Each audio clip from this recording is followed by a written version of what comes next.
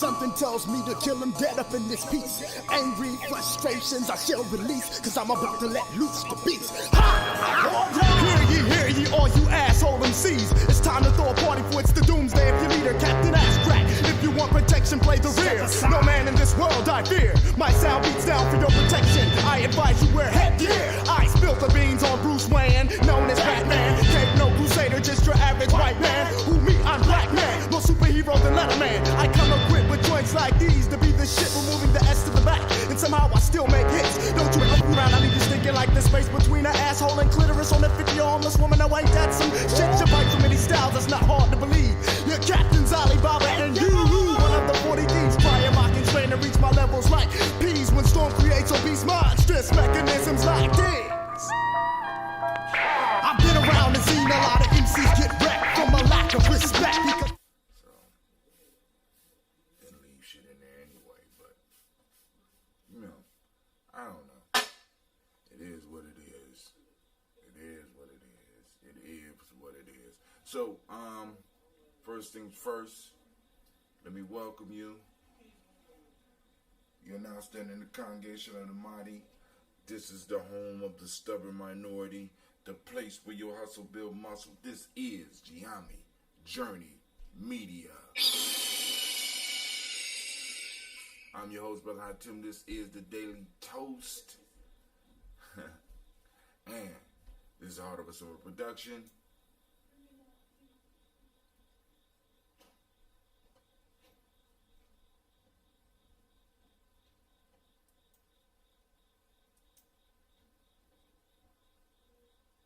This is a Heart of a Summer production.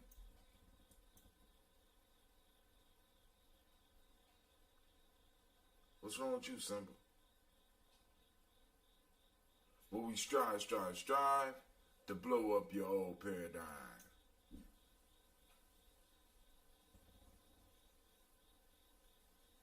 Both y'all on strike. Oh. Everything done froze up on me. It's one of those days.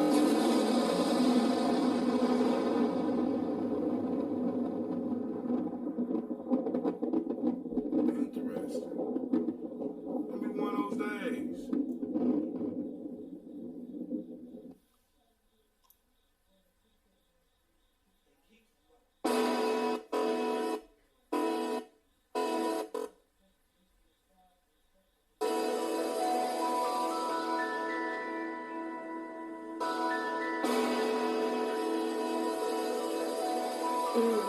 Mr. Daddy.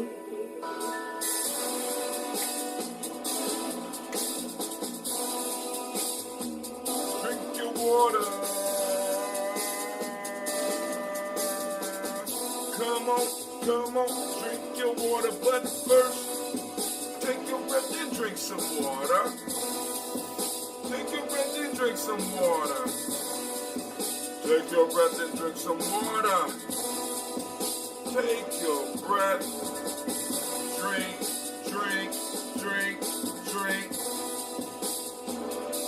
Or should I say, breathe, and drink.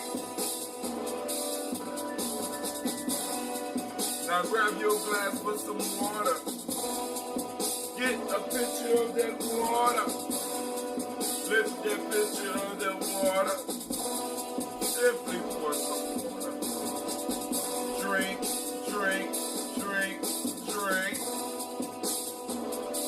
Or should I say, lift, pour, then drink. Now move your body and drink some water. Move your body, drink some water. Move your body, drink some water. Family, move your body. Drink.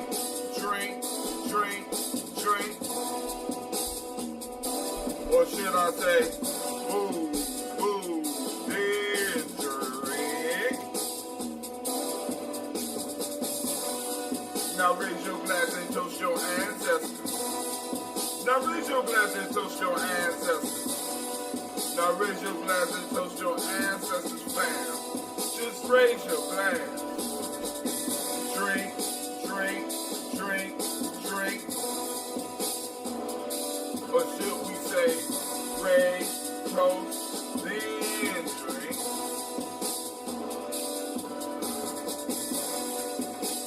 your breath and drink some water. Lift and pour yourself some water. Move your body, drink some water. Raise your glass and toast your ancestors. Breathe, live, move, toast. Stay healthy. Breathe, drink, eat, move. Anyway, take your breath. Live and pour. Move your body. Toast your ancestors. Break down. Drink up.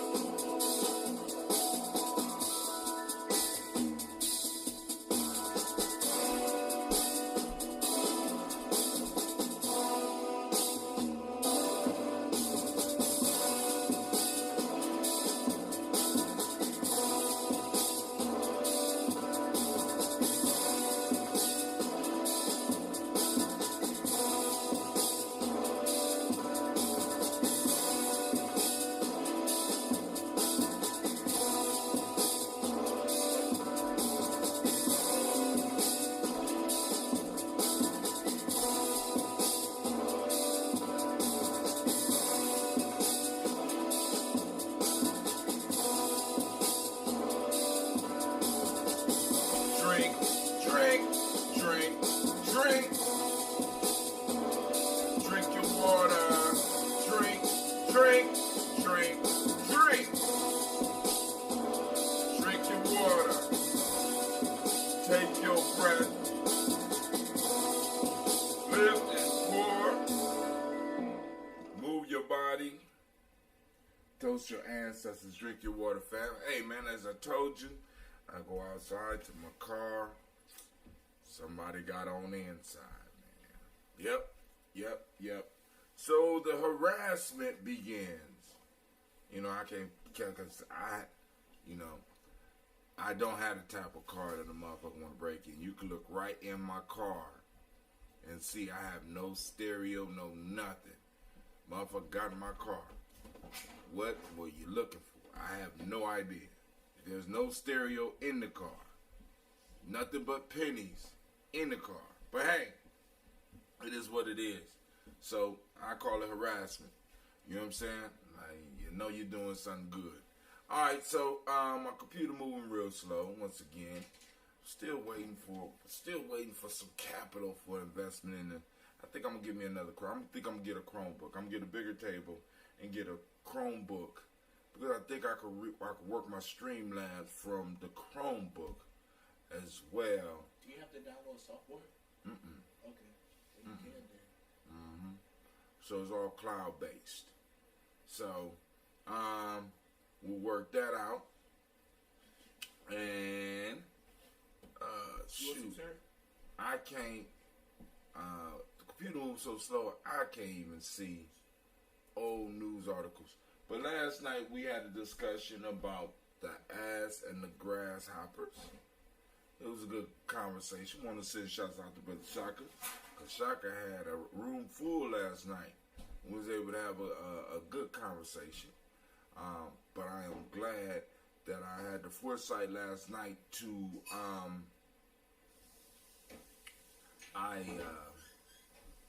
named this broadcast last night. I typed it in right before I left. You know what I'm saying? Because I was like, it's going a little bit too smooth. Let me go and put this stuff in. But it was a few articles. I sent out to everybody a shot of mastery. You can watch Muhammad Ali in his prime with that blinding speed, beating up people, talking shit. Alright, so I also posted up a video. It's based on a book that was written by Noam Chomsky. I think it's called Manufacture Compliance or something like that. Where they're talking about the power of the media. Very interesting video. I would really suggest that y'all watch it. I noticed that I'm seeing Simone Biles' pictures everywhere. in connection. So they talking about her brother who did a triple homicide, but her picture is showing up. So we know her brother's name. We know Simone's connection to the brother, but yet we still don't know the name of the Texas shooter, the 36-year-old white man that just decided this weekend he had a bad day and shot a state highway patrol officer and probably about 20 other motherfuckers, killing 5. And we don't know who his family is. We don't know, you know what I'm saying? We don't even know what he looked like. We don't even know his name. Maybe it came out last night when I was asleep. I'm hoping so, right? Because we know all of Simone Biles' business and her non-connection to her brother's fuckery. So I don't understand why she even had to become part of that. But hey, it ain't me. This dude wrote, I spent 5 years analyzing how rich people get rich and found there are generally 4 paths to wealth. I think one of them was inheritance, so I put that up there for a reason. I ain't got time. Financial Times, rich people are hoarding cash and wealth managers are getting frustrated. So the rich not only are getting richer, but they're hoarding cash. They're not throwing it back out into society so that it could produce something. They're holding on to about a quarter of their wealth in cash. I was reading about new Wi-Fi 6. No, my fault, Wi-Fi 7. And it was very interesting that they talk about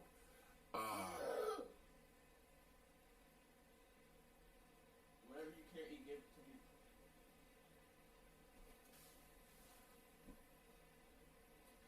real life here, Gye-Nyame Journey.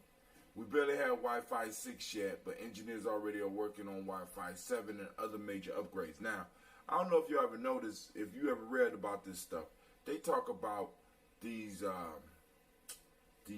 channels or these streams of radio waves as real estate. The government actually holds and controls this real estate, and they sell swaths of these radio bands to the industry. They make it available, and I'm sitting up here like, hell, shit, throw that in on a package. You know what I'm saying? We get control of a certain amount of bandwidth or some shit like that. You know what I'm saying? People gotta pay us to use it, type stuff. You know what I'm saying?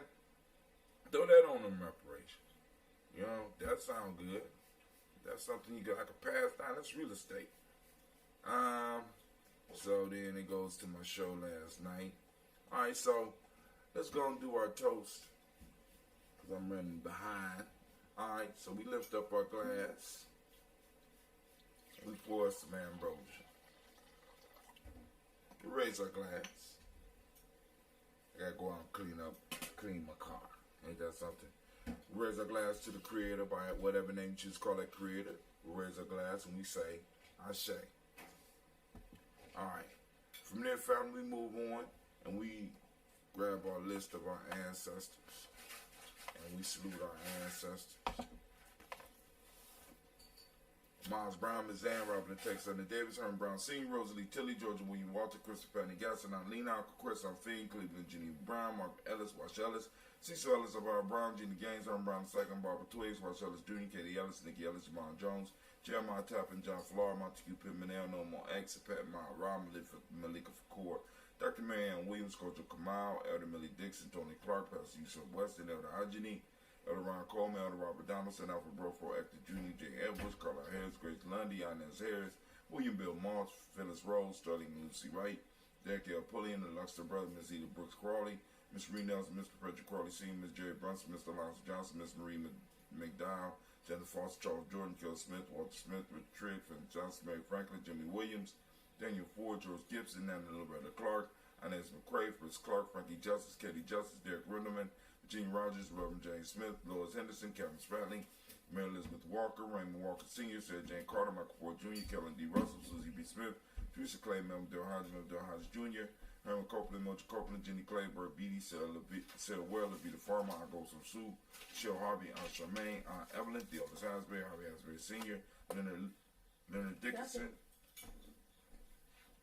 T.C. Islam, Terrell Dunbar, Will Thomas, Sarah Berry, Mark Walsh, Merle B. Thorne, Pearl G. Thorne, Al Johnson, Sam Carter, Joanne Thorne, Edgar Tricia Lewis, Juanita Wright, Robert Wright, George Wright, Mary Eliza, Frederick Davis, Mary Elizabeth Rogers, Mary Esther, Keach Larice, Linda Watson Hammonds, Jarrell Giles Watson, Sparrow, Slimmy Selma Lewis, Andrew Holmes, Pearl Moore, Percy Moore Jr., Mildred Owens, Booker T. Bowden, Charlie Hunt, Sammy Stover, Here Pearson, Sturgeon Thornton, Richard Thornton, Lavinia Hall, Freeman Bankster, May Moss, Ophelia Peacock, Willie Thornton, Napoleon Kennedy, Mark Ramsey, Paul Ramsey, Matt Ramsey, David Ramsey, Charles E. Thornton, Frankie Quells, Urania Thornton, Bernice Quells, Ernestine Jackson, Frankie Johnson, Teresa Mormon, Leon Johnson, Charles Bell, Vivian Ramsey, S.E. Johnson, Del Rita Johnson, Leon Johnson, James W. West Sr., James Parham, Dana Jones, Henry World, James Farmer, Mary Chavez, Leon Grace, Bessie Johnson, Anna Levester, Mary Moreland, Paul Moreland, Elder Caleb, Rosemary Martinez, and Amatet Wellman, Fred Douglas Trigg Sr., Thelma Triggs, Thomas and Lola Berry, Lacey Eleanor Howe, Frank Russell Davis,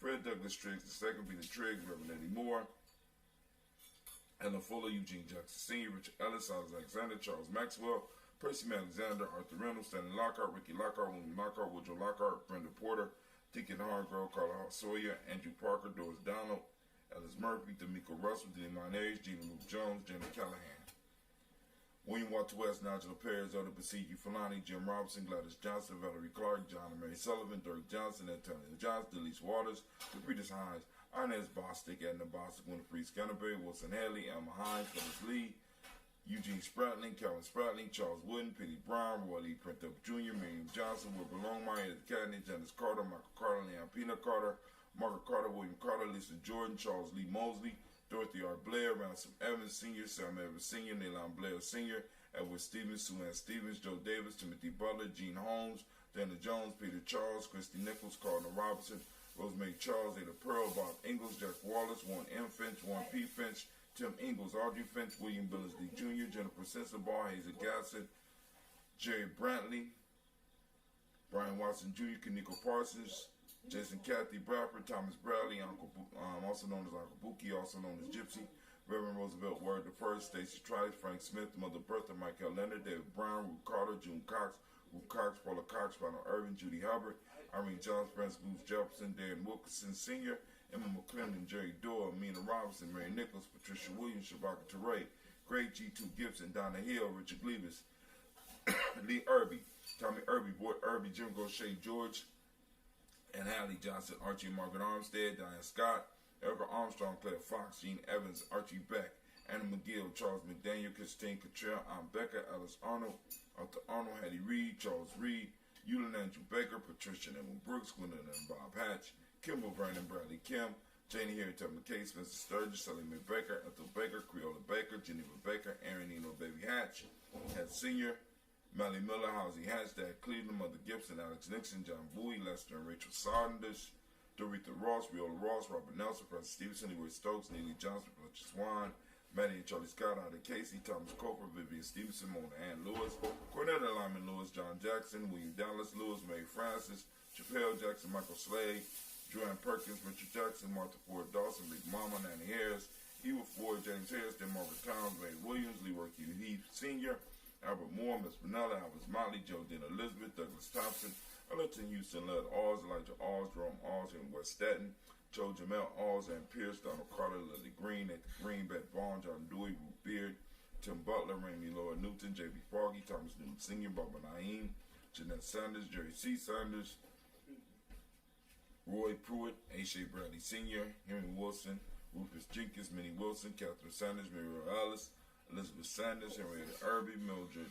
Armstead, Margaret Armstead, Catherine Anthony, Ruth Brown, Charles Walker Sr., Charlie Walker, Cecil Russell, Diane Urban, Irene Phillips, William Ford, Margaret Logan, Phyllis Barnett, Lee Urban Sr., Michael Urban, Ozella Watson, Hugo Watson, John Caldwell Sr., Robert Lee Caldwell, Nevaeh Mitchell, Ryan McCormick Sr., Sabrina Easley, Rashawn Easley, Javea McCormick, Barbara Ann Reed, Dorothy Ann Reed, John Reed, Shekamiah Reed Jr., John Reed Jr., Patricia Reed, Edward R. Benson Sr., Ethel H. McNair, Louis Fernandez, Jacqueline Broadus, Reginald Oliver, Mazarin Coker, George Swan, and Monia Grayson, Charles Scott, Charles H. Scott, Michael Morgan, Charlene Morgan, Sybil Edwards McNabb, Annie Ferguson, William Ferguson, Shelby McClendon, Joella Giles, James Carswell, Liberta Adams, also known as Aunt Sis, Shaka McNair,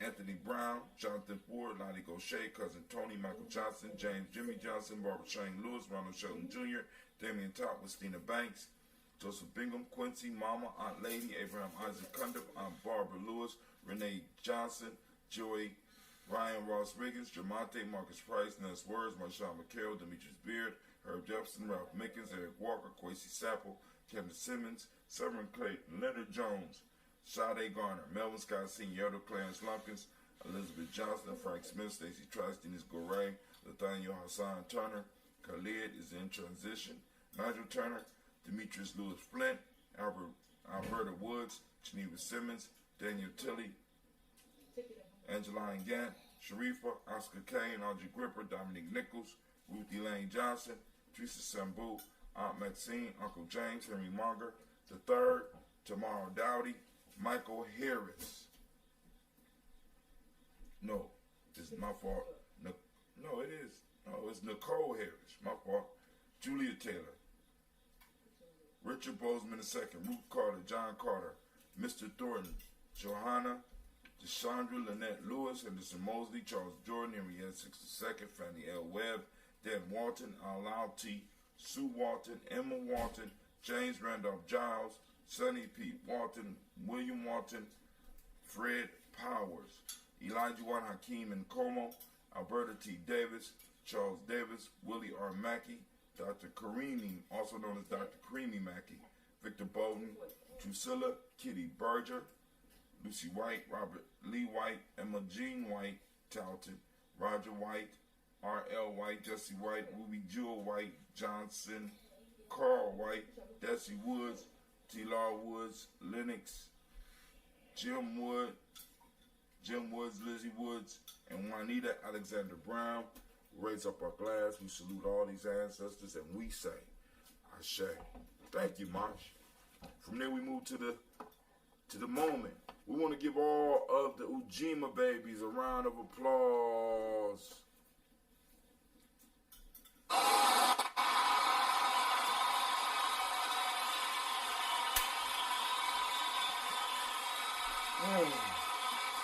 Give them a round of applause. Family, we are on Ujima today, and I want to ask you to activate your reticular formation, and we are seeking out Ujima. Everywhere we go and everything that we do, we want to seek out Ujima, hunt it down, catch and release, take a picture of it, share it on Gye-Nyame Journey. You know what I'm saying? Look for Ujima. For those that don't speak the language, Ujima means collective work and responsibility is around us. The demonic principle of the day is righteousness. Respect is the M7 principle. Blue is the color. Vibration is the hermetic law. The male name for the day is Kwaku. The female name is Akua. Right? So we want to raise our glass up for this moment. Right now, in this moment, we are in a sacred space. Because, like I said, the past is no more and the future is yet to be. But right now, it's all we ever really have. So we have to squeeze every ounce out of this moment that we can. So we lift up our glass so that we could knock down some of the roadblocks that might be there for our children in the future. You know, and we want to remember the wisdom of the past and bring that energy into the present and use it in the way it's supposed to be used. So we say, Ashe. From there we move to our future, our children, our children's children, on to infinity. We toast them in advance, and we say Ashe. From there we move to all of our relations, and we say Ashe. From all of our relations, family, we move to that selfish toast. What is it that you need in this moment to move towards your greater you? We lift up our glass and we say, Ashe.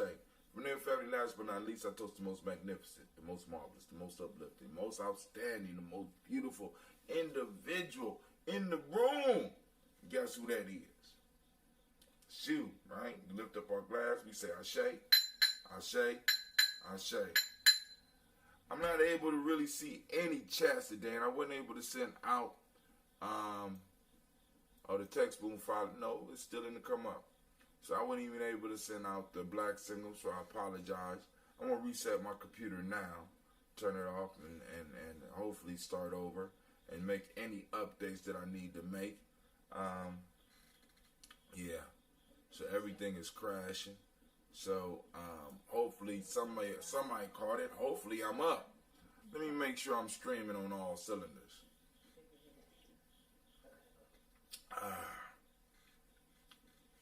Well, we up on Periscope. We up on Facebook.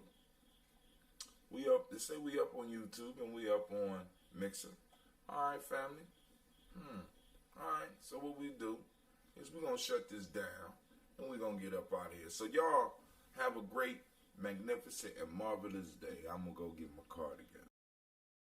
You have joined us on Gye-Nyame Journey Radio. Be sure to check out our site and subscribe at tribe.gyenamejourney.com. All my brothers and sisters, hold hands and bow your heads. Let us pray. God standeth in the congregation of the mighty. He judgeth amongst the gods. How long will you judge unjustly and accept the persons of the wicked? Ashe. Send the poor and the fatherless. Do justice to the afflicted and the needy. Deliver the poor and needy. Rid them out of the hand of the wicked. They know not, neither will they understand. They walk on in darkness. All the foundations of the earth are out of court. I have said, your God, and all of you are children of the Most High. But you shall die like men and fall like one of the princes. Arise, O God, judge the earth. Thou shalt inherit all nations. Allahu Akbar.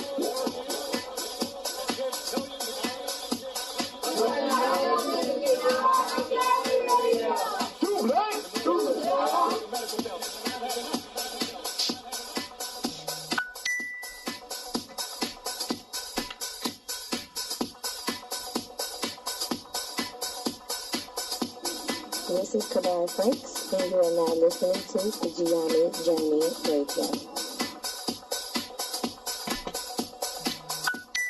Keep up with the journey. Check out what we have done in the past. Go to journeyarchives.com.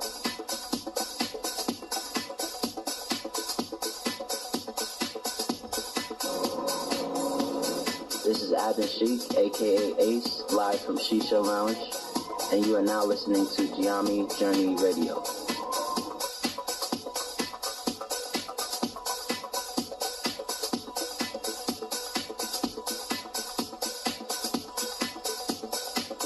Be sure to follow Gye-Nyame Journey on Facebook, Google Plus, and Twitter. Check us out. Join the journey.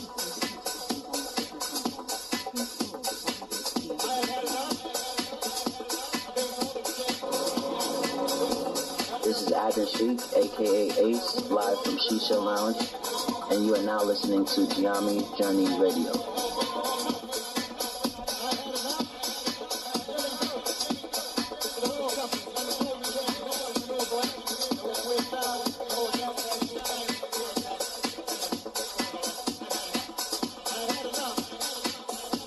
You are now listening to Gye-Nyame Journey Radio with Monica. Enjoy. This is Marina. This is Gye-Nyame Journey Radio.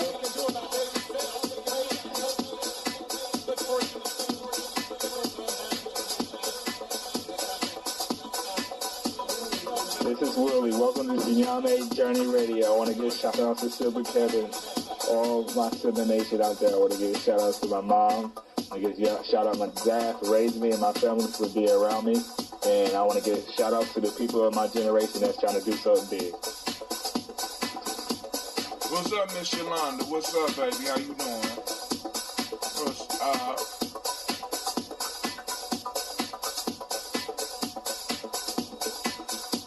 segment. Oh man, it's about to go down. It's about to go down. Shouts out to segment. Shouts out to Miss Yolanda. Get my chat up. My chat up. Peace, Hotep. It's Mansour Hotep, aka Mr. Diddy. Mr. Diddy doesn't sound good. I think it sounds great. Right now, you listening to Gye-Nyame Journey Radio.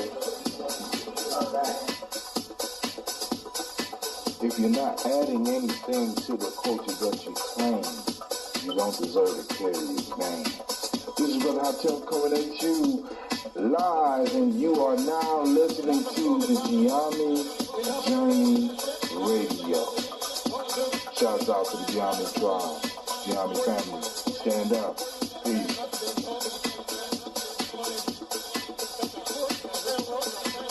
Shouts out to Brother Kwame.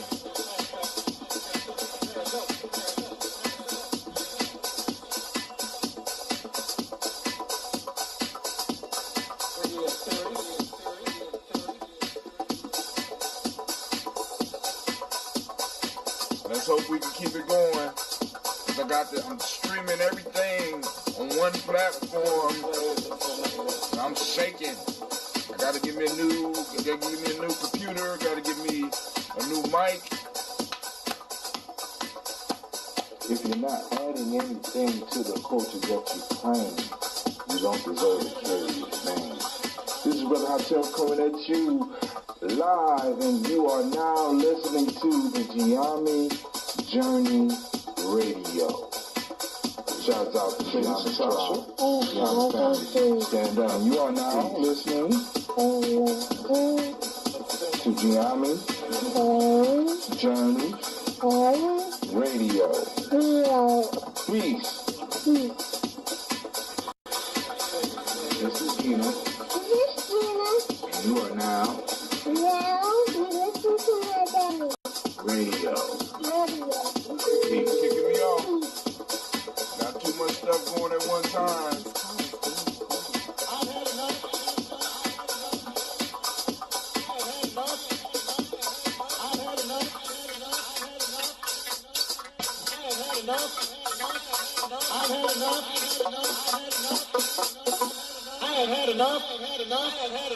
Oh my God, I've had enough. You heard the man. I had enough. I had enough. I had enough. We are live in the congregation of the mighty. This is Gye-Nyame Journey Media. Man, it is a pleasure to be your host. I am Brother Hatem. Of course, you know this is the heart of December. Right now, we are discussing folk tales for grown folks. Some of y'all need to stop. Will we strive to blow up your old paradigms?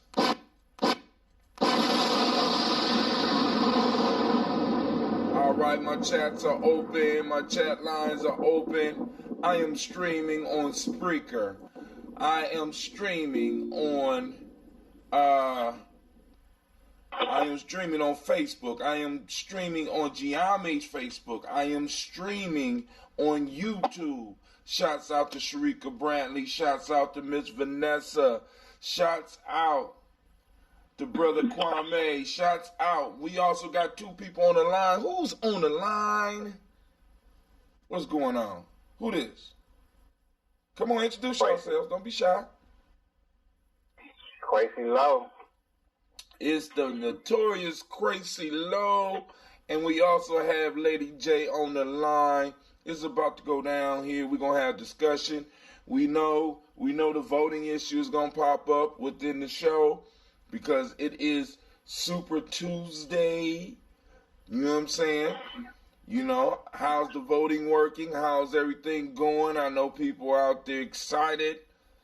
Some of them confused. Some of them mad. It don't matter here at the Journey. I accept you and love you for what you are and the decisions you make. You say who? Say again? So, here we go, family. First off, I want to greet everybody. I want to welcome you in. I want to welcome the family in. Once again, we have a new addition to our ancestor, my ancestor book today. It was a good day. Then on top of that, we are at 499 likes on Gye-Nyame Journey. We are slowly approaching our goal of hitting 500. Now we're gonna have once we hit that 500, we going for the next goal. Family, you have been very supportive of our efforts. From Kwanzaa through the Malcolm X Festival, all the way up. Now, we putting out the call. I'm putting out the call. I'm just going to say it, family. We got this. We got to get out. We got to get us a party together. We got to get us a party together. A party together so that we can start going and formulating these tickets. Because one thing to tell people to vote is another thing to give people the information so that they can go and make a vote that counts for black folk. I'm just saying. You know what I'm saying? To make it count for us. Which politicians is standing up and talking about black folks? Which politicians are standing up and putting forth issues? Which issues are going to be we are going to be able to directly look at and see the benefits directly coming to us? That's the step of the movement. Of course, we got the economics. We got many fronts that we got to battle on. But that's one that is very attainable, that's very reachable, especially here in Columbus. If we don't do nothing but start with the 500 that we got on our list right now, because the majority of those people are from Columbus. I'll take that back. I say maybe a third, you know what I'm saying, are from Columbus. But the piece is, can we start having the effective conversations to where we can start getting politics to start working for us rather than us working for politics? All right? So now, I'm going to let the people on the line go and introduce themselves, as well as do a short commentary. Short. So who want to go first? Because we got another person on the line. I think it's Miss Tiandra on the line as well. So who? Hi, better husband. It is. Hi, how are you? I'm doing good. Saying hello. You got something you want to share with the people out there? No, sir. Okay. Lady J, you got something?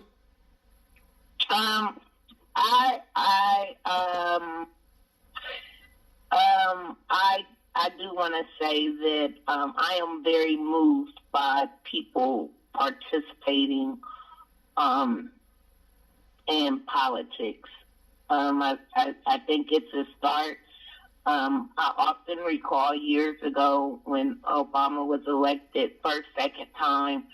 I'll never forget that a number of people called into a local radio show and discussed their vote. And one thing that I heard was that the people weren't voting the entire ballot. They went and they voted for Obama, but they knew nothing of local issues, so they skipped those parts on the ballot.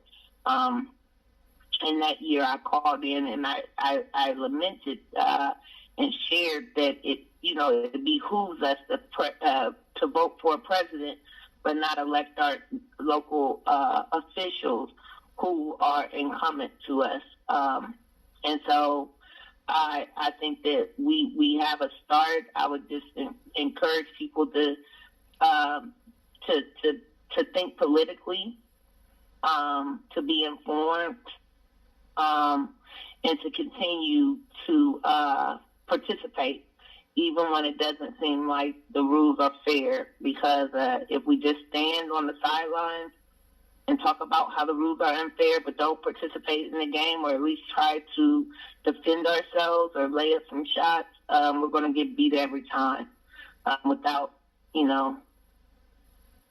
a question. So I was moved by the number of people I've seen posting and sharing and exercising their right to political participation. was nice. Go ahead. Brother Quace, you got something you want to say? I am slowly learning that it's more important for me to listen than to speak. Yeah, you know you want to go off. Okay, I'm going to let you slide on this one. Brother Quace, you want to go off, and that's cool. All right, family, listen. All I'm saying, I just want to say, listen up. Listen up. Those that are interested in the whole political aspect that Lady J is talking about, and I say that should be a majority of us, we need to start. I mean, like I said, where's the ticket? Where's the questions? Where's the agenda for us? Because we got to start looking out for us. We got to, see, as individuals, I guess it's cool for us to be selfless, but as a community and as a tribe, we got to be selfish. We got to start voting for our children's future if we're going to vote.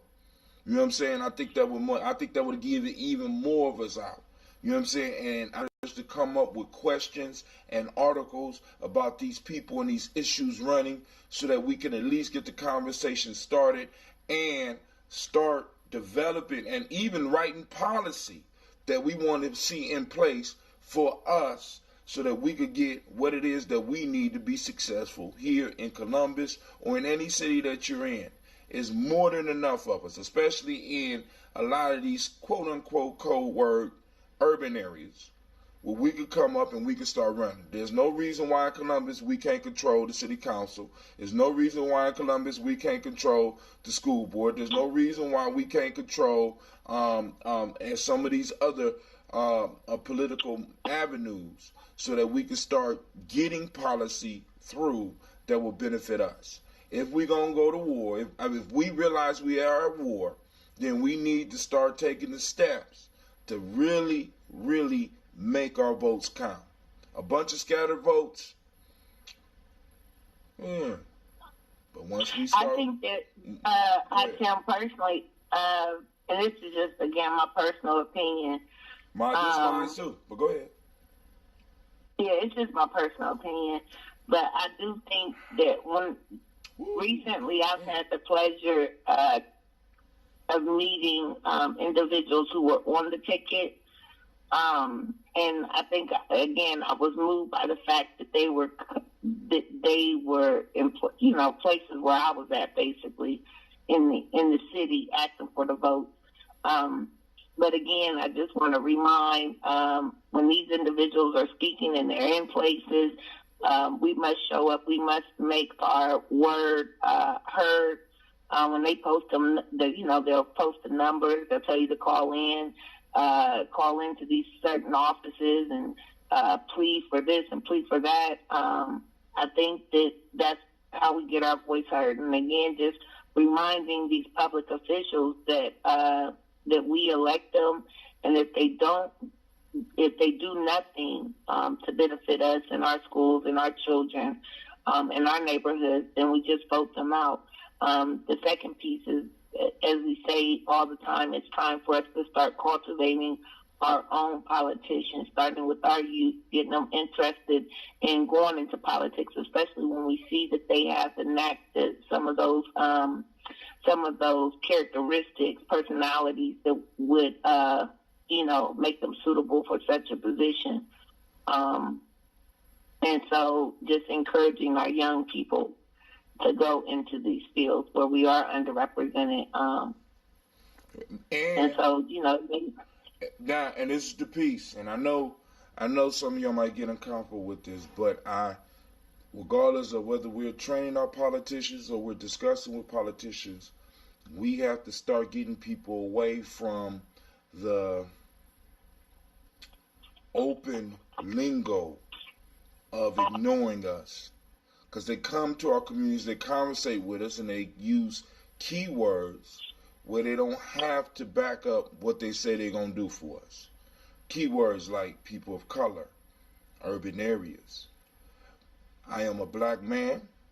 I want to be addressed as such. I don't go into conversations and motherfuckers be talking to me like, person, Hugo knows how Tim. You know what I'm saying? So when they talking to us as a group, they need to talk to us as a group and not talk around us. And I think that's my issue, because we have a lot of needs in our communities, from education to social to economic, and a lot of those. See, because for me, politics, as quoting the Godfather, politics is the gun. No, economics is the gun. Politics is knowing when and where to pull the trigger.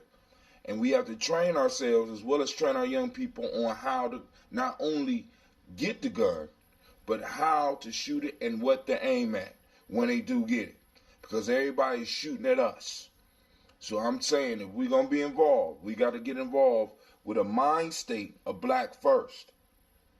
You know what I'm saying? I understand some of us, we're soft-hearted people and we want to do for everybody. But first, we got to do for us. Because in that statement, a rising tide lift all boats, I'm telling black folks and everybody around us that black folks we don't have the boat. We are the tide. So when we rise, we lift everybody else up with us. But we got to make sure that we taking care of ourselves. It's very selfish for us not to do that. But what I want to do now is get into. I got something. Let me see. Can I get to my Instagram on here? Somebody posted something on Instagram that I wanted to share real quick. But I ain't got my Instagram app on here.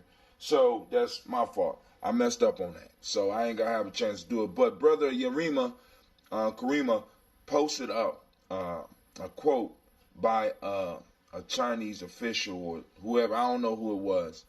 But the question was asked to him about black folks. And basically what he said was,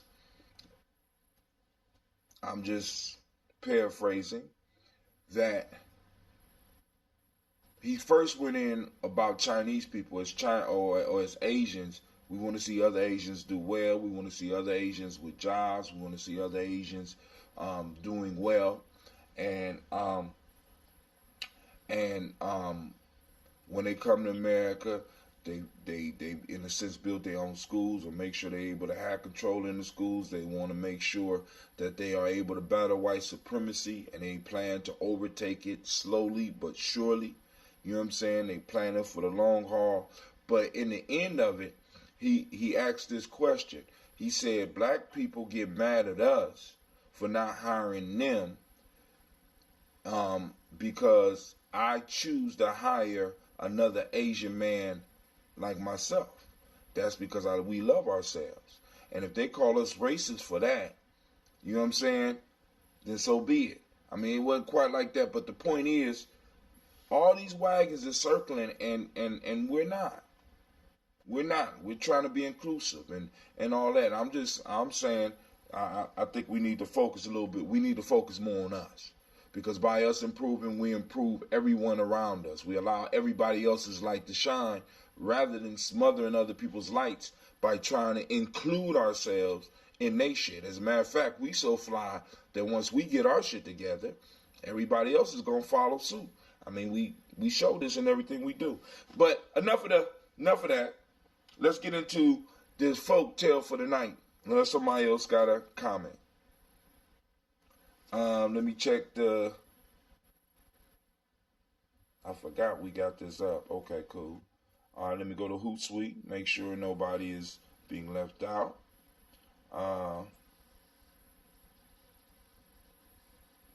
Nope, it's quiet. Everybody watching for the election results.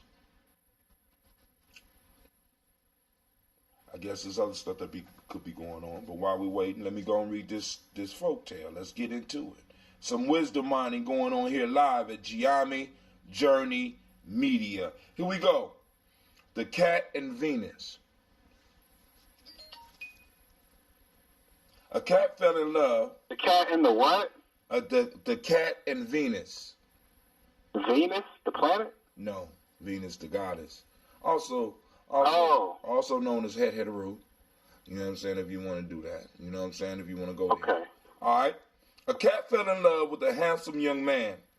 and entreated Venus to change her into the form of a woman. Venus consented to her request and transformed her into a beautiful damsel, so that the youth saw her and loved her and took her home as his bride. While the two were reclining in their chamber, Venus, wishing to discover if the cat in her change of shape had also altered her habits of life, let down a mouse in the middle of the room. The cat, quite forgetting her present condition, started up from the couch and pursued the mouse, wishing to eat it. Venus was much disappointed and again caused her to return to her former shape. I'll read it one more time. All right, hold on. Oh, put up the number. Okay, I'm sorry. 614-556-4535. I'm kind of hurt that I'm paying this money and that shit is not popping up on all of my sites. Let's see. Illumina Shea, Antonio Johnson. Oh, that's from this morning. What's going on? All right. I'm going to read it again. Here we go. A cat fell in love with a handsome young man and entreated Venus to change her into the form of a woman. Venus consented to her request and transformed her into a beautiful damsel, so that the youth saw her and loved her and took her home as his bride. While the two were reclining in their chamber, Venus, wishing to discover if the cat in her change of shape had also altered her habits of life, let down a mouse in the middle of the room.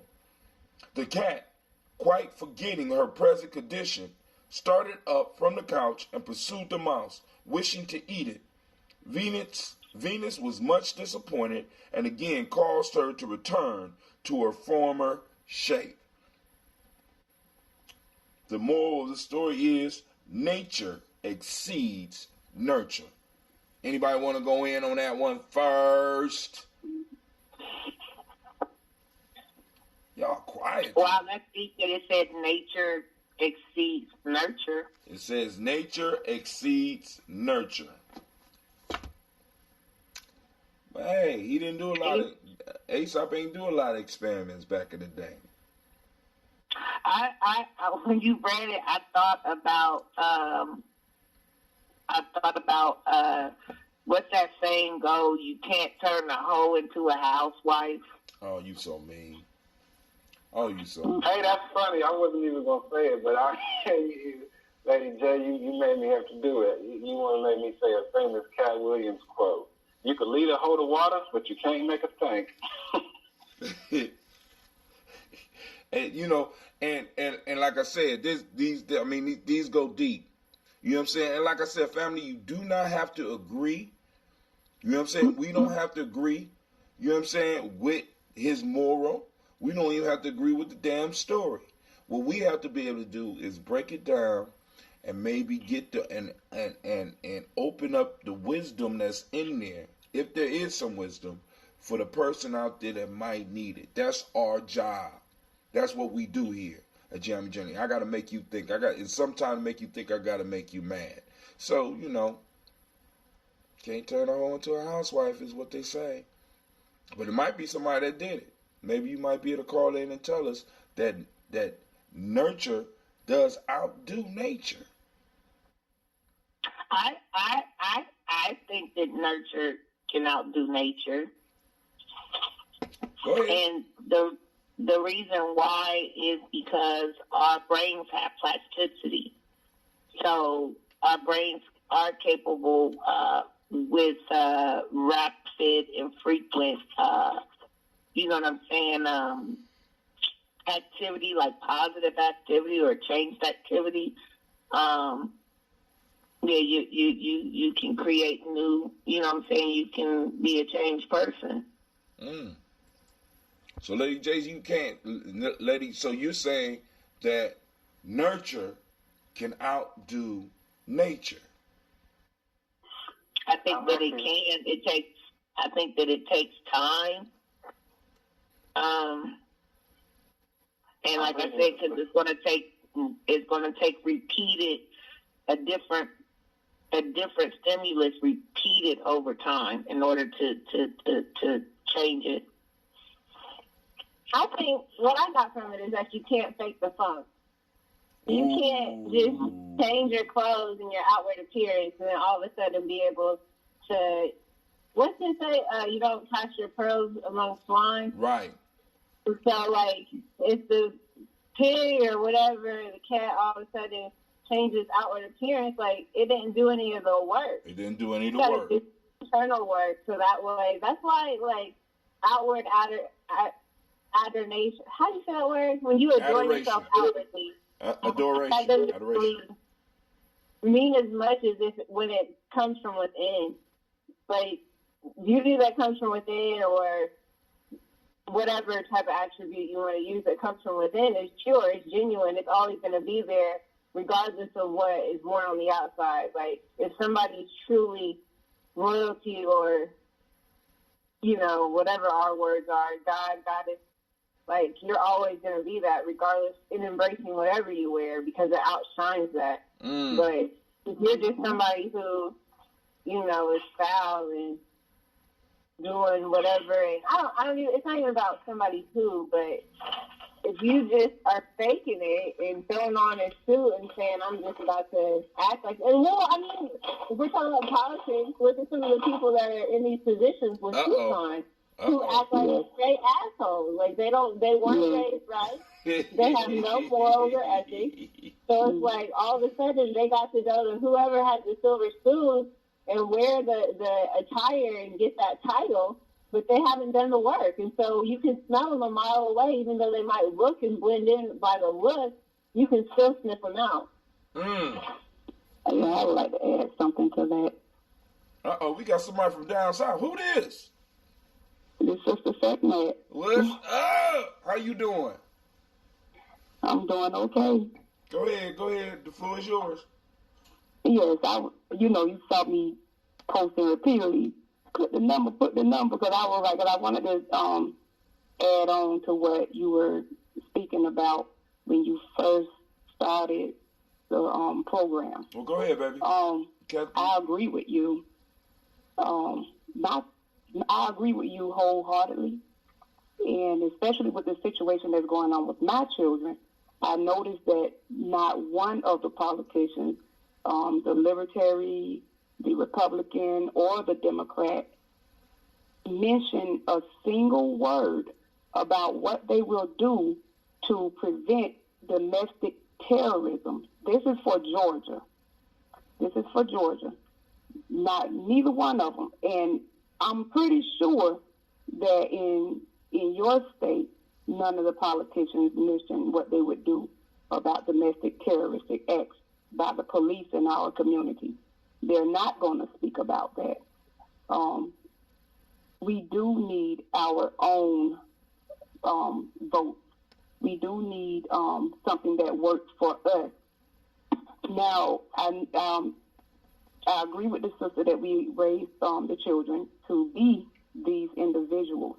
However, we are under the Constitution, first of all, is made to remind the government of what they're supposed to be doing.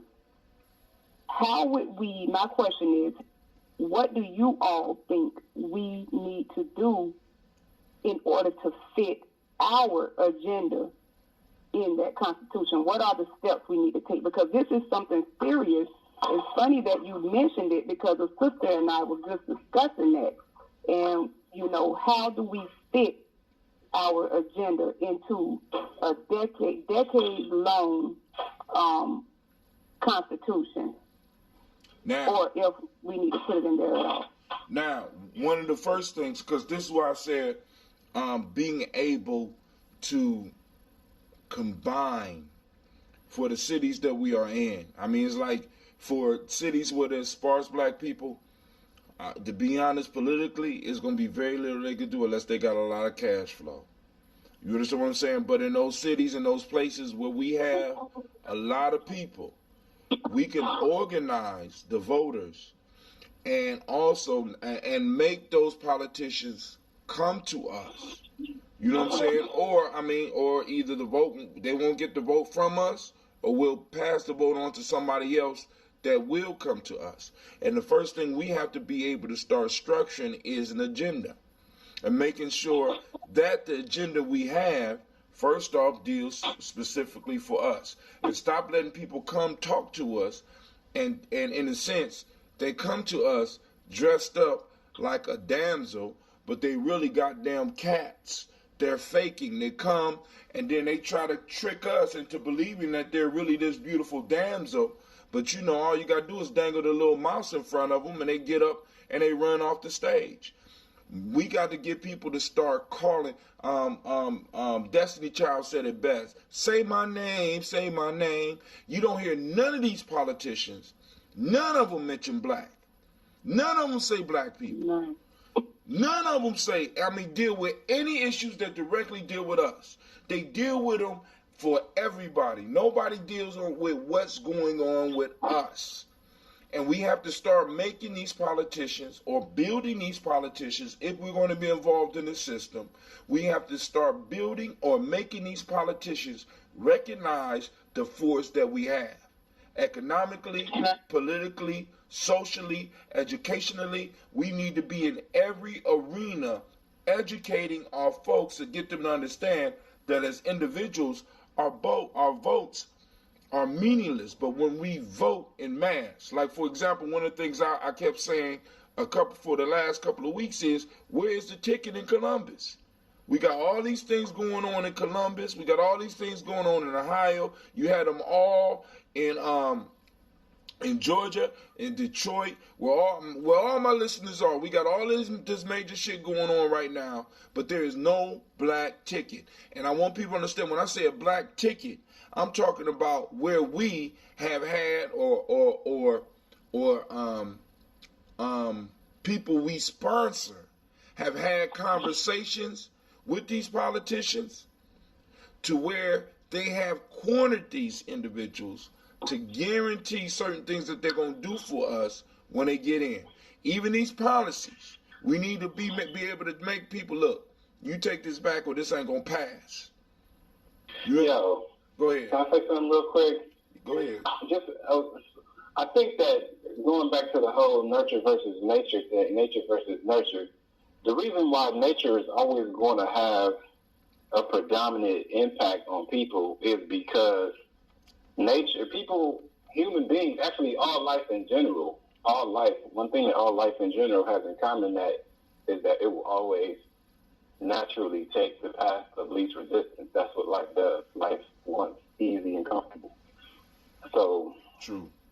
For people to go against, to make change, to go against their nature, takes extraordinary effort. And extraordinary effort is extraordinary effort, you know. Right. People will always like that. That just kind of co-signs the saying that change is hard, change is difficult. No matter what type of change, even if it's for the better, it's always going to come with difficulty, you know.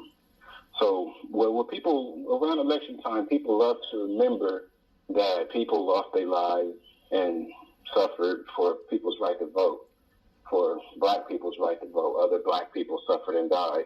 But black people suffered and died for everything that black people enjoy. And more black people are going to have to suffer and die to continue to get to equality.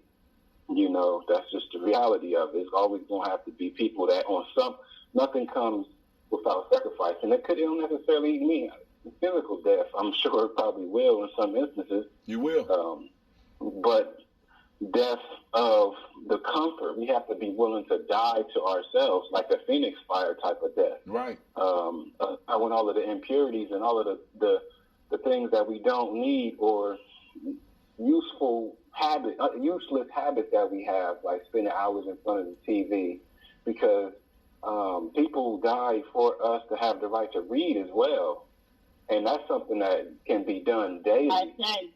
That can create a whole new world of understanding that we could be reading ballot initiatives, or we could be reading ballot initiatives to learn how to create ballot initiatives. We could be reading to come to the understanding that as a citizen, I have the power to write a ballot initiative.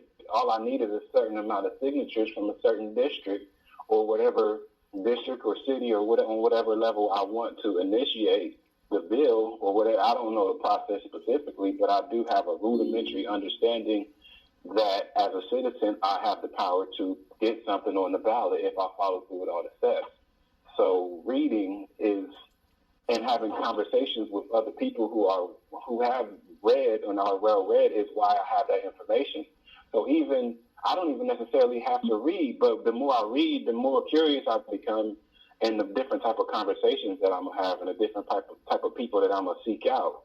Like one of the main reasons why I even came into a place with Hatem when we met is we have so much stuff in common to talk about. Hatem was one of the first people I had met in my life that I could have conversations with about books that I was reading, you know.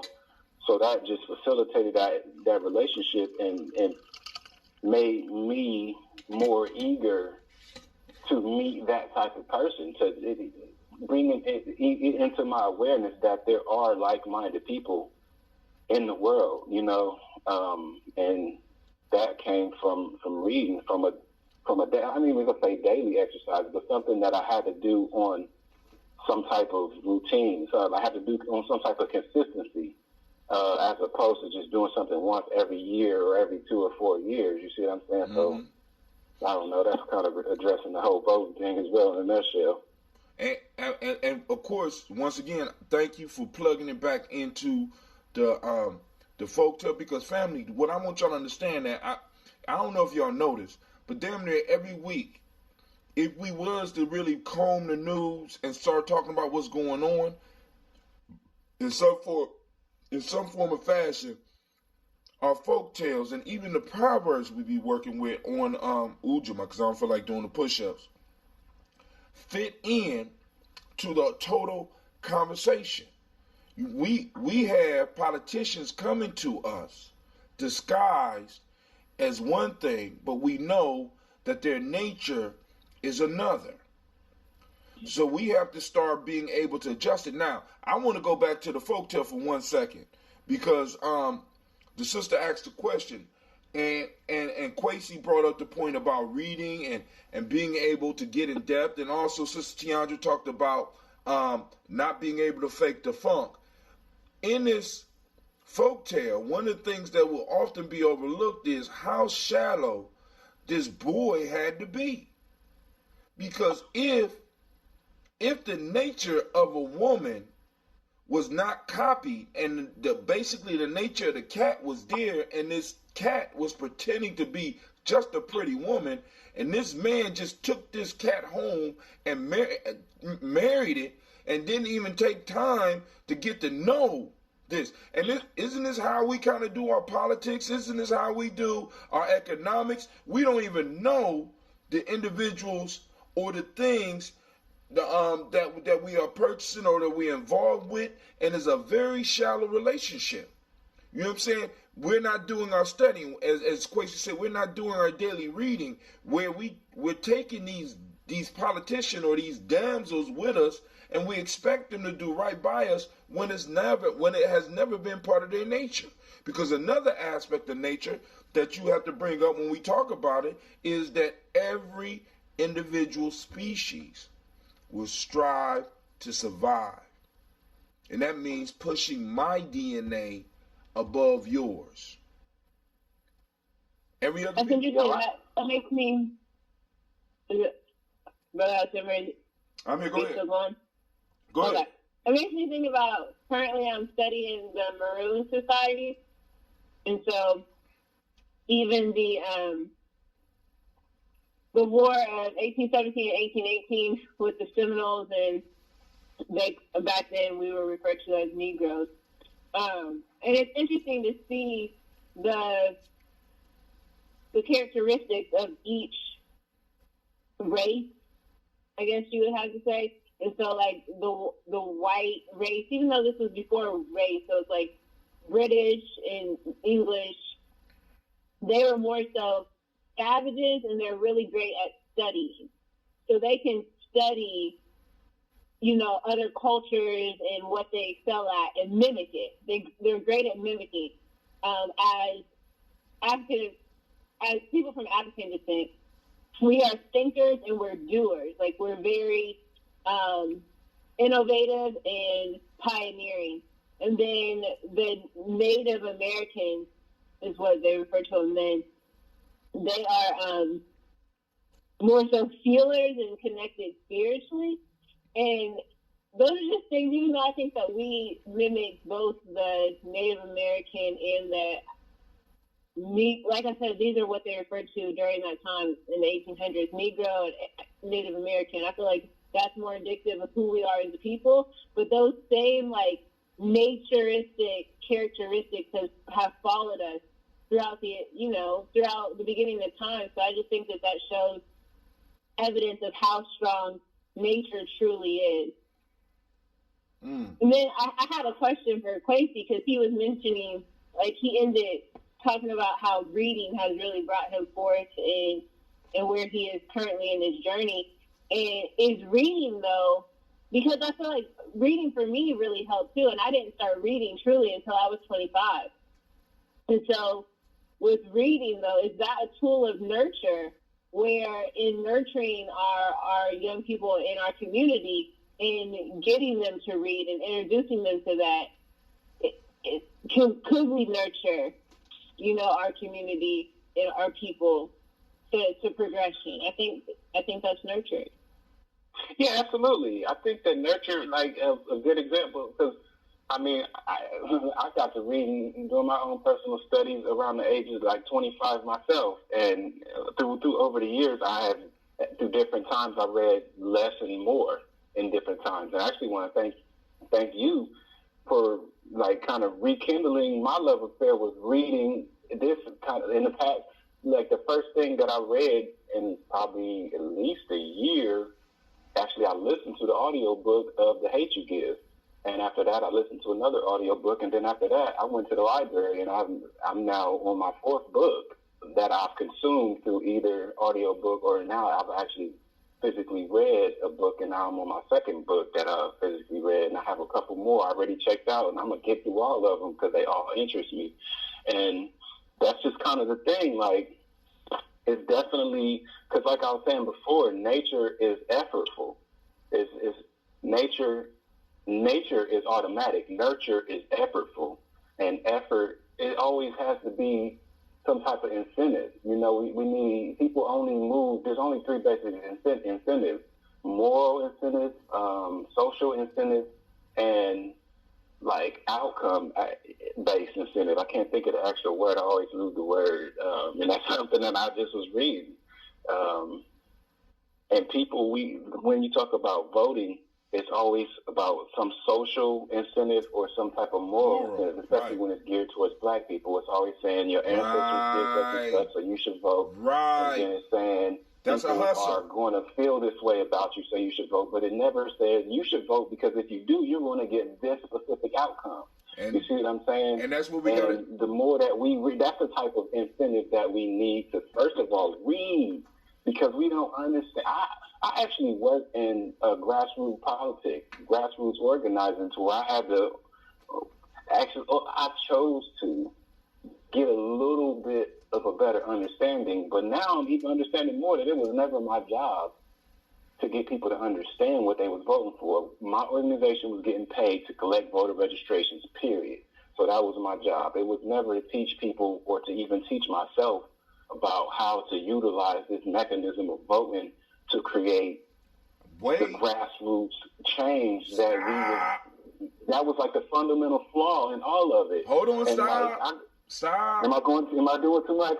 No. What I'm saying is, see, because the one thing that I try to get all of y'all to understand is that, dude, first off, I have never put you in a situation for a job.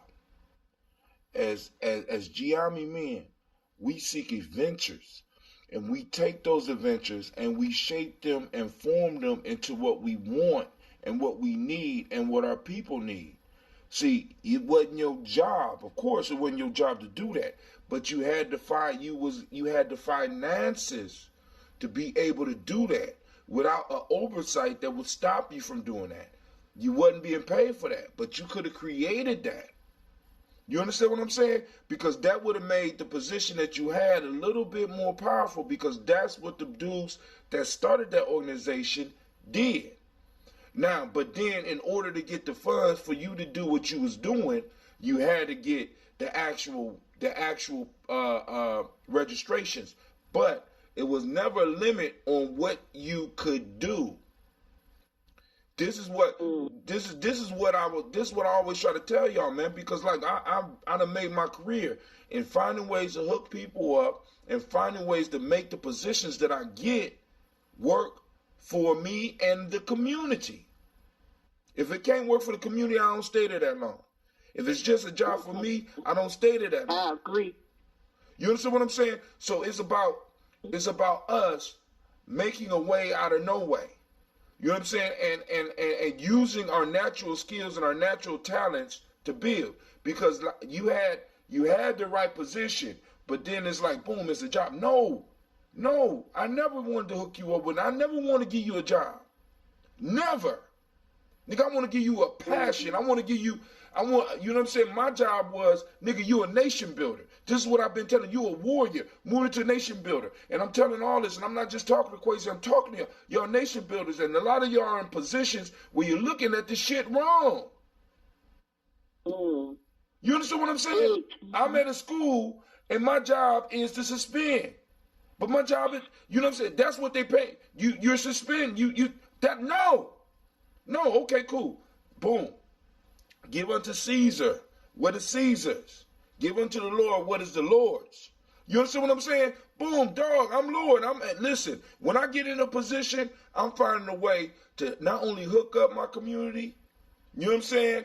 Even better, in some cases, I did it even better than, they was doing better than me. Some of the people around me. The only point I'm trying to make is, when we start thinking about this, right? It's like, boom, when we're put in positions, we got to really look at all the options. You look at your job title, and you start finding a way to make yourself so indispensable that you could change your motherfucking title, and they will agree with it, and they will keep on financing you. I done did this for the last 30 years. For the last 30 years. That's all I've been doing. I go into places, when I leave with more shit than I came in with. They let me have it. You deserve it. We might disagree, but take this shit with you. We like the work that you're doing, but you know what I'm saying, our boats are, your interest is conflicted with our interest now you got to go. And that's cool. But the point that I'm saying is, I never wanted you to, I always been trying to talk to you against this whole job idea. No, dog, we on an adventure. We at war. You a spook who sat by the door. How can you use the resources that you're being given to move for our people? So in a political... Go ahead, I'm sorry, go ahead. You can't let me go off like that. Nah, actually, that's kind of, that's part of the journey too, that I'm realizing now, is because while I definitely gained a lot of insight, I also made a lot of mistakes, and I spent a lot of time being kind of down on myself. And I'm just now really starting to go back and weed through some of those experiences and pull the jewels out and see not only what the gifts that I got, but I'm seeing the mistakes that I made, and with the mistakes is an opportunity. And I think that we talked a lot about that over the years too, is how with every seed of failures. With every failure is a seed of opportunity. There you go. But the thing about it is moving on, like not getting emotionally stuck there. And that's what happens a lot of times, is we get mad at ourselves. Sure do. But, just especially as men, we got to I'm learning how to take the things that weren't successful, but ultimately remember my mission and remember what I set out to do. And to take from that and realize that there's always the next time, as long as I allow for there to be a next time, Yeah, it can be. It can, and that goes right back to the nurture versus nature thing, because again, a part of changing your nature through nurture is picking yourself up after failing, after falling. Because nature will always give a test. Nature is always giving us a test, and that's how we determine whether we need more nurture or what we're going to do with our nature. The test. That's deep. Give me some examples of the tests that nature gives. Just like in the folktale, when nature tested the transformation of the cat, tested the nature of the cat with the mouse. That was the test. Yo, yeah, that's crazy. You know how to we think outside of the folktale. So, for example, someone who might be struggling with, say, drug addiction, and that's their cross that they're having to bear, and they're in the process, and their journey is to transform that particular habit that they've developed, that addiction, that habit. So they're in rehab, and so in their journey, they're joining groups, AA, NA, and with the groups, there's a specific step that is outlined. And if the person returns to their home environment, for example, there's a test, someone in their home is saying, yeah, you acting like you're all good now and like you've never done anything and you're nothing but a... So there's a test there in their home. They return to their jobs, and there might be a test on their jobs that someone is reminding them of where they used to be, even though they're transforming their lives, they're in their journey. And then that kind of conflict may make them down on themselves to where they want to, the thoughts come to them to just give up. This is just too tough. It's too hard. It's too much. So nature is testing their desire, their focus, their determination, their strength, whether they really want that transformation or not. But nature always is a test. You set a goal, nature's going to test you at every step of your executing your plan towards your goal. Nature's going to test you at every step to make sure you really want it, to make sure you really deserve it. Our ancestors. Now this is with nature. Our ancestors called that. I'm going to say this real quick. Go ahead. Okay, I'm going to say this real quick. Nature is in order, okay? Nature is balanced. There are no flaws. Sometimes it appears to be flaws, but whatever it is something that humans has inflicted onto nature. Nature is our nurturer, should I say. People make their own decisions, and I don't feel that it has anything to do with nature. Nature is when something naturally happens, something when it naturally happens. Thank you for giving me that example. However, if someone is testing it, that doesn't have anything to do with nature. Those are things that you consciously and a person consciously and willingly does to someone.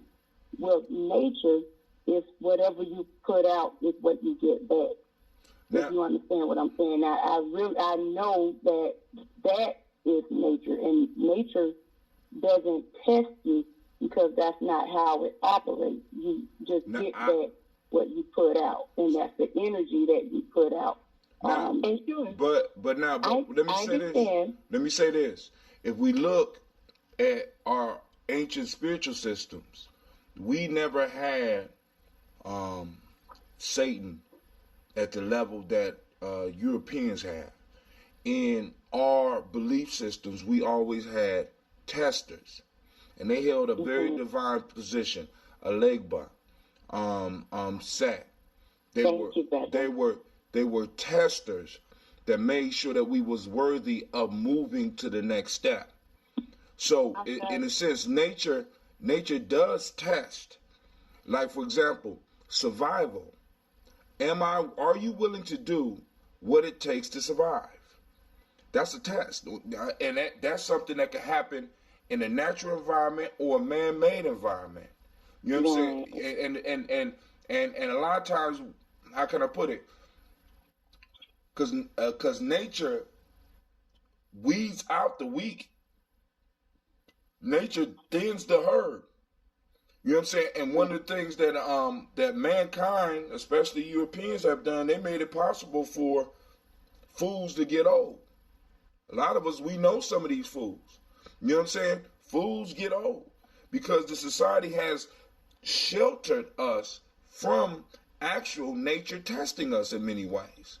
You know what I'm saying? Yo, I feel like the best example of all of this, what I'm hearing, I keep applying everything I'm hearing to this example in my mind, and it all just fits perfectly into the framework. Just how they say Mother Nature. Nature is the feminine essence. The feminine is that which just is. Like, you know, it's the first. The universe literally is a black female. You see what I'm saying? Everything was birthed out of blackness. Literally a black female. You know what I mean? So even when a man is pursuing a woman, a woman is going to test you to see if you are worth reproducing. You see what I'm saying? Like, if you can produce something that can be strong enough to continue to exist into the future. But on the surface level, it looked like a lot of men think that, oh, she playing games, she this, you know what I'm saying? But she's challenging you to see if you have what it takes. You're worthy. If you can stay emotionally stable enough and thoughtful enough to understand, you see what I'm saying? To think your way through the process to allow that's like nature is the feminine essence and nurture is the masculine essence. And the two of them can't exist without each other. You know what I mean?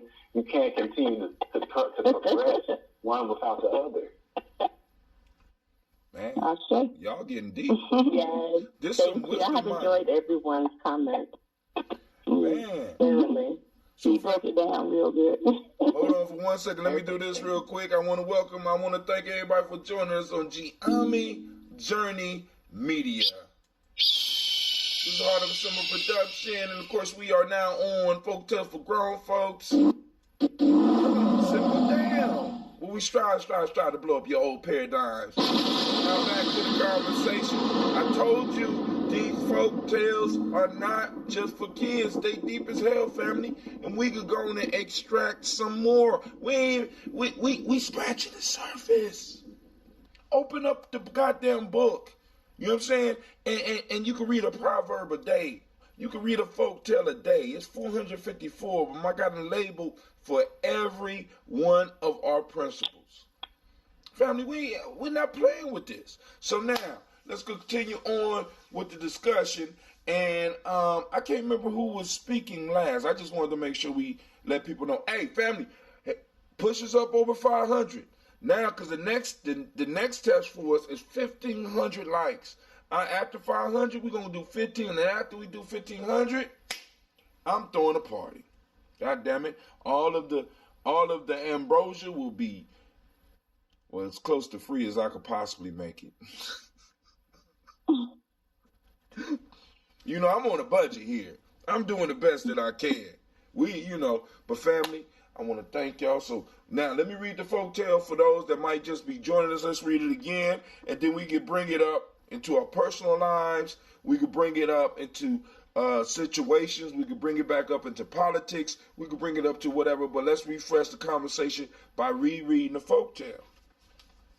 A cat fell in love with a handsome young man and entreated Venus to change her into the form of a woman.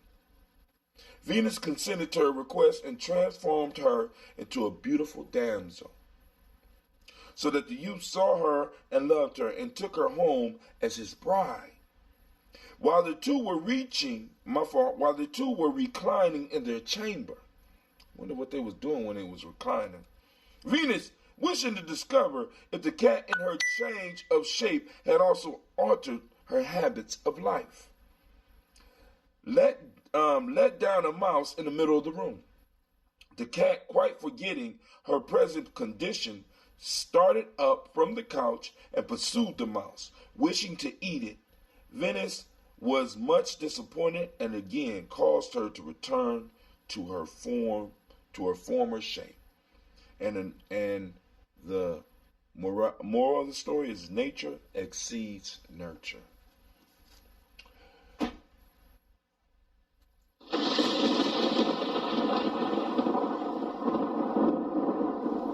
Anybody else got a comment on it?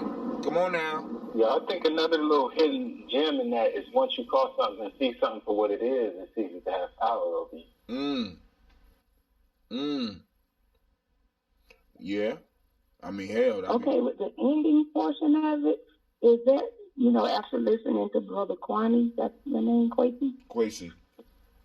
Yeah, Kwesi. Excuse me for that. Breakdown, is that saying that the man overpowers the woman? Nah. Because, he was...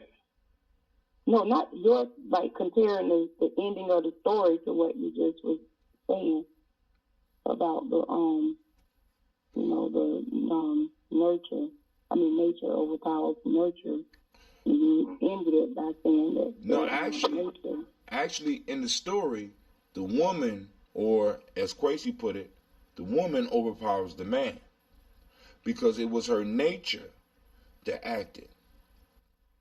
It was the nature that acted. She didn't change. See, because nature can be, in some ways, changed and shaped and morphed through training, like Kwesi said, because women naturally give birth. You know what I'm saying? I mean, just an example.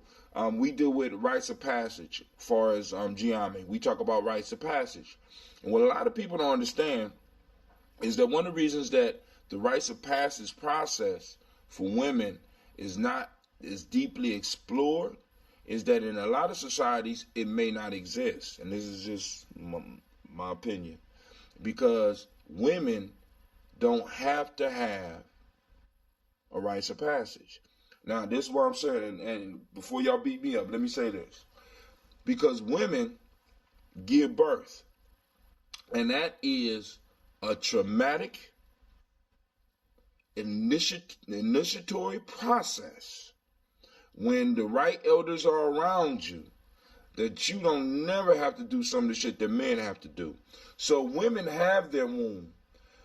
The women have the physical womb. Men have the earthly womb. And the earthly womb is our societies that we build. So humans, the nurture part, or the nurture part of us is the man aspect. And in order for men to give birth, we have to give birth through society. Women give birth naturally.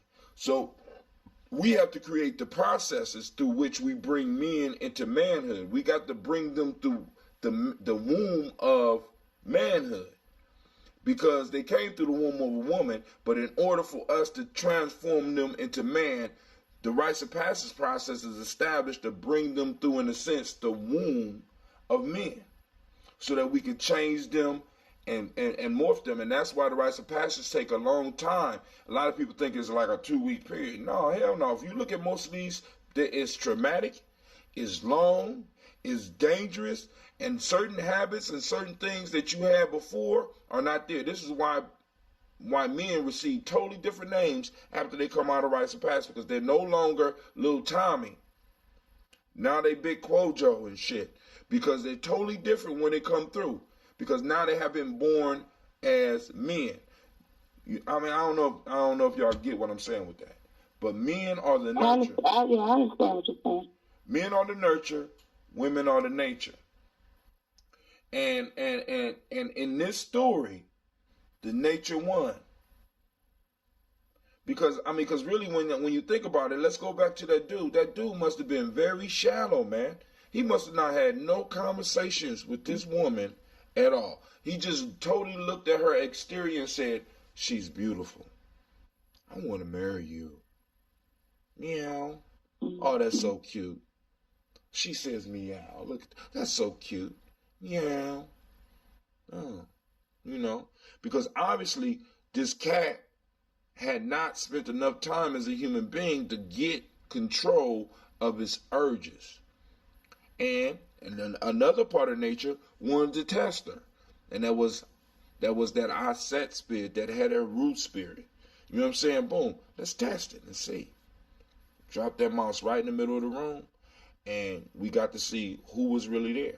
And sometimes that tells us that sometimes we need this in our conversations with our friends, with our business associates, with our politicians that's approaching us as we start building these parties. You know what I'm saying, or whatever we're gonna call them, these tribes. I like to call them tribes, right? We need to be able to drop the mouse in front of people so that we can see the true nature. I want to see your nature, because nurture, you can fake that for a long time, but I want to see your nature. I want to see what's inside of you, which is so deep that it's an automatic response, and you're going to react. And you know, do y'all know a powerful time where nurture overcame nature? And a lot of people don't take this into account. If we go back into the civil rights struggle, when they had to train all those men and women to sit at those counters, because that required training. That whole shit was nature overcoming nurture. My fault, nurture overcoming nature. Because it's natural, it's a natural instinct. Somebody pour something on you. Either you get so terrified that you're going to get up and run, or you're going to get up and you're going to defend yourself. Some of the, if we really explore what was going on during the civil rights movement, we would find that there was some super strong individuals that was involved in that. I know a lot of people be like, oh man, they was weak, blah, blah, blah. They let them sick dogs on them. They let them hit them and they didn't hit them back. But I don't even know if people really understand the amount of courage and discipline that it required to have somebody actually physically assault you and you not return the favor. I really don't see, because either you will return the favor or you will run for your life. But these people stood up and took it. Not saying that we need to go back and do that, but what I'm saying is we can look at that discipline that was there, because there was some true nurturing going on during that civil rights movement that we lost that shit. Because I mean, really, I want some of y'all to just think about that shit. Just allow Brother Hatim to walk up in your house and slap you up and slap you on your face. Either you gonna run from me or you gonna kill me. Give it a goddamn good try. We have to really look. I mean, we're looking with our enemy's eyes at the shit that was going on there. Oh, I wouldn't have been. Oh, them motherfuckers, they couldn't have did that to me. And we look over the courage that it took for people to do that shit. We look over the discipline that it required for people to do that. Cowards can't do that type of shit.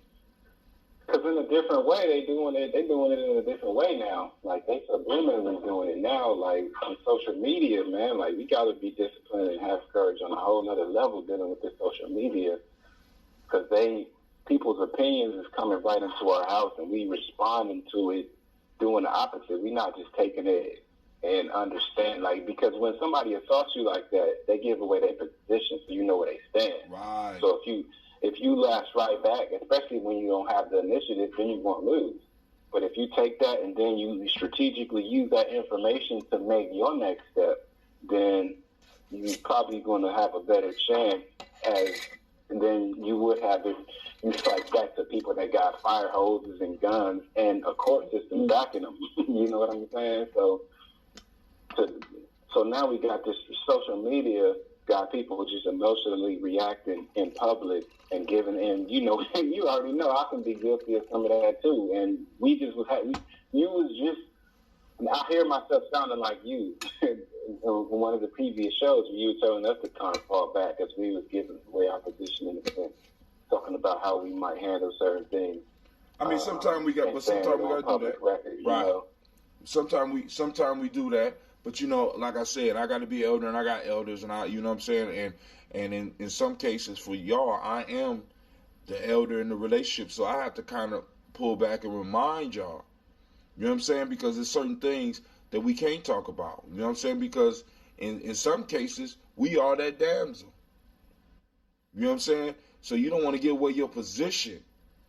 You know what I'm saying? Because I mean, this could be a story about an assassin. I disguise myself. I get all the way in the bedroom, and all of a sudden, when we recline it, rather than the mouse being dropped in the room, a weapon pops up, and I'm able to complete my mission.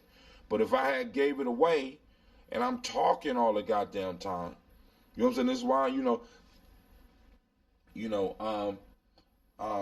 but like I said, sometimes we need to talk about that stuff. Other times we need to just fall back and be silent. You know what I'm saying? Some people are just loose cannons, and they don't, you don't understand. You may be fucking up the strategy sometimes. You know what I'm saying? Because the piece for us is that we have to walk a fine line, because none of the social media belongs to us. At any given time, they could block every last one of us, and we never be able to use the platforms. They have the technology to do that shit. You go and try to disguise yourself. You go and try. They know what the fuck you doing. So we have to walk a fine line and be able to communicate in ways that people outside of our culture don't understand. But because we expose everything, motherfuckers automatically start picking up our secrets, because we just talk about every goddamn thing.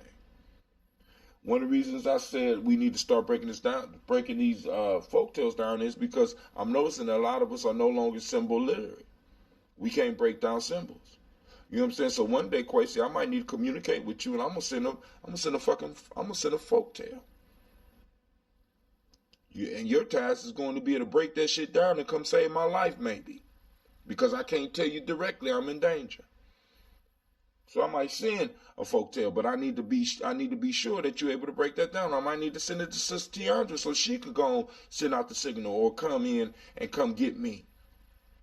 Because this is the way our ancestors used to. This is how we passed on information from generation to generation, and we neglecting them. We're neglecting the wisdom. We're neglecting the power. But family, we've been on here over an hour. Let's see how long we've been on here. An hour and 16 minutes. And, I got to get up. I got my adventure to go to tomorrow. And I know other people on the journey got their adventure to go to tomorrow. And we also got to get up and we got to do our toast. And for anybody out there that want to put their ancestors on the toast, or you want to join the toast on a regular basis, you can hit me up at the Black Signal at 614-300-1875. You can text me the name of your ancestors. Go ahead, bro. You notice that I ain't gave you my. If I add mine, that's going. I've been sitting here putting together my list of fallen soldiers, man. It's a lot, and okay. I ain't even really going back past. I ain't even talking about like my elders. I'm talking about like just homies and people that done passed in the past like 15 years, man. I got a good almost like 30 of them. Family, I got a list with more than 30 people on it. You know what I'm saying? If you want your ancestors toasted every morning, because that's what I pledge to do, by all means, I'll toast them. I have no problem with that. You understand? So that your list is not too long. Did you see? Have you noticed how long my damn list is now? And I'm telling people that I will set up a whole nother show to have discussion and just do the damn toast. Right now, I got time to do the toast. My goal is that I want to toast the part with the ancestors to take up the whole show. 15 minutes of reading. And then what I could do is I could pass that on. I could pass that responsibility on to somebody in Gye-Nyame. Now it's your turn to do this. 5 years from now, 10 years from now, when I get 65, 70 years old, I could pass this on. Because people now is invested in turning on and listening to their ancestors. Because all I'm trying to do is plug us back into our culture, man. Because that's where our power comes from. Our power comes from our culture. A lot of people don't understand that. And I'm cool with that. You don't even have to understand. You know what I'm saying? But those that are in the know, and those that are in the know support, and those that are in the know add to. Like, for example, Sister Tiandra got right into it. She gave me her ancestors and started writing. I mean, probably been writing books, but now she writing books. And she asked about how to, you know what I'm saying? And my PC is, this is how we get the word out. This is how we start building the culture. And somebody asked, how do we do it? We do it with the young people and the friends and family that are around us now. And we build from the inside out. We don't have to reach masses right away because we're part of the masses. All we have to do is start reaching out to the people that's around us. Uh-oh. I'm getting a message from some type of WAP service. I don't know what the hell that is. But family, I want to thank everybody for joining us. And I don't know if Lady J is still on the line, but usually what I do is I give people opportunity to close out. If you have some closing words, by all means, go and close out because we're going to shut the show down. But once again, thank all those that's listening now and those that's listening in the future. Get your Daily Toaster shirt. Buy a book. Sister Tiandra's book will be out soon too. It's a nice read. You know what I'm saying? I got to look at it beforehand. So you know. Anybody got any closing comments? Thank you for that. No problem. Segment, you got any? Go ahead. Yeah, I didn't mean to cut her off. I was just going to say thank you for having me again. I enjoyed watching your shows. I missed it this morning, but I did catch the recap. So, thank you. And I learned a few things tonight. Me too. Quasi, you got something you want to close out with? Give thanks. Everybody giving thanks. I want to give thanks. All right. Sister Tiandra, your all minds clear? Let me check the comments before I click off. All minds clear. All minds clear. All right, family. We got some more comments. Hold on, let me see a few more comments. They only show 5 and 9, so we missing some people. So I want to make sure we get everybody's words in. Come on, there we go. All right, cool. All right, nothing there. That's this Hootsuite. I don't know what the fuck going on. Excuse my language. Well, I cuss anyway. I'm sorry, family.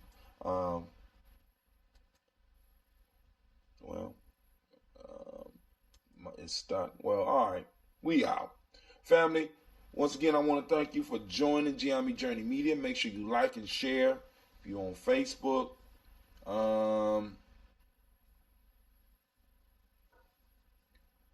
it just popped up. I had a few more comments. All right. I'm just going to go.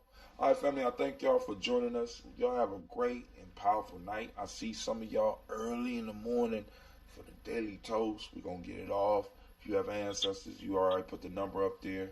Feel free to join us because you family. We family. This is all about family.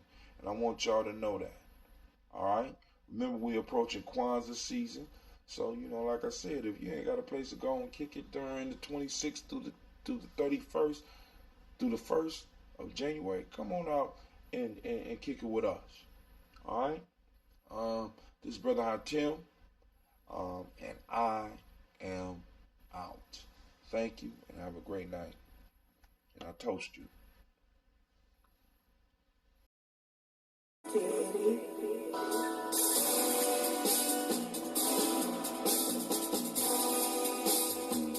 Drink your water.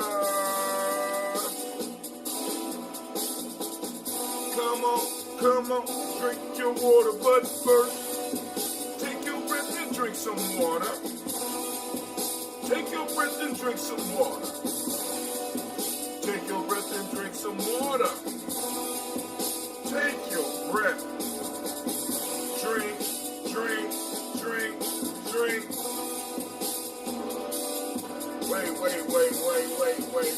Wait. Stop. Blow it up. Can't do that. Just ran through the song. Didn't take one breath. caught up in the song. Then get caught up in the breathing. Family, get caught up in the breathing. Hold on. Don't get caught up in the song. Get caught up in the breathing. But they wouldn't have been went right.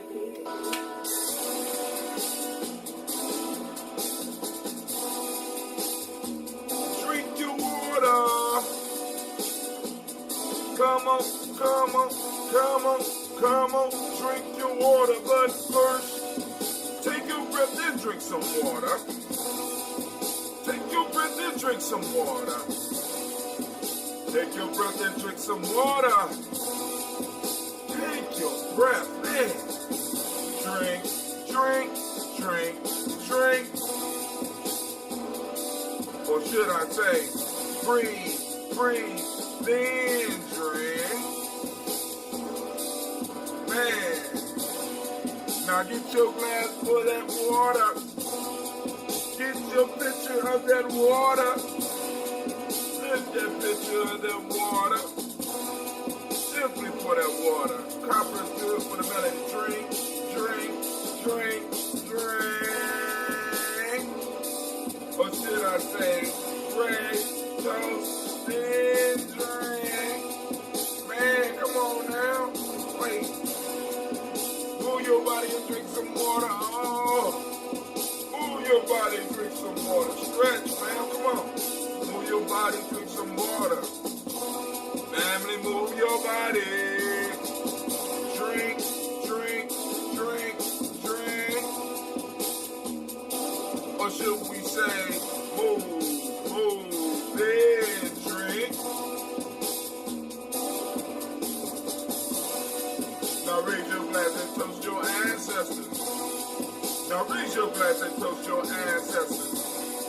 Now raise your glass and toast your ancestors, man. Just raise your glass. Drink, drink, drink, drink. Or should we say, raise, toast, then drink. Take your breath. Lift and pour. Move your body. Toast your ancestors. Breathe, live, move, toast. Don't forget those 4 pillars. Breathe, drink, eat, culturally appropriately, of course. Move. Hey, take your breath. Lift and pour. Move your body. Toast your ancestors. Drink up.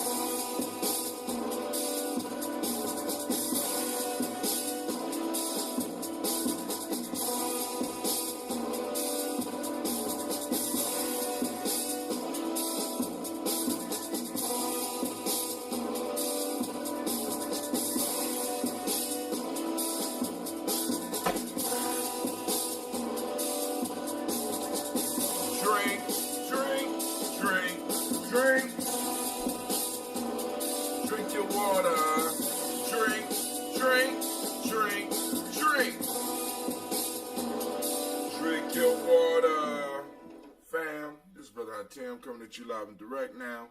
Shouts out to Brother Kwame. I see you out there. But hey, man, computer problems. Slept in a half an hour. Cause I iron my clothes. I iron my girls' clothes. So I'm just chilling, man. But hey, I chilled just a little bit too much. And my computer was moving slow. So it took me about 20 minutes to get everything up and popping. So let's get straight to this toast without any further ado. Ooh, must be the court. without any further ado, come on, man. Let's do it. Alright, so what we about to do, about to hit this toast, right? So, first off, my fault. Camping trip, September 20th to the 22nd. Gye-Nyame Journey Mall, September 28th. ADOS Conference, Kentucky, 4th and 5th of October. It's going down. All right. Also, free GNJeCourse.com. All right. Raising our glass up to our creator by whatever name you choose to call it creator. We raise the glass and we salute that creator and we say, Ashe.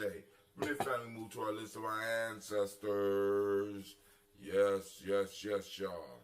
And we read off our list. Miles Brown, Miss Ann, Robert Tex, Adam Davis, Herman Brown Sr., Rosalie Tilly, Georgia William Walter, Chris Patton Gasson, Eileen, Uncle Chris, Fiend, Cleveland, Jenny Brown, Margaret Ellis, White Charlotte, Cecil Ellis, Alvaro Brown, Gina Gaines, Herman Brown II, Barbara Twiggs, White Charlotte Jr., Katie Ellis, Nikki Ellis, Jamon Jones, Jeremiah Tappan, John Pollard, Montague Pimenel, No More X, Pet Mont, Rob Malika Fakor, Dr. Mary Ann Williams, Coach Kamal, Elder Millie Dixon, Tony Clark, Pastor Yusuf Weston, Elder Ajani, Ron Coleman, Elder Robert Donaldson, Alfred Bropo, Actor Jr., J. Edwards, Carlisle Harris, Grace Lundy, Inez Harris, William Bill Moss, Phyllis Rose, Sterling Lucy Wright, Derek L. Pulley, and the Luxor brother, Miss Eda Brooks Crawley, Miss Ree Nelson, Mr. Frederick Crawley Sr., Miss Jerry Brunson, Mr. Lonzo Johnson, Miss Marie McDowell, Janet Foster, Charles Jordan, Kill Smith, Walter Smith, Richard Trigg, Francis Johnson, Mary Franklin, Jimmy Williams, Daniel Ford, George Gibson, Nana Loretta Clark.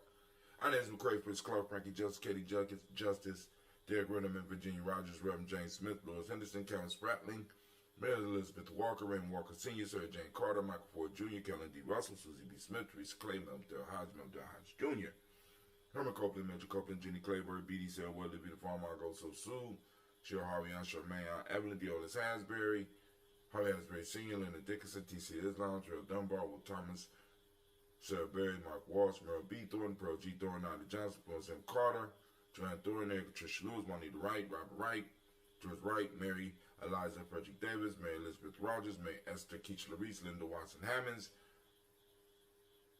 Jarrell Giles Watson, Sparrow, Slimmy. Did I skip? Hold on. Florence M. Carter, Joanne Thornton, Edgar Tricia Lewis, Juanita Wright, Robert Wright, George Wright, Mary Eliza Frederick Davis, Mary Elizabeth Rogers, Mary Esther Keach Larice, Linda Watson Hammonds, Jarrell Giles Watson, Sparrow, Slimmy Sarah Lewis, Andrew Holmes, Pearl Moore, Percy Moore Jr., Mitchell Owens, Booker T. Bowden, Charlie Hunt, Sammy Stover, Hilda Pearson. Let's say, still need OT, still need where the camp is being held, when to be there, and what is needed by attendees. Won't be able to remain the whole time, but will spend quality time with the crew. One love. Okay. I'm going to send all that stuff to you today. Alright. And I'll announce it on the show tomorrow morning and tomorrow night. I'll get it out.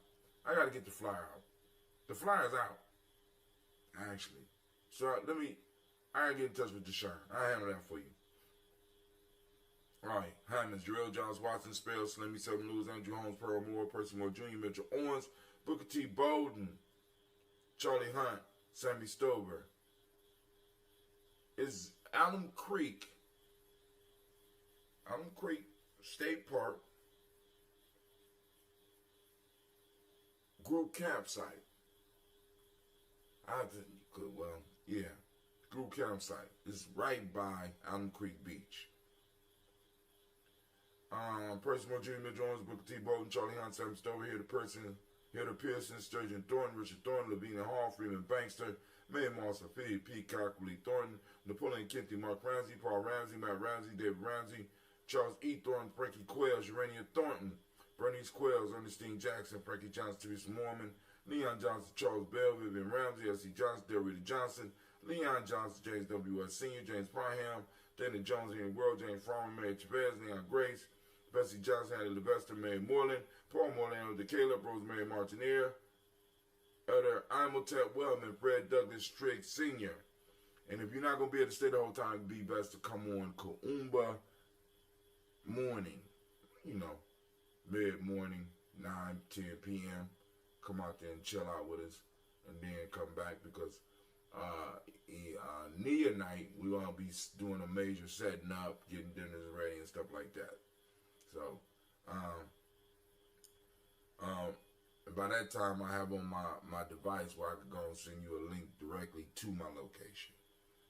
Fred Douglas Triggs, Second Meeting Triggs, Reverend Annie Moore, Helen Fuller, Eugene Jackson Sr., Richard Ellis, Silas Alexander, Charles Maxwell, Percy May Alexander, Arthur Reynolds, Stanley Lockhart, Ricky Lockhart, William Lockhart, Woodrow Lockhart, Brandon Porter, Deacon Hargrove, Carla Sawyer, Andrew Parker, Doris Donald, Ellis Murphy, D'Amico Russell, Didi Monaries, Gina Ruth Jones, Jana Callahan, William Walter West, Nigel Paris, Elder Basiji Polani, Jim Robinson, Gladys Johnson, Valerie Clark, John and Mary Sullivan, Dirk Johnson, Antonio Johnson, Delise Waters, DeFritas Hines, Inez Bostic, and the Bostic Winfrey, Scanterbury, Wilson Haley, Elma Hines, Phyllis Lee, Eugene Spratling, Kevin Spratling, Charles Wooden, Penny Brown, Roy Lee, Print Up Jr., Miriam Johnson, Wilbur Longmire, the Catney, Janice Carter, Michael Carter, Leon Pina Carter, Margaret Carter, William Carter, Lisa Jordan, Charles Mosley, or Charles Lee Mosley, Dorothy R. Blair, Ransom Evans Sr., Sam Evans Sr., Leland Blair Sr., Edward Stevens, Suanne Stevens, Joe Davis, Timothy Butler, Gene Holmes, Dana Jones, Peter Charles, Christy Nichols, Cardinal Robinson,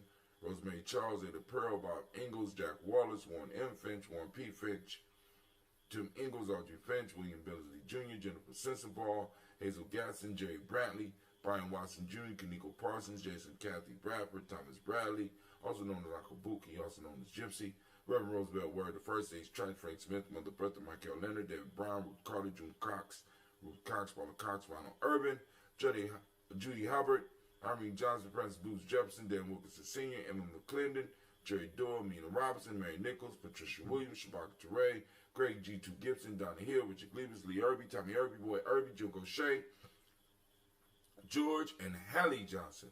Archie Margaret Armstead, Diane Scott, Eric Armstrong, Claire Fox, Gene Evans, Archie Beck, Anna McGill, Charles McDaniel, Christine Cottrell, Aunt Becca, Alice Arnold, Arthur Arnold, Hattie Reed, Charles Reed, Eulin Andrew Baker, Patricia Neville Brooks, Gwendolyn and Bob Hatch, Kimball Vernon, Bradley Kim, Janie Harriet McCate, Spencer Sturgis, Sally Mae Baker, Ethel Baker, Creola Baker, Geneva Baker, Aaron Nino Baby Hatch, Senior, Melly Miller, Hosey Hasdad, Cleveland, Mother Gibson, Alex Nixon, John Bowie, Lester and Rachel Saunders, Dorita Ross, Viola Ross, Robert Nelson, Fred Stevenson, Leroy Stokes, Neely Johnson, Fletcher Swan, Maddie and Charlie Scott, Alda Casey, Thomas Coper, Vivian Stevenson, Mona Ann Lewis, Cornetta Lyman, Lewis John Jackson, William Dallas, Lewis, Mary Francis, Chappelle Jackson, Michael Slade, Sharon Perkins, Richard Jackson, Martha Ford Dawson, Big Mama, Nanny Harris, Eva Ford, James Harrison, Margaret Towns, Mary Williams, Leroy Q. Heath Sr., Albert Moore, Miss Benella Albers Motley, Geraldine Elizabeth, Douglas Thompson, Earlton Houston, Lud Alls, Elijah Alls, Jerome Alls, West Staten, Joe Jamel Alls, Ann Pierce,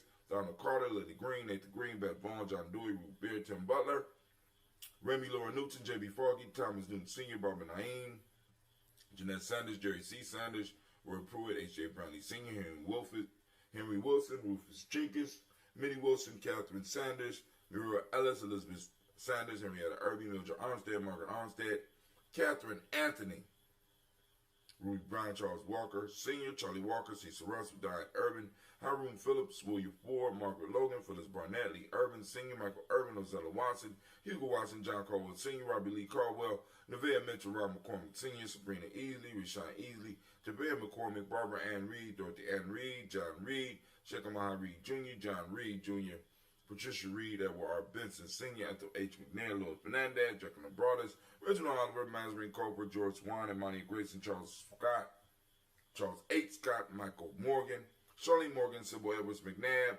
Annie Ferguson, William Ferguson, Shelby McClendon. We had Jordan Giles, James Carswell, Roberta Adams, also known as Aunt Sis, Elder Shaka McNair, Anthony Brown, Jonathan Ford, Lottie Gaucher, Cousin Tony, Michael Johnson, James Jimmy Johnson, Barbara Shane, Lewis, Ronald Sheldon Jr., Damian Top, Stina Banks, Joseph Bingham, Quincy, Mama Aunt Lady, Abraham Isaac Cundiff, Aunt Barbara Lewis, Renee Johnson, Joy, Ryan Ross Riggins, Jamonte Marcus Price, Ness Words, Marshall McCarroll, Demetrius Beard, Herb Jefferson, Ralph Mickens, Eric Walker, Corey Sample, Candace Simmons, Severn Clayton. Oh, can't read flyers. Well, I'll type it out for you, my friend. Don't worry about it. I get it to you. Should have been had it to you, but, you know. But also, if you have Shamar's number, he'll be able to give you more specifics. I just know. Leonard Jones, Johnny Garner, Melvin Scott Sr., the Clarence Lumpkin, Elizabeth Johnson. I just know how to jump in my car, get to this goddamn place. Frank Smith, Stacey Trice, Denise Gray, Nathaniel Hassan Turner, Khalid is in transition.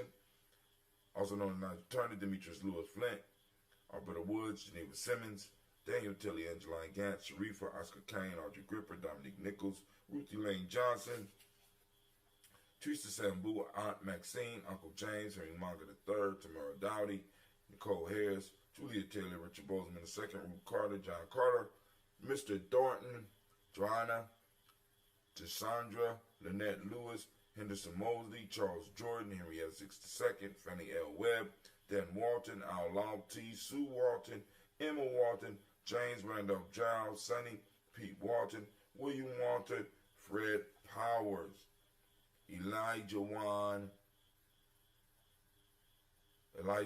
Hakeem Nkomo, Alberta T. Davis, Charles Davis, Woody R. Mackey, Dr. Karini Mackey, Victor Bowden, Drusilla Kitty Berger, Lucy White, Robert Lee White, Emma Jean White, Talton, Roger White, R.L. White, Jesse White, Ruby Jewel White, Johnson Carl White, Desi Woods, T-Lar Woods, Lennox, Jim Woods, Lizzie Woods, Juanita Alexander Brown, Cynthia, and Wright. Family, we raise our glass and we say, Ashe. From there, family, we move to the present moment. Where are we right now? We are on Ujima. So what I want to do is first give a round of applause to all those Ujima babies out there.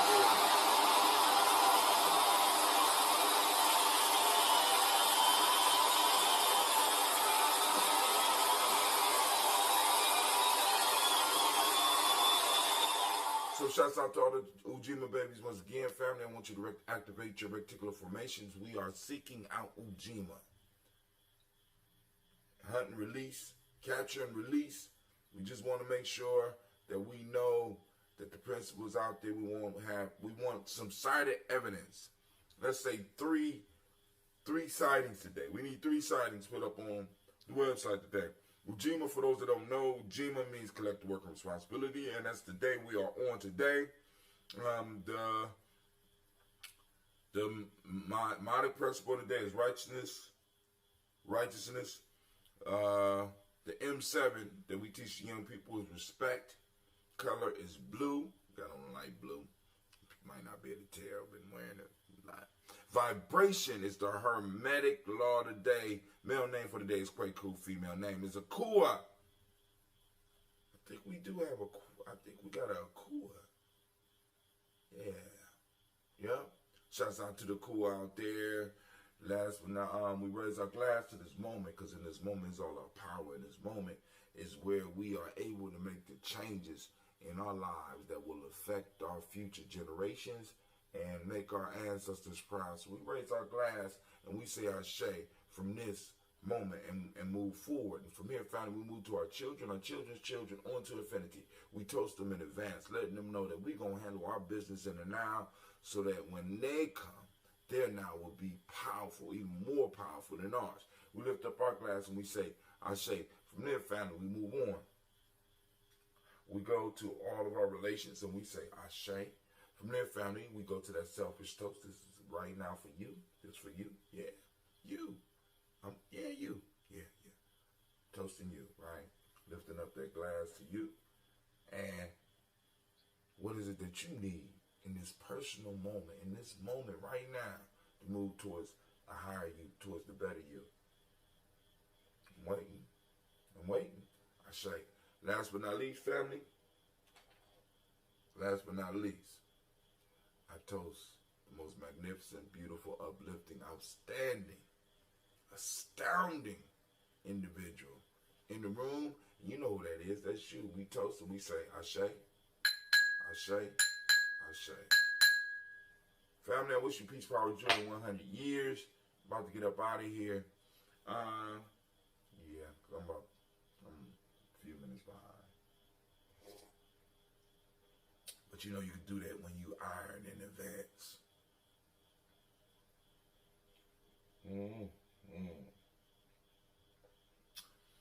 Man, it got to be the court.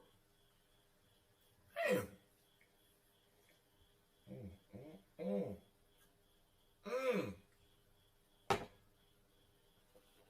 Still got a hint of sweetness in it. Oh, have mercy. What is this cork doing to my brew? All right, but yeah, brother, I think I might start corking all my bottles because this is ridiculous.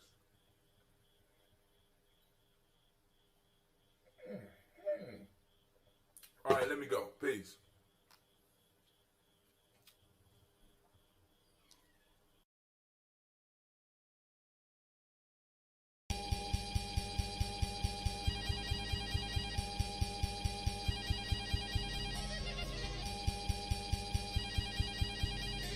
Mr. Diddy.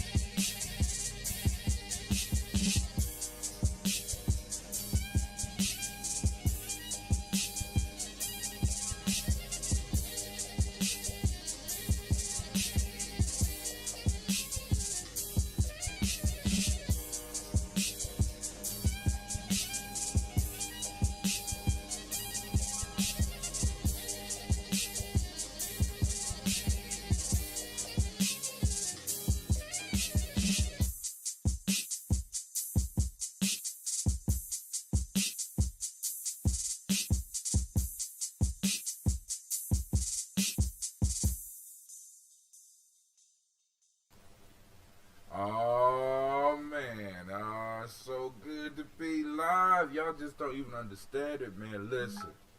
Listen, I'm trying to tell y'all, listen, Donald Trump is going to make me rich in the next 4 years, man. He is constantly shaking shit up. He's constantly doing shit. And it fits right in with the folk tales, because we are about to dive deep into it. But first, we got to cover what my man is doing. This shit is crazy. But hey, y'all know, I have to remind you that you are now listening to Gye-Nyame Journey Radio.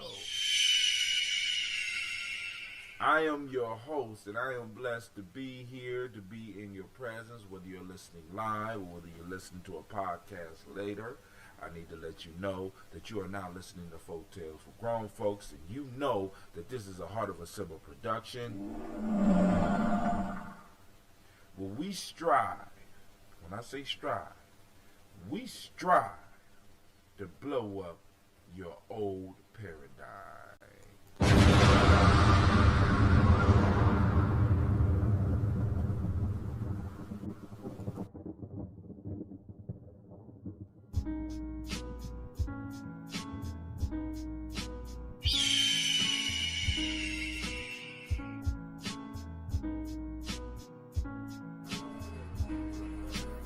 I am a Gye-Nyame man. I was born for greatness. My greatness comes from my potent center. I pledge to find and connect with my center.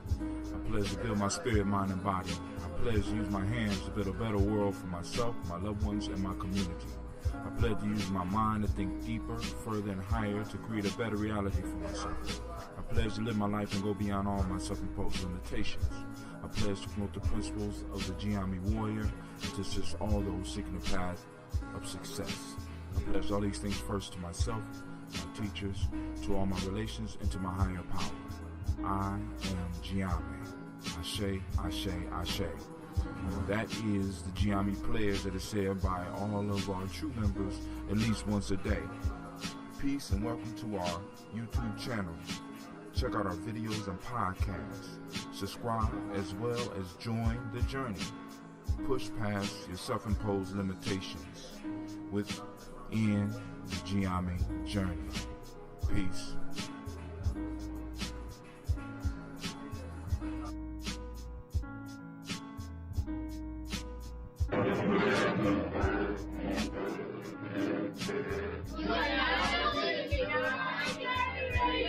Too black, Too strong. Alright, yo. This is Brother Hotel, man. And I am thrilled once again to let you know that you are now listening to Gye-Nyame Journey Radio. And man, dude, Donald Trump is turning the world upside down. The Donald Trump is shocking them and rocking them. I thought he was all talk, but Donald Trump is already signing executive orders and making shit happen. Listen. It is incredible. It is incredible because I can't wait to hear what some of my brothers who are the conspiracy theorists, what do they have to say about all this? Because he's smashing this thing called globalization. He's crushing it down to the very last compound. One of the first things he destroyed was the TPP. He got in and he said, no, TPP, only OPP, right? No TTP, only OPP. You know what I'm saying? We don't want the Trans-Pacific Partnership, but we will take other people. That's right. Listen, he's not playing. So we're going to have to go down a little bit down the timeline. But first, I want to thank everybody, once again, that's listening, man, because slowly but surely, we're growing. We got people tuning in on Facebook. We got the regular listeners on Spreaker. I got it able to where I could stream without it being interrupted, and I could give my fam out there the shots and the love and the attention that you deserve, because some of y'all have been listening to me for the last 5 years. right? Because I'm not a new jack at this. I've been doing this, right? And you know, some of y'all know we done covered over almost 200 of these folk tales. We done covered hundreds of proverbs. And the thing is, this crystallized wisdom is ready to go out into the world and help us make sense of it, right? Because we think that what we're going through is new. We think Donald Trump is new. Donald Trump is not new. You know what I'm saying? Donald Trump is not new. Neither was Obama. This whole piece that we're going through is not new. Our ancestors have already laid the groundwork for us. They have already gave us the roadmap. All we have to do is be wise enough and bold enough and studious enough to sit up and listen to their wisdom. Unfortunately, the wisdom don't come through academia. Our ancestors didn't store their wisdom in academia. They stored their wisdom in proverbs and stories, right? This whole academia thing, the way it is right now, is new to the world. See, because the way people used to learn, they learned through stories, right? We tell stories. Actually, when you look at the academic documents, they're nothing but stories. They just got bigger words, and they got statistics and graphs and charts, but it's telling a story. And our ancestors mastered the storytelling concept. So now, before we get into the folk tale, I'm letting you know that the lines will be opened up in another 6 minutes. You can hit me up at 614. I'm gonna type it. Oh, goddamn! I'm sorry. I just messed up and closed down my stream on Facebook. I'm sorry. I shouldn't get that excited, right? It's not that serious, right? But yes, it is, because I'm starting to get some loyal Facebook listeners as well. So I need to apologize for that.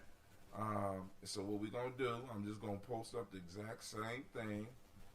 The name of the folktale tonight, for those that want to go and do some research and look at it, is called The Ass and the Wolf. The Ass and the Wolf.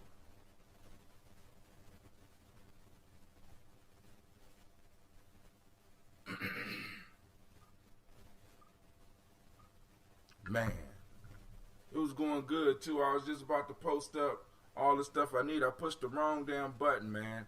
But that's how it is, man.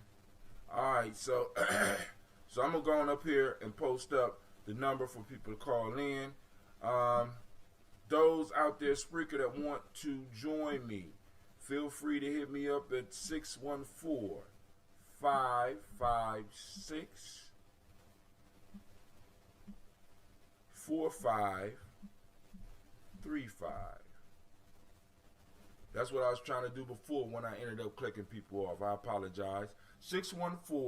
614-556-4535. So right now, I am on the Gye-Nyame Journey timeline. Actually, I'm on my Gye-Nyame Journey timeline. I'm on my Gye-Nyame Radio timeline for Twitter. You want to follow me, is at Gye-Nyame Radio.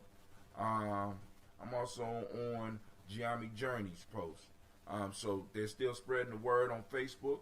So right now, of course, on the timeline at the top of it, we got Folk Tales for Grown Folks. You know we do this every Tuesday at 9 p.m. every Tuesday.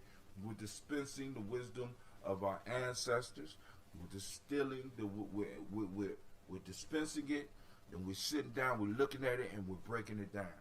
Because the piece that a lot of people don't really understand is, man, this wisdom is, this is gold, man. This is gold, right? And it's 2,000 years old. And some of the stories we're going to be getting into after we get through Aesop might be older than that, right? But our ancestors spreaded wisdom in this way. All right, so now, let's hit the Great Pumpkin. The Great Pumpkin. The Great Pumpkin is doing it. The Great, let me do my lightning strike.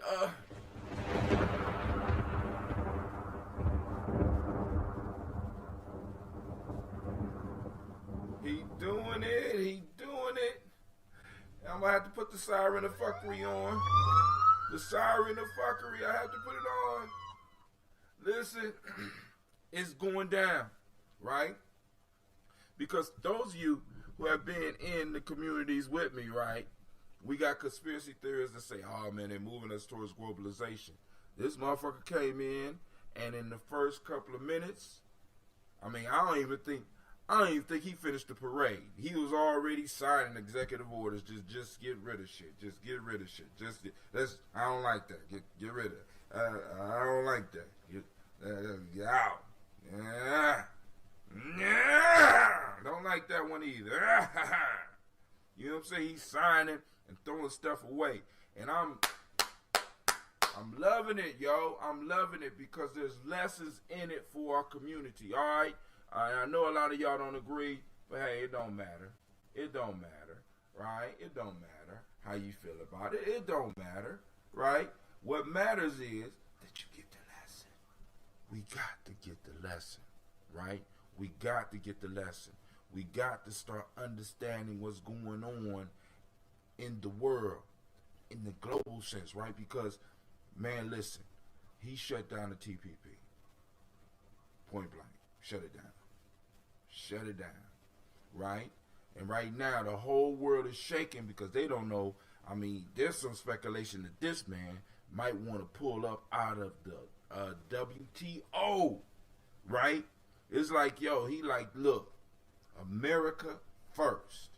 America first. And I know a lot of people got upset when he was saying that because that shook up everything because America has been in everybody's business. Now he's saying, look, America first in all aspects, right? And a lot of people can't get with that, right? Because we have been used to being the police of the world. We have been used to being able to provide all types of stuff around the world. But the bottom line is there is a lot of stuff wrong here, right, that needs to be fixed, right? Starting with black folks, right? Because, I mean, like, my whole piece is I got to be for us because nobody else is going to be for us but us. It's our responsibility, right? But we got to look at what's happening all over the world, right? Now, what Donald Trump has come in on, right?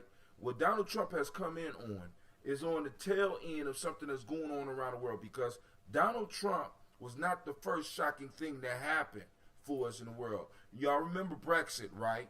I know y'all remember Brexit, right? This is when the British Empire, used to be the British Empire, also known as England or Great Britain. I don't know why we call them great anymore. It's just an island. You know what I'm saying? That little island. You know what I'm saying? That little island of West Asians out there. They decided to pull out of the what's up, brother Tariq? They decided to pull out of the European Union, right? This shocked the world because nobody thought they was going to do it. This is suicide. This is economic suicide for Britain. Britain did it, right? That should have been a signal for a lot of us that change was coming. And then you started hearing national rhetoric from all of these different countries. And then all of a sudden, on our election day, that day in November, that we will never forget, right? Remember, the 4th of November, the day the great pumpkin rose. You know what I'm saying? Listen, now, that was a signal that America was also moving towards a nationalist agenda. Not a global, but a nationalist agenda. Now, I want us to pay attention. I want you to pay attention, right? Because the folktale I got, the Proverbs I got tomorrow night show, tomorrow at 9 p.m., right? They are going to help us understand what's going on, right? Now, Trump, whole piece is America first. And when he said that during a speech, he had people in Davos, Saudi Arabia, wherever it was, where they had the big meeting for the globalization. He had everybody shaking. Why? Because America right now is talking about pulling out and renegotiating all of the trade deals. Stick with me, y'all. I'm bringing this back to y'all house. I'm bringing this back to us, right? Because y'all got to understand what's happening. If we don't understand what happened, If we don't understand what's happening, and what has happened in the past, we are doomed to make the same mistakes, right? Because I'm going to give you a perfect example of what globalization looks like. And it is something that is very familiar to you if you are black. I'm going to let you know what it looks like, right? What it looks like, what our elders told us about, right? What Elder Norma was talking about, and the other elders that was talking about what they were talking about, right? When you get on those black stations on YouTube and they're talking about this is what black globalism is, this is what it looks like. But a lot of us wasn't wise enough to catch it, right? But Brother Hatim sat still long enough, and I see it. I see it for what it is. Y'all need to really pay attention to this, because I'm going to bring this shit home. Trust me, it's coming back. It's coming back, and it might hurt, and I hope it do, because we got work to do, because it's Coogee Chagalia, man. Oh, I said Tuesday, didn't I? No, I ain't say Tuesday. Coogee Chagalia, man. Self-determination. Time to define, right? Because this is exactly what Donald Trump is doing for his folk. This is what he's doing for this country. He's defining the limits of what we're going to do. And he's redefining things that are not for him and for America. That's Coogee Chagalia, y'all. Y'all might not agree with me, and I don't care. But that's what the show is about, so that we can have these discussions. You want to discuss this with me? Hit me up at 614-556-4535. Because I'm going to keep this line going. I'm going to keep this going for about another 10 minutes, and then we're going to get into the folk tale, and then I'm going to bring it back. That's how cold the ancestors are. I don't even plan what I'm going to be doing next. I'm just following the book. And my whole life and everything in the world has been following the book. We the only ones that's not following the book. We following other books, right? It's simple. It's not complicated, right? They're running strategies that have been ran over and over again. All we got to do is be wise enough to learn. They ran it on our ancestors 2,000 years ago. They ran it on us. They still running the same strategies. I keep telling you, the West Asian is the luckiest group of people on the planet. They lucky, right? But the luck is gonna run out when we start using our wisdom, right? So Trump effect on globalization looms over Davos. It was Davos, right? So they just had a conference about globalization. And everybody was shook up because Donald Trump got up there and did that speech in the way that he did, right? He painted a picture as if America had been getting beat up by everybody. You know what I'm saying? Hell with the fact that we got more drones blowing up people all over the world. Hell with the fact that the CIA has been interfering in other people's elections since the CIA was in business. Hell with the fact that the police is beating the hell up out of us, right? Hell with all that. He painting the picture as if America has been getting whooped for the last 50 years. Got everybody hyped. Got people wishing for jobs that are never coming, right? But we got to respect the strategy, because I'm telling you, I'm gonna bring it home. Stick with me. I'm bringing it home. Let's look at this. Let's look at this article. I'm looking at an article from BNN, right? BNN is on my timeline. It's on my timeline. Trump effects on globalization looms over Davos. Davos, Switzerland. It's been impossible to escape the shadow of Donald Trump at this year's gathering of the business elite at the World Economic Forum in Swiss ski resorts of Davos. That's how they do it, right? They come together and they ski, talk business, right? Hey, we need to come together to go camping. You know what I'm saying? Talk some major business. Uncertainty over what Trump will do once he takes office Friday and whether his presidency will mark the end of globalization dominated discussions all week at this event, which more than any has become synonymous with international business. See, America has been moving in the direction of globalization. And I want y'all to check this out, because I want to bring it home. because I ain't going to bore y'all, right? I ain't going to bore you. Listen. Let me give you an example of what globalization looked like. It looked like Livingston Avenue. It looks like Livingston Avenue. That's what globalization looked like. Globalization looked like black neighborhoods. That's what globalization looked like, right? Because what happens when we globalize is that we open up all of our borders. And this means that only businesses is making money with the trade. So the tariffs are low so that everybody could be trading. And there's no money coming. I mean, you know what I'm saying? There's little money coming in when something come in and they're able to take things out, right? Tariq got a question. All right, cool. Put the question up, bruh. Go ahead, because I don't understand the question mark. I'll answer the question. Your neighborhood is what globalization looks like and how it affects countries. What do I mean? Listen. We have no borders. Free trade, right?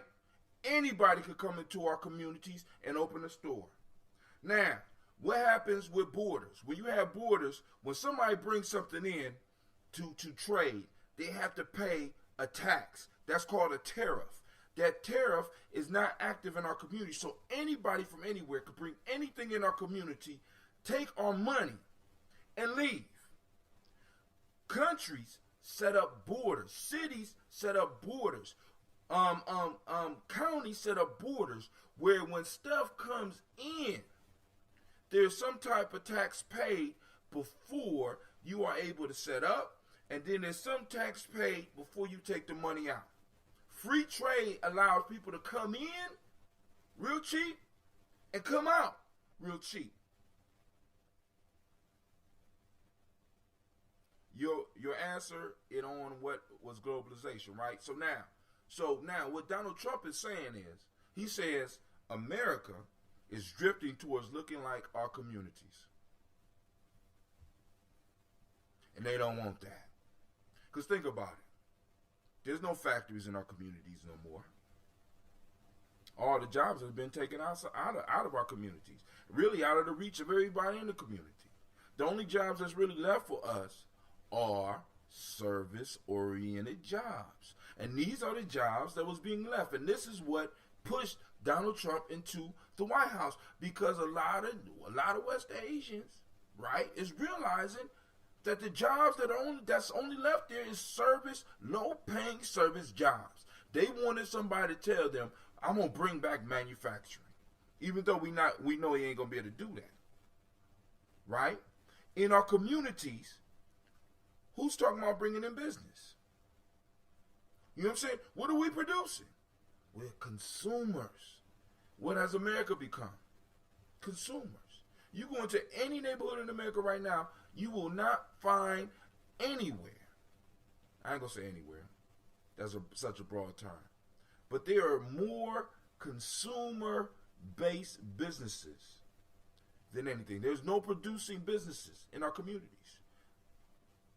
I'm just talking about black folks. Now, other people out there can look at their community and they could be concerned as well, right? I need y'all to understand this, right? So what he's doing, he's putting a stop to, no. And he's telling businesses this. If you move your business out of our country and think that you're going to produce stuff elsewhere and bring it in for cheap, you got me messed up. I'm going to charge you a 35% tax tariff just to get your product up in here. Now, black folks, back to us. That's defining your borders. I think that's Coogee Chagalia. Have we defined our borders? Have we defined what's allowed in our community and what's not allowed in our community? Oh, my fault. It's not ours. We renting it. All this economic power we got, and we renting it.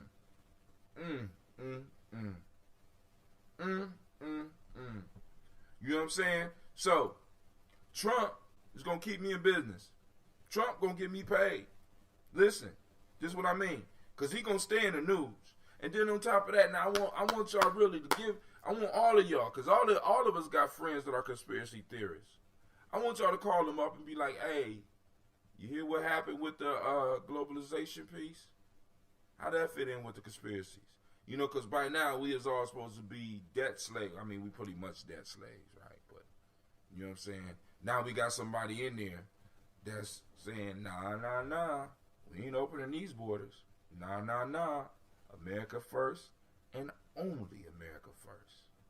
When we gonna get that attitude? Because they got that attitude in Britain. Britain first.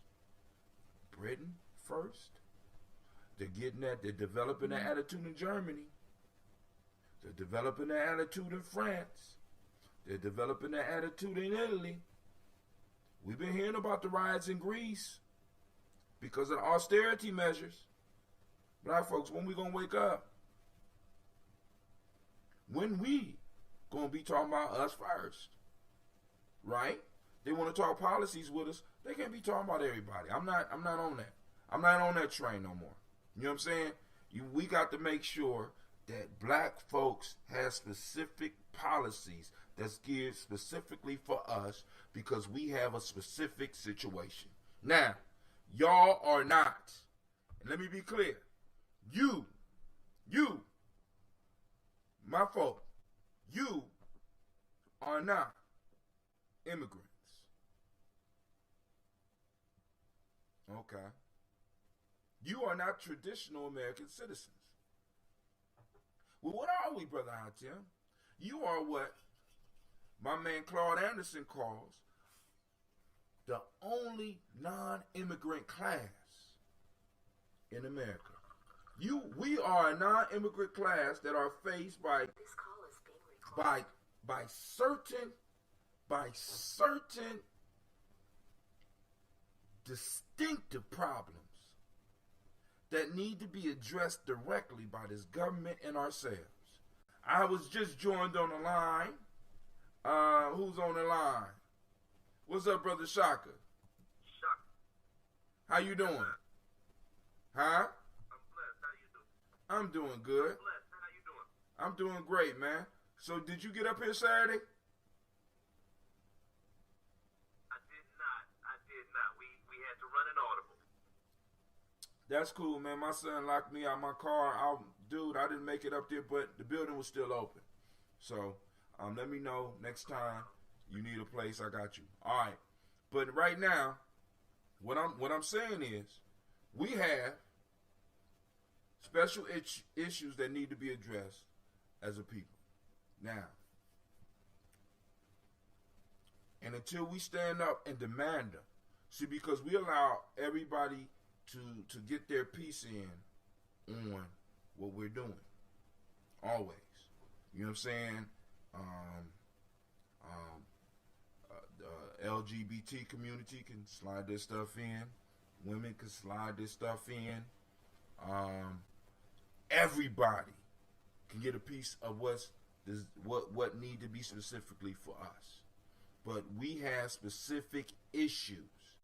And I'm sick of people talking about Africans in America, African Americans, ones that was born here, ones that are here as a result of the slave trade. I'm tired of people talking about our issues as if our issues are the same as everybody else, because the situation is different.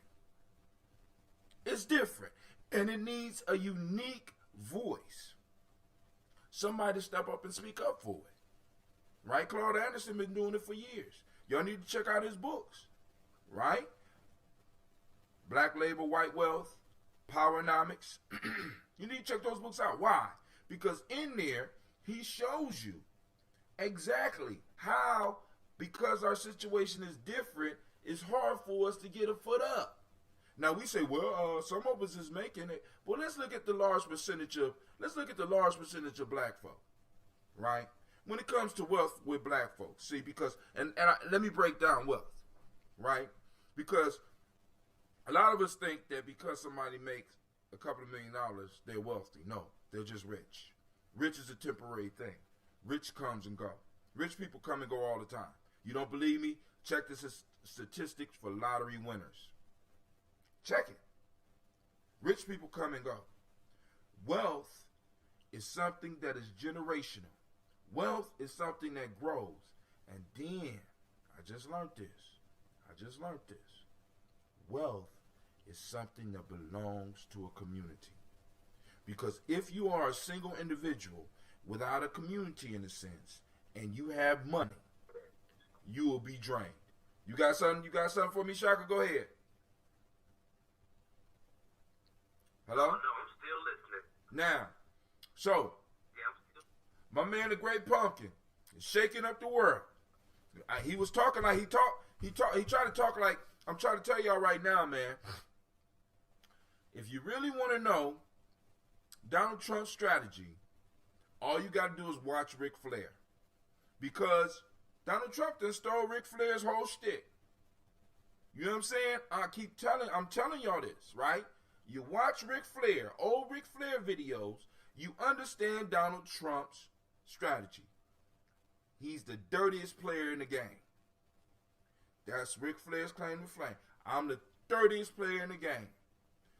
One of the smallest wrestlers up there, dominating the field for a long time because he knew how to work the politics, he knew how to work his tongue, he knew how to finesse the people, and he retired a champion.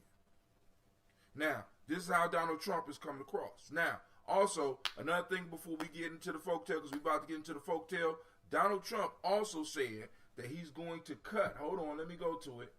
He says he is going to cut. I love this one. Regulations by 75%. Did y'all hear what I said? He's going to cut regulations by 75%. What does this mean? Now, for his big business brothers that's in his little secret clubs and stuff, that means a lot. You know, to some of us, that don't mean nothing. But to us that's trying to start businesses, because listen, black folk, white folk, brown folk, yellow folk, my whole family that's listening, because I don't want nobody to get upset. Y'all gonna understand, I'm a black man, so I got to look out for black folks first. But I love all of y'all. But I gotta look at my tribe first, right? Because if I don't love my tribe, there's no way I could properly love you. As a matter of fact, anybody out there that knows somebody that's loving you more than they loving their family, you need to watch that motherfucker, because that's a dangerous person. That's loving their tribe, that's loving you and yours more than he loving it. That's a dangerous person. That's a sick person. Now, back to what I was saying. In our communities, we no longer need job seekers. We need job creators. One of the major things,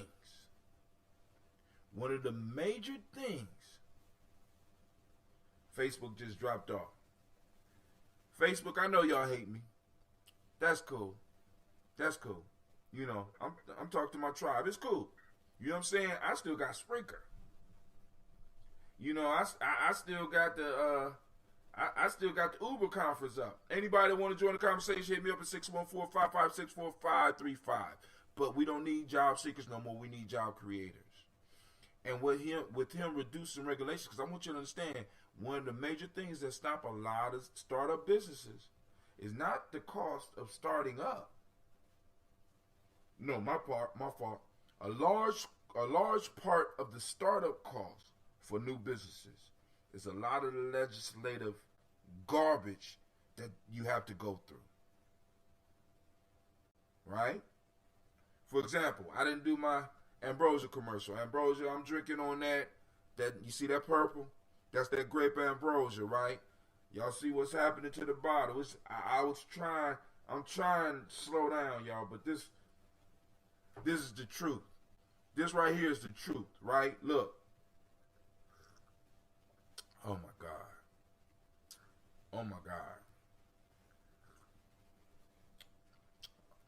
All right, Facebook, you keep dropping. Those of you that want to listen to the show and don't want to get dropped or get disconnected, go to www.Gye-Nyame.com. Gye-Nyame.com. All right? So, now, last thing. So, I'm still on the Nguza Saba Challenge. Today is Kuji Chagalia. And, man, do I got a surprise for you. I caught up with one of my little brothers, and I happened to walk up on one of his projects. And man, this calendar, I'm trying to tell y'all, man, we're gonna take this whole Nguza Saba challenge to a whole nother level. We changing lives, y'all. We changing lives. You will be surprised how different the world look when you get rid of Mondays and start looking for Emoji. When you get rid of Tuesdays, start looking for Kuji Chaglia. When you get rid of that Wednesday and start looking for that Ujima. I'm trying to tell you, it's such a different thing. And wake up in the morning and toast with me on YouTube, right? I toast every morning. All right, so on to the folktales. Shaka, you got anything before I jump into the folktale? Because I'm gonna be able to bring it right back and connect it back to the stuff with our boy, the Great Pumpkin. Shaka. I think Shaka hung up on me. Yup, he done hung up. I done lost him. All right, so that means we about to kick it. All right, here go the story for y'all. It's called The Ass and the Wolf. An ass feeding in the meadow saw a wolf approaching to seize him and immediately pretended to be lame. The wolf, coming up, inquired the cause of his lameness. The ass replied that passing through a hedge, he had trod with his foot upon a sharp thorn.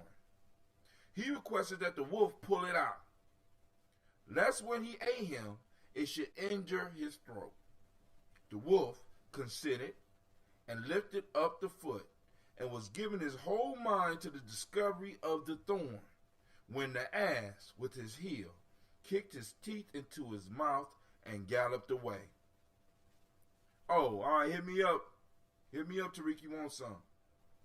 The wolf, being thus fearfully mauled, said, I am rightly served, for why did I attempt the art of healing when my father only taught me the trade of a butcher? I got plenty, bruh. I'm the plug. This that regular ambrosia, right? Yeah. Clean you out. All right. I'm going to sip on some of that too. So now y'all heard the story. Now watch how I tie this back to everything going on in the world today.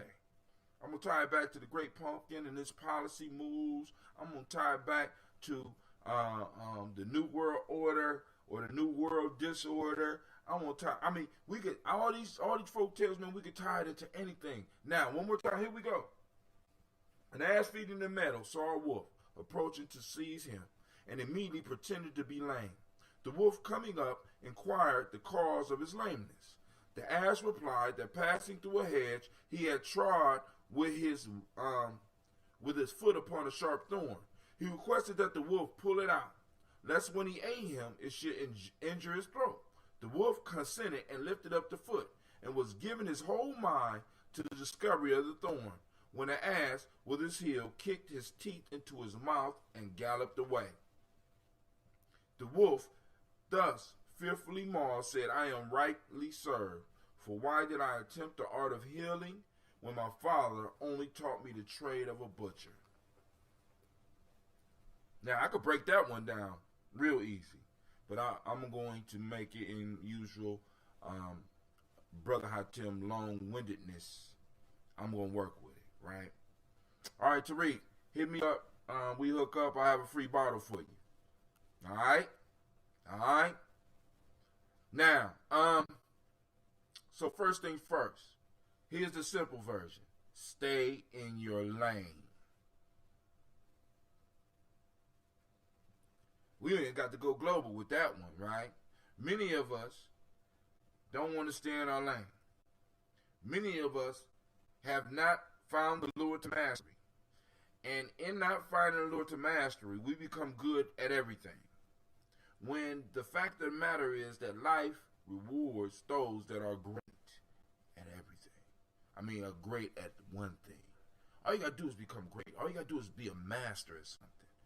Mastery is something that we got out of in our community, and we have suffered ever since. We have allowed the education system to trick us into believing that it's okay to be a jack of all trades, that it's okay to know a little about a lot rather than a lot about a little, right? That's what mastery is about, knowing a lot about a little. Why? Because when you focus in that realm of where you are, the whole universe reveals itself to you. This is why somebody that study quantum physics can talk to somebody that study astrophysics. Because as it is below, so it is above. Right? That's one of the universal laws.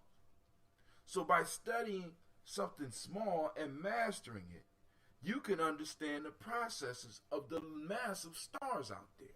So when you're talking, when those two scientists are talking, they can understand them. They can understand each other. This is why a true master in Christianity, somebody who has sat down and really applied it and studied it, can sit down and have an agreeing talk with somebody who has mastered Islam. They don't have to argue because they have mastered their skills. So they're able to see the whole universe through it. See, the problem with a lot of people just in these religions, I don't have a problem with the religion. I have a problem with fools, right? I have a problem with fools that know a lot about a little. I mean, know a little about a lot, right? Not focused, not master. They just know a lot,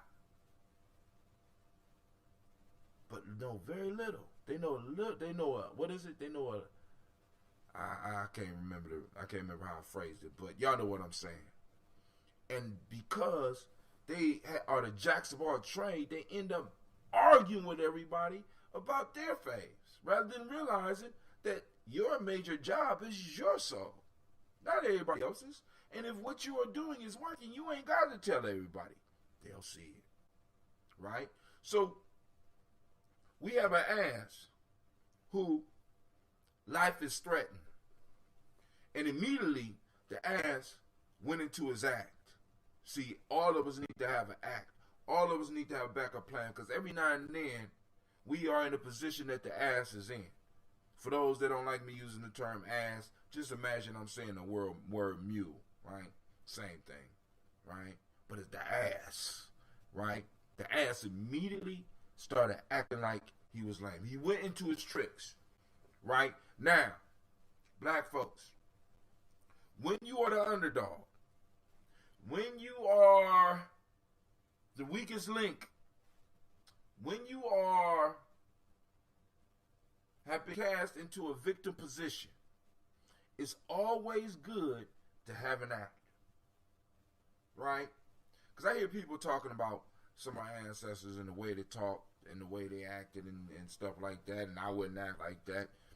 First off, you couldn't imagine some of the shit that our ancestors went through. But also, we got to understand that our ancestors went into their bag and went and started acting lame like the mule.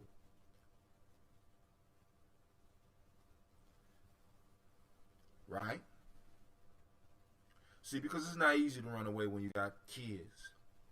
It's not easy to run away when you got a wife or you love your mother and you don't want to leave her to the ravishes of the angry overseer, because you had the gall to escape and you embarrassed them all.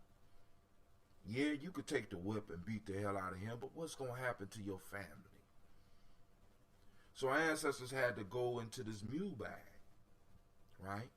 And I want you to understand that this mule played lame. And when the wolf approached him and started asking questions rather than doing what a wolf is supposed to do, right? The wolf got taken out of his lane. Now you the therapist, right? The ass that conned him into being a therapist. Now the therapist is going to go and look at the mule's foot to try to pull the thorn out, because the mule has convinced him. See, because now, this lame mule, this ass, you know what I'm saying? We equate being dumb with being ass. This lame, dumb ass was able to fool a wolf, to pull the thorn out of his foot. And why the wolf? Now I want you to understand this. Because the ass didn't kick right away. The ass waited till the wolf was seriously focusing and truly intent in trying to pull his thorn out so that he could freely eat him.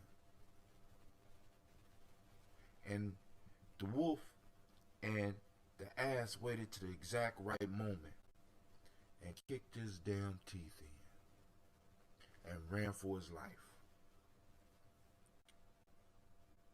What that got to do with the news today, brother Hatim? Now, I remember 2 years ago when Donald Trump announced that he was running. And he was the ass of the race. Was he not? He played the ass the whole time. He even allowed people to come up to him and pull the thorn up out of his foot. And he ended up not only kicking their teeth in, he kicked in the teeth of the whole damn country, because I didn't even see this coming. I think I'm pretty smart. Right? Now, the same ass is now kicking in the teeth of all these people who thought they was going to make a major come off on this whole piece of globalization. Because I need y'all to understand, because just like in your neighborhood, you left out the money, in the global scheme of things, you left out the money. Right? And I'm saying, listen, the lesson is in the ass. Well, it's a lesson on both ends. In the ass, when you are the underdog, you need to have your act where you go in and you find that pity and you wait for that pity. And when your opportunity comes, you destroy your enemy. You wound your enemy severely. Right? But then also the lesson is, when you a wolf, do what a wolf do. When you a butcher, do what a butcher do. Don't try to be a doctor. See, a lot of y'all spending your time in your life trying to be doctors, trying to be lawyers, trying to be therapists, rather than focusing on what it is you were put on this planet to do. Black folks, we're the ass standing by the water right now. And there's a whole bunch of wolves just looking at getting at us because other wolves has gotten at us. Right? And right now is the time for us to go into our act. We need to go into our lame act. Oh yeah. Oh yeah. And soon as they get ready to pull the thorn out, because I want you to understand, the wolf wasn't trying to help the ass. The wolf was preparing his meal. Do you understand that? See, because some of y'all don't even get that, right? Some of y'all don't even know when somebody's putting your ass up on the chopping block. You don't even realize it. They're getting you ready, right? They're moving out all the roadblocks to chop your head off. And you don't even realize it. You don't even realize it. This is what y'all don't understand, man. Everybody else is studying this. Everybody else is making money from this. What do you think of, because let's just take it to, I'm going to go to cartoons. What do you think Bugs Bunny was based on? Your old folk tales. And they still making money with Bugs Bunny. And those all your stories. They just changed them a little bit and put Elmer Fudd. They just changed the little stories around a little bit, and they're making all this money off of our stuff. Right? Teaching lessons. We sitting up there laughing while everybody else in the world is getting a lesson. How is it that the bunny could be the lion, the bunny could be the hunter, the bunny could be all these other people? Bugs Bunny always had an act ready just in case he ran into an enemy that was stronger than him. And he played that enemy all the way till he was able to kick their teeth. Black folks, family, we better get ready, y'all, right? Because we've been prepared for a meal. They're about to pull the thorn up out our foot. Right now, they're not totally focused. We got to time it just right. We got to time it just right. But when the time comes, got to be ready to kick. Now, back to the TPP. The ass kick. Knock their goddamn teeth out.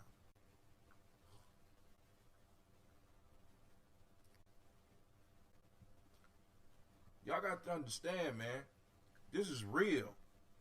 We playing, right? But we don't even know the game we playing. We ain't playing serious. We're not playing to win. We got to start and win. You know what I'm saying? The ass knew exactly where he was. The ass knew his borders. The ass set a trap and destroyed his enemy because he knew that his borders was about to be violated. His border is his body, for those that don't know. We are allowing people to just ravish us. We're allowing people to come in. And, I mean, there's no tips when anybody doing business in our community. Anybody could come in and set up wolves, everyone out. At the gas station, somebody wanted to buy some ambrosia, but they wanted to support the journey. So I take them the ambrosia, and in the middle of our conversation, an Armenian woman came up trying to sell her jewelry because she needed gas. Now, first off, you just now discovering that you needed money for gas at nighttime at a gas station, and now you up coming up to me, right? And another black man talking about you want to sell an 18-karat gold ring? I said, no, I don't want the ring. I don't want the ring. I don't want the ring. We're trying to handle business. Let me finish handling business. So we make our exchange. Homeboy give me some dough, and I turn around and I give her $5. I say, listen, here, y'all need gas? $5. She said, bro, you buy my ring. I don't want your ring. Bitch got mad. Bitch said something disrespectful when she was walking away. Right? Listen. Anybody is just allowed in our community. Anybody could be disrespectful. Anybody could do anything they want. Right? You know what I'm saying? I got an Armenian trying to hustle me. I'm trying to help her and her husband who's walking around in the shadows like I can't see him. Right? I'm like, dude, it's ridiculous. Now, but the point that I'm making is this. Everybody is coming into our community. Why? Because they're like wolves in this story. They see the ass by the water and they're about to try to pounce on us. So now the Armenians is next. They already in our communities in the pawn shops. Right? Right? We got everybody doing business in our community. Everybody can come in. Everybody's eating off the ass. We still ain't kicked yet. We done let them take the thorn out. We done let them put salt on us. We done let them start biting on us. But see, now this is the one thing I have to, because like I say, y'all, some of y'all gonna be listening to my shows. Y'all are, Tariq said, don't call her a bitch. You right, Tariq. I'm sorry. I didn't mean to call that hoe a bitch. But I'm sorry. You know what I'm saying? I just don't, I turn around, I help you, and you still upset with me. You still got the audacity to walk away saying something up under your breath. This is the type of respect we get over here, y'all. Now, let me get back to the story, right?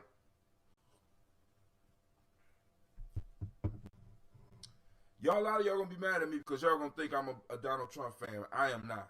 Actually, I don't trust none of these politicians.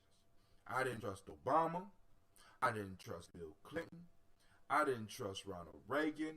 I didn't trust Bush 1, Bush 2. When I was born, I didn't trust Gerald Ford. I didn't trust... when I was born and I heard about Kennedy, I automatically started distrusting him too. I don't trust any of these politicians. Just keeping it all the way real with you, right? I'm not a Trump fan. But one thing I do recognize is when somebody is using my principles. Self-determination, right? He's drawing the borders. And I'm saying we need to be bold enough to draw our borders as well. Because we have a right to. We have a right to. And when somebody violating those borders that's stronger than us, we need to play the lane back. whet their appetite, and fool them into pulling the thorn out our foot. And when they are totally focused on our foot, we need to kick their goddamn teeth in.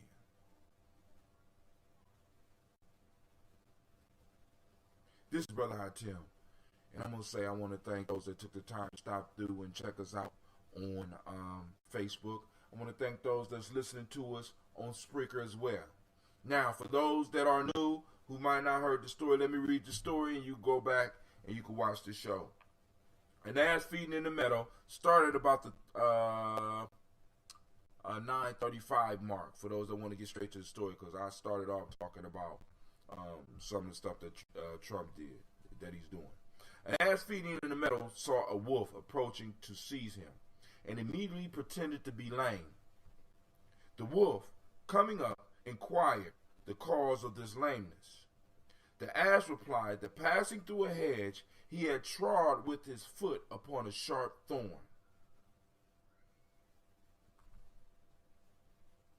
The wolf, he requested that the wolf pull it out, lest when he ate him, it should injure his throat. The wolf consented and lifted up the foot, and was giving his whole mind to the discovery of the thorn, when the ass, with his heel, kicked his teeth into his mouth and galloped away. The wolf, being thus fearfully mauled, said, I am rightfully served, for why did I attempt the art of healing when my father only taught me the trade of a butcher? Two lessons. The lesson of the ass, the lesson of the wolf. The lesson of the ass. When you are outnumbered and outpowered, you have to have an act that you fall back on. Bugs Bunny taught us that, because like I told y'all before, Bugs Bunny comes from our traditions. Other people took it and used the stories. You have to go into your act. And in your act, you have to wait for the timing, because the mule didn't rush. The ass didn't rush. He took his time. And when his time came, he took full advantage and kicked that motherfucker's teeth in. Excuse my language. No, you don't. Don't excuse my language. No, don't excuse the language. I'm sorry. Second lesson. Wolf, stay in your lane. As above, studying the small, you learn about the big. By studying the small, you learn about the big. So, hey, this is Brother Hatim. I want to thank everybody for tuning in now, or those that's going to be watching in the future. And with that, I am out.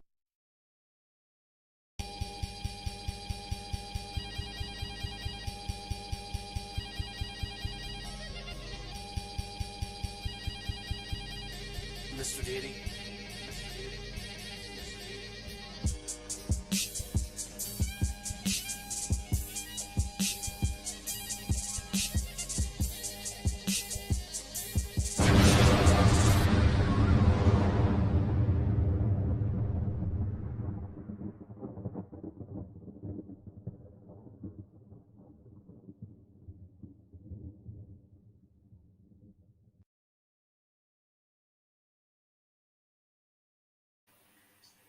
Making sure we up live. Are we up live? Yes. Let's get it.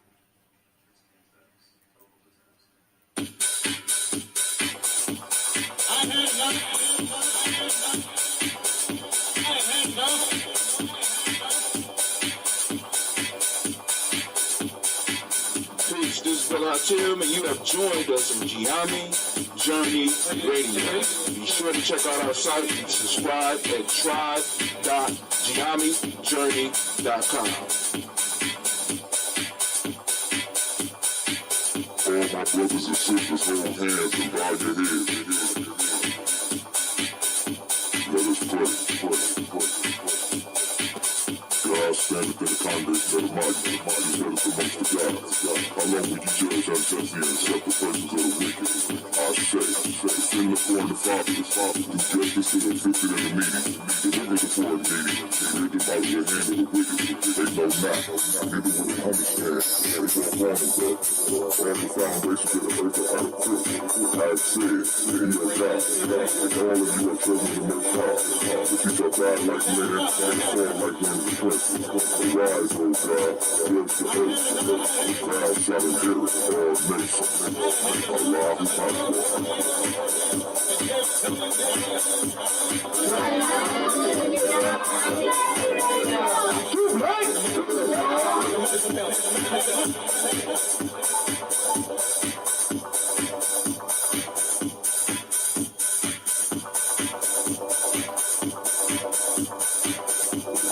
This is Kabbalah Folks, and you are now listening to the Gye-Nyame Radio.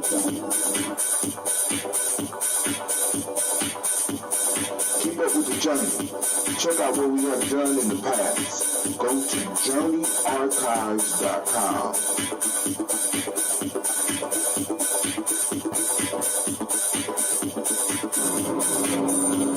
This is Ivan Sheik, aka Ace, live from Shisha Lounge, and you are now listening to Gye-Nyame Journey Radio.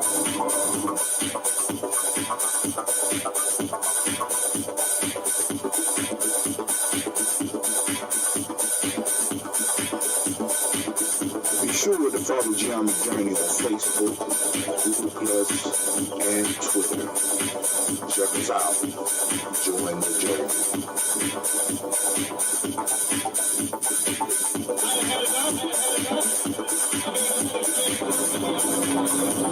This is Ivan Sheik, aka Ace, live from Shisha Lounge, and you are now listening to Gye-Nyame Journey Radio.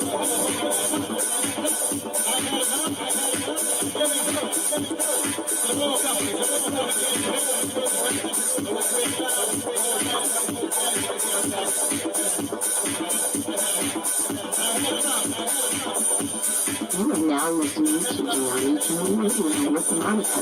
Enjoy. This is Monica with Gye-Nyame Journey Radio.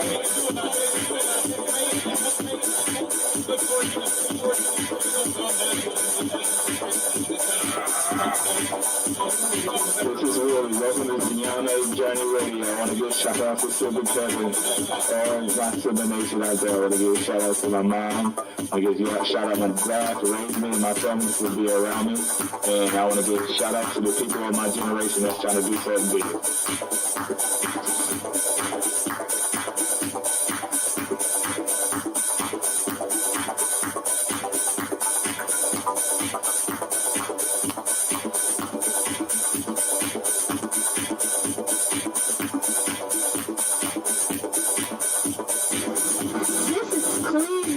You're listening to Gye-Nyame Journey Radio. Peace, Hotel. It's Mansour Hotel, aka Mr. Deity. Mr. Deity doesn't sound good. I think it sounds great. Right now, you're listening to Gye-Nyame Journey Radio. If you're not adding anything to the culture that you claim, you don't deserve to carry its name.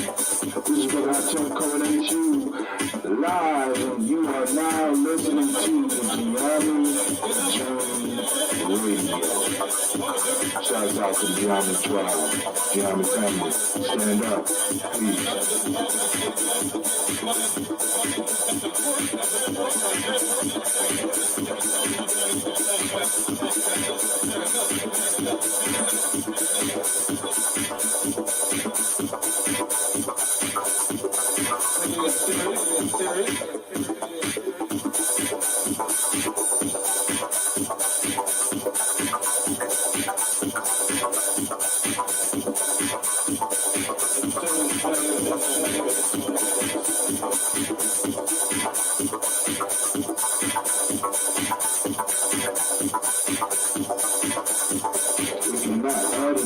attend to the culture that you claim, you don't deserve to carry your name. This is Brother Hot Chuck coming at you live, and you are now listening to the Gye-Nyame Journey Radio. Shouts out to Gye-Nyame Social. Gye-Nyame family. Stand down. You are now listening to Gye-Nyame Journey Radio. Peace.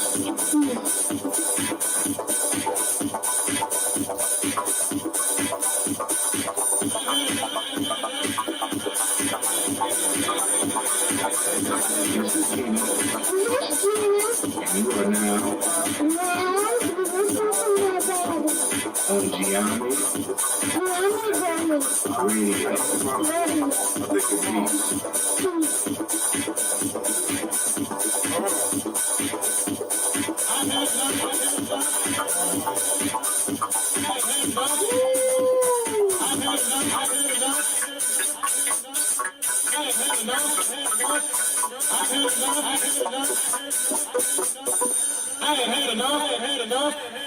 Man, we have had enough. There's fuckery going on all over the internet right now. Some stuff we got to talk about. The folktale is on point. Family, I am so glad to be here. I am blessed to be here. I had to stop eating at least 2 hours before because I was on immediate toilet patrol. Let me tell you, family, coming off the fast, you at least now I have figured out the part where I'm not stuffing myself. No, I'm not stuffing myself, but my body is still adjusted. So I had to kind of take a day, and I had to take it real slow. It was something else. It was something else, man. It was like I know I had toilets at my venture, but I didn't want other people to suffer. So I just kept my kids at home and had them suffer as I suffered. You know what I'm saying? So I got to get rehydrated. And family, but I want to take the time to welcome you to the home of the stubborn minority, the congregation of the mighty, the place where your hustle builds muscle. This is Gye-Nyame Journey Media. Thank you, Anime. You feeling good? Okay. She off her fast, too. This is a Heart of Simple production right now. We are on Folk Tales for Grown Folks. But we strive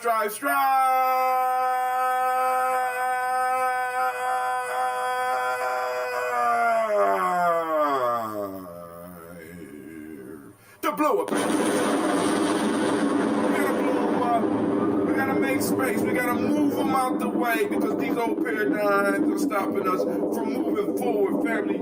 And we have to stomp them out. We have to find them. We have to go inside, deep inside ourselves, and find these old structures that have been constructed to support somebody else's reality. And we have to blow up them paradigms and start rebuilding something that is for us, for our success.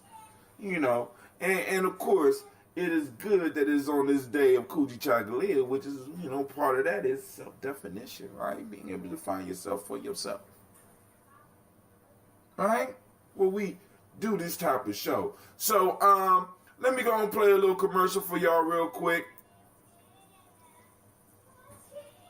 Short, very short. Again, it's that time of month. It's time for the G&J Mall. We got clothing, we got jewelry, and all kinds of shit. So come on out and join us. You are the only thing missing. We got the cleaning supplies, the fresh produce, stuff to wash your ass. I don't know. So come on out, family. Join us and have a good time. At the G&J Mall. It ain't nothing but a G&J thing, baby. G&J family, G&J Mall. That's it right there,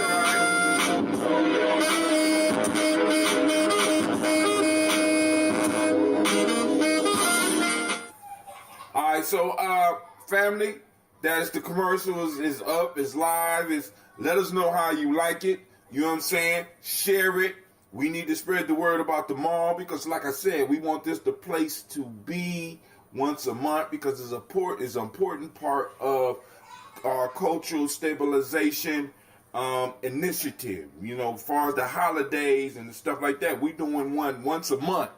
And we asking the family to come out and support. So if you know people who have extra fruits and vegetables in their garden or make a mean pie or have some type of skill that they can sit up and they can set up a booth and solicit, you know what I'm saying, and solicit people and let people know what your skills are. And you know what I'm saying? If you don't do nothing but come and communicate and talk with people, you know what I'm saying? We need to start building those relationships. We need to start networking. We need to put the process of reciprocity into action so that we can start benefiting as a community. Family, it's so much beauty and so much power just in the Columbus area. Lord knows what happens when we start going nationwide with this.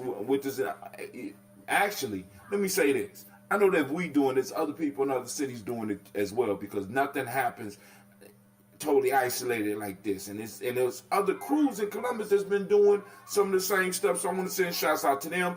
Ours is every last Saturday. Oh, God. I owe y'all push-ups. Every last Kuumba of the month. So please come out and join us. You know, because I'm on the show. I got to say Kuumba. If I'm on my commercial, you know, and stuff like that, most people don't speak the language. But on the show, I owe y'all. And I will drop and I will give you what I owe, right? So let's go down the Gye-Nyame timeline before we get into this, because I'm telling you right now that the folktale is going to plug right into it. As a matter of fact, let me share the folktale with you. Then we'll go down the Gye-Nyame journey timeline. If somebody call in, we'll have a conversation. If not, you already know how we do it. I'm going to get down like to get down because this is what I do. I was born to do this. We're going to go and look at this folktale because on this folktale right here, we're going to be able to take it from the micro level to the macro level and back down to the micro level. You know, because it's like it's so expansive, right? There's so many different ways that we could work with it and build with it and get an understanding on how to improve our lot as a crew, as a tribe, as an individual, and it's going to blow up some old paradigms. All right, here we go. It is called The Bald Man and the Fly. Hopefully I got it right on Spreaker. A fly bit the bare head of a bald man, who, endeavoring to destroy it, gave himself a heavy slap.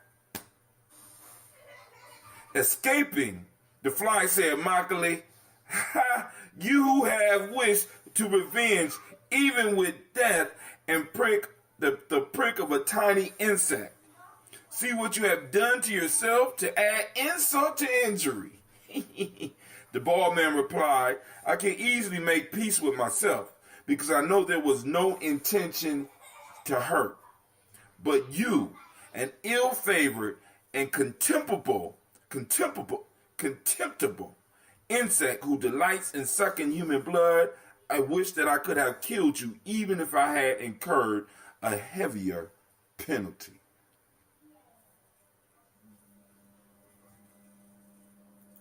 I'm waiting. That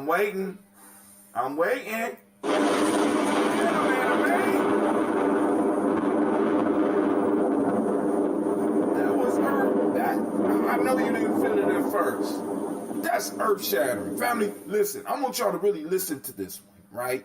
Then we're going to get into our timeline. And I'm going to pin this in with each one of these news articles because it's something that we have to understand as individuals. It's something that we have to understand as a tribe. It's something that we have to understand as cities. It's something that we have to understand as communities. It's something that we have to understand as a nation, as a national group. It's something that we have to understand. And this man illustrated it with the conversation with a fly, with an insect, right? With someone that wants to use them for a certain purpose, right? And the lesson is so clear and so powerful and so beautiful that if you grasp this, you may you may have a key to change your very existence. Woo, woo. Let's go down this timeline because I'm getting hot, man, because this, listen, and it's kind of good nobody on the line because I'm going to tell you that I'm going to chew this motherfucker up. All right. So, what you didn't learn in school, African and Mexico slave revolt. So there's an African legacy article up from Smithsonian education.org. So go and get that information. There is an, and also make sure that y'all get the newsletter. If you want the newsletter, you can inbox me. I'll get you the newsletter. The newsletter is going to be coming out. You know what I'm saying? Those that want to subscribe, good, because it's just like, you know what I'm saying? We want to add value to the community for those, so those that want to contribute to what we do at Gye-Nyame Journey, so that we don't have to constantly be asking to do fundraisers. So I got to find some way to create some type of value between y'all and us.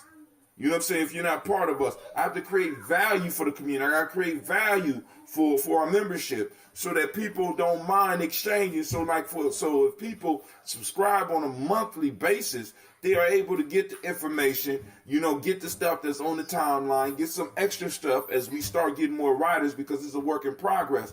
But we want to bring value to your life so that we can exchange. We get that reciprocity going with us, right? So that when it comes time for these events, you know what I'm saying? We don't have to be out here saying, hey, can you give us 20? Can you give? No, you listen, homie, I gave you, you know what I'm saying? Oh, through the donations for the newsletter, we've been, you know, you already got. You ain't got to ask me. You know what I'm saying? Go ask those that ain't been given. I've been given.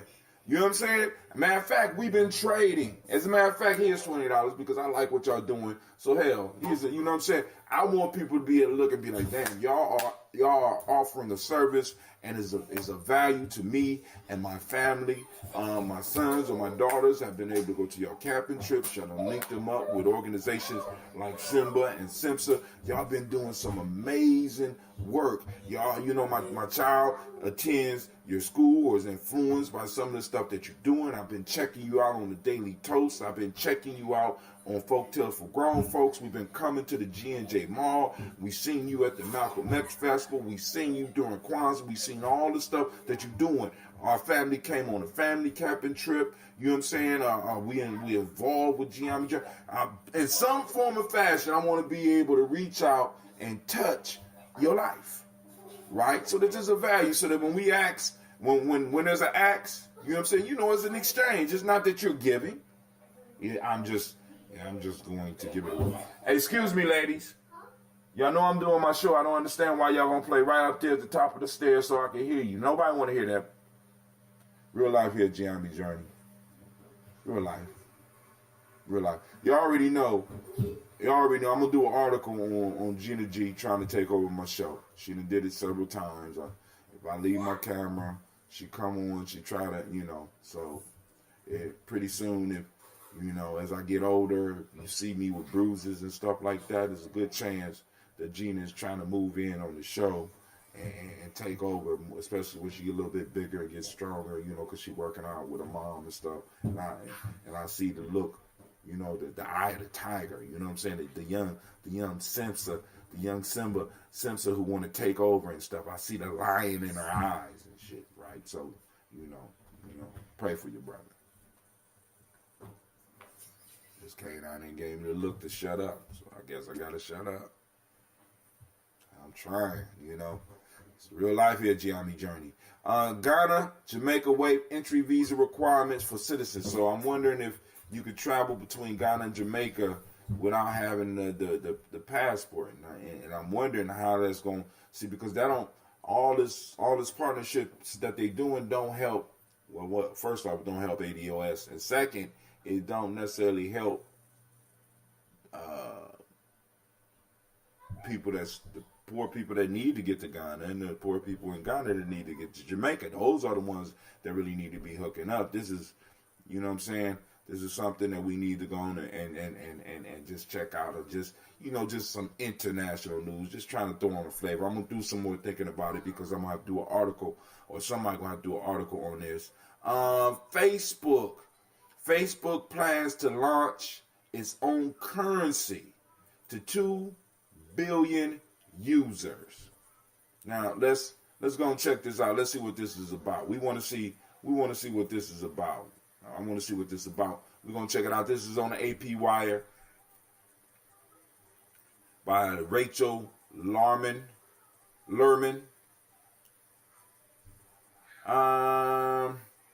Facebook already rules daily communication for more than 2 billion people around the world. Now it wants its own currency. The social network unveiled an ambitious plan Tuesday to create a new digital currency similar to Bitcoin for global use, one that could drive more e-commerce on its services and boost ads on its performance. But the effort, which Facebook is launching with partners including PayPal, Uber, Spotify, Visa, and MasterCard, could also complicate matters for the beleaguered social network. Facebook is currently under federal investigation. We got to check that out. Over its privacy practices, and along with other technology giants, also faces a new antitrust probe in Congress. Because, you got these major corporations who controls it's like almost no space. You know what I'm saying? Don't have really, got all these employees and, it's just software, basically, Gina, come down here and close this door. Creating his own global spanning currency, one that could conceivably threaten banks, national currencies, and the privacy of users. Did you not just hear me, Gina? I said come down here and close this door. They be thinking I be playing sometime. Creating his own globe-spanning currency, one that could conceivably threaten banks, national currencies, and privacies of users, isn't likely to dampen regulators' interest in Facebook. It's a bold and strategic move that has clear risks as well as opportunities tied to it, said Wedbush security analyst Dan Ives. This could raise further yellow flags as more regulators focus on Facebook. So now you're controlling the currency. You're one of the richest companies in the world. You know what I'm saying? People can transfer, all types of fuckery, because now you're in the business of creating a currency. It's almost like, they like a casino. You know what I'm saying? They create money. Dave Marcus, the head of Facebook cryptocurrency operations, said in a tweet,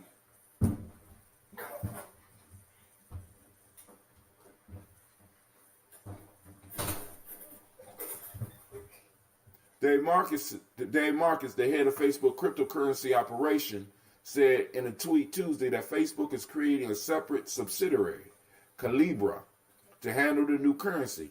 He said feedback from customers has been loud and clear about keeping social media and financial data separate. We understand we will have to earn your trust, he wrote.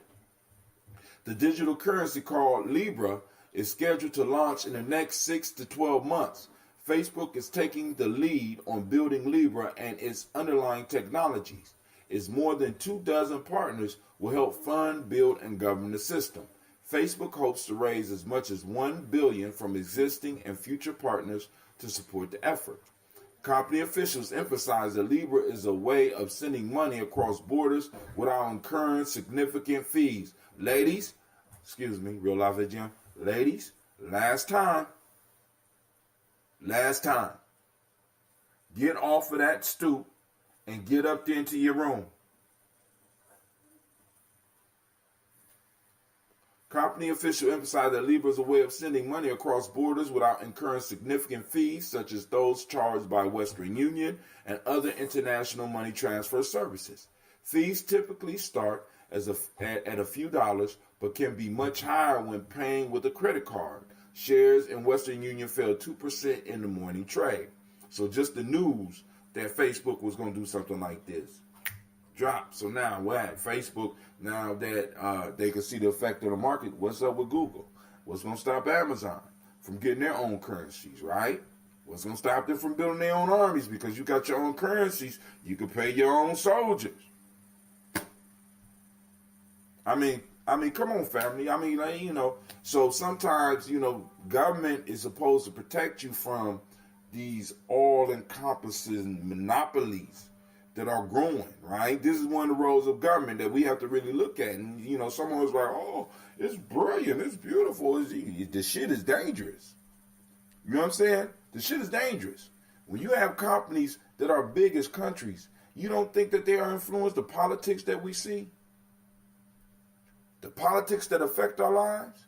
Oh, you got to chain these motherfuckers up now, right? Or we'll be like in The Godfather, where he said they should have stopped them in Munich. You know what I'm saying? We're going to be like, damn, we should have stopped them in 2018. You know what I'm saying? They could do some stuff, but some of this shit, they gotta disperse some of this shit. You know what I'm saying? Because it's ridiculous, right? Because think about this. No, and then some people they can just ban you off of Facebook. That means Instagram money, everything that you're doing, your whole little hustle.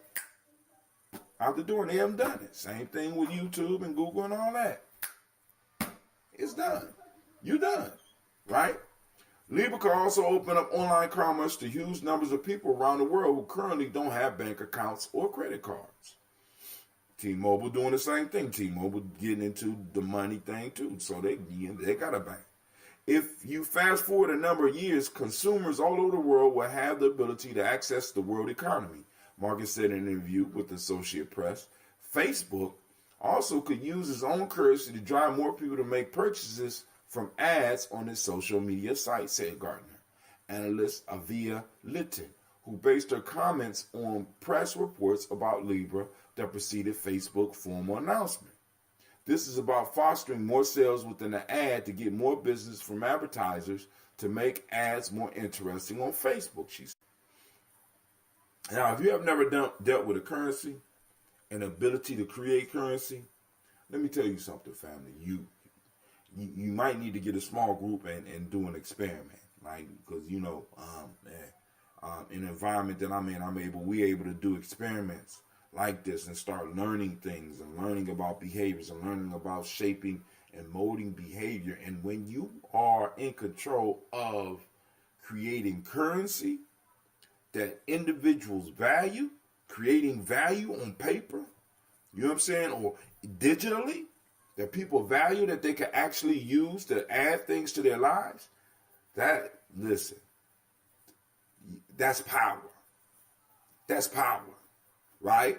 And Facebook is reaching for power, right? So I'm just saying this. We're gonna get back to the fly thing. Backing by familiar corporations might also make Libra the first Bitcoin-like currency with mass appeal. Such cryptocurrency has generally failed to catch on despite a devout following among curious investors and innovators. Bitcoin itself remains shrouded in secrecy and fraud concerns, not to mention wild value fluctuations, making it unappealing for the average shopper. Libra will be different, Facebook says, in part because its value will be pegged to a basket of established currencies such as the US dollar, the euro, the yen, and others. Each purchase of Libra will be backed by a reserve fund of equal value held in real-world currencies to stabilize Libra's value.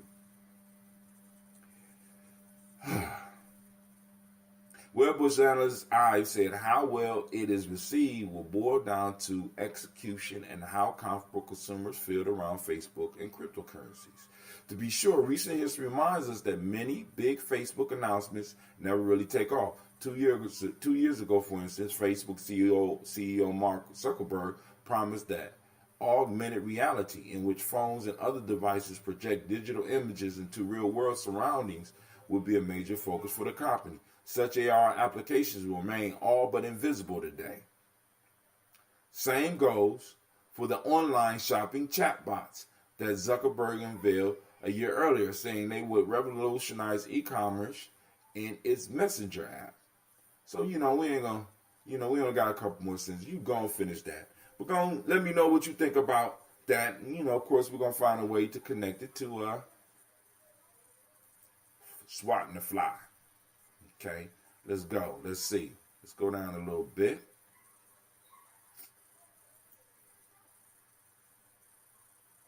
course, we did the Daily Toast this morning. Shouts out to Jasmine Johnson. Thank you. Jessamine, I think that's how you say it. Johnson. We got some old videos on here. Tensions rise in Iran, speeds up enrichment. U.S. sending troops. U.S. is sending troops to Iran. It was about 1,000 troops over to Iran. But family, listen. Smoke screen. So we're going to keep it moving. Here's some information. I shared this morning. We said we was going to talk about it today. Whether y'all know it or not, tomorrow, June 19th, the House Judiciary Subcommittee to hold hearing on H.R. 40 legislation to study slavery reparations. Now, this, they slid this out real slick, right? You wouldn't even know this. So tomorrow, let's see if you're going to catch wind of this. This came out on June 13th.